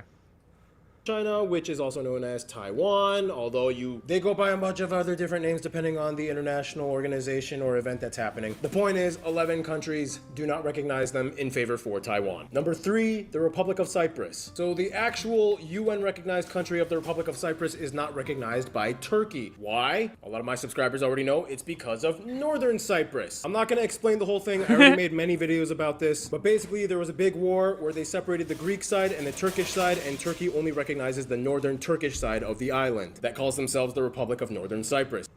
That's that so. flag is. That's it's my real. favorite. It's real. The flags. God damn it. They even use the Turkish lira as their currency. It's complicated, they have limited recognition, but that's Are you just kind of doing how that things about the are flags? going right now. The next Yeah. one, Israel and Palestine. I don't really feel like I have to explain too much. These two have been in the news a lot recently. Everybody's talking about them. But let me just put it this Why? way. What happened? You could not only did they paint a flag on the mountain. If you go on Google Maps, you can literally see it in the aerial view. It's so big. That's how I first saw it. Is you told me to do it and I did it and I'm like, wow. Wowie. Today, you think they're 27 compensating countries for do not something? have any formal ties Like that with it's not Israel, Turkey? whereas 165 nations recognize Israel, and some of them also recognize both Israel and Palestine. I also want to specify that this whole situation thing is actually a lot more nuanced than people tend to. Okay, that's 3 minutes. Bye, YouTube. Hold on. Make sure you go to the I bid you good day, Twitch/Bong sir. Slut I bid you good YouTube. day. It's the same. It's the same stream and video Was that it- we're already doing. Was that the right one? Yes. Okay. I'll hit it again. I bid you good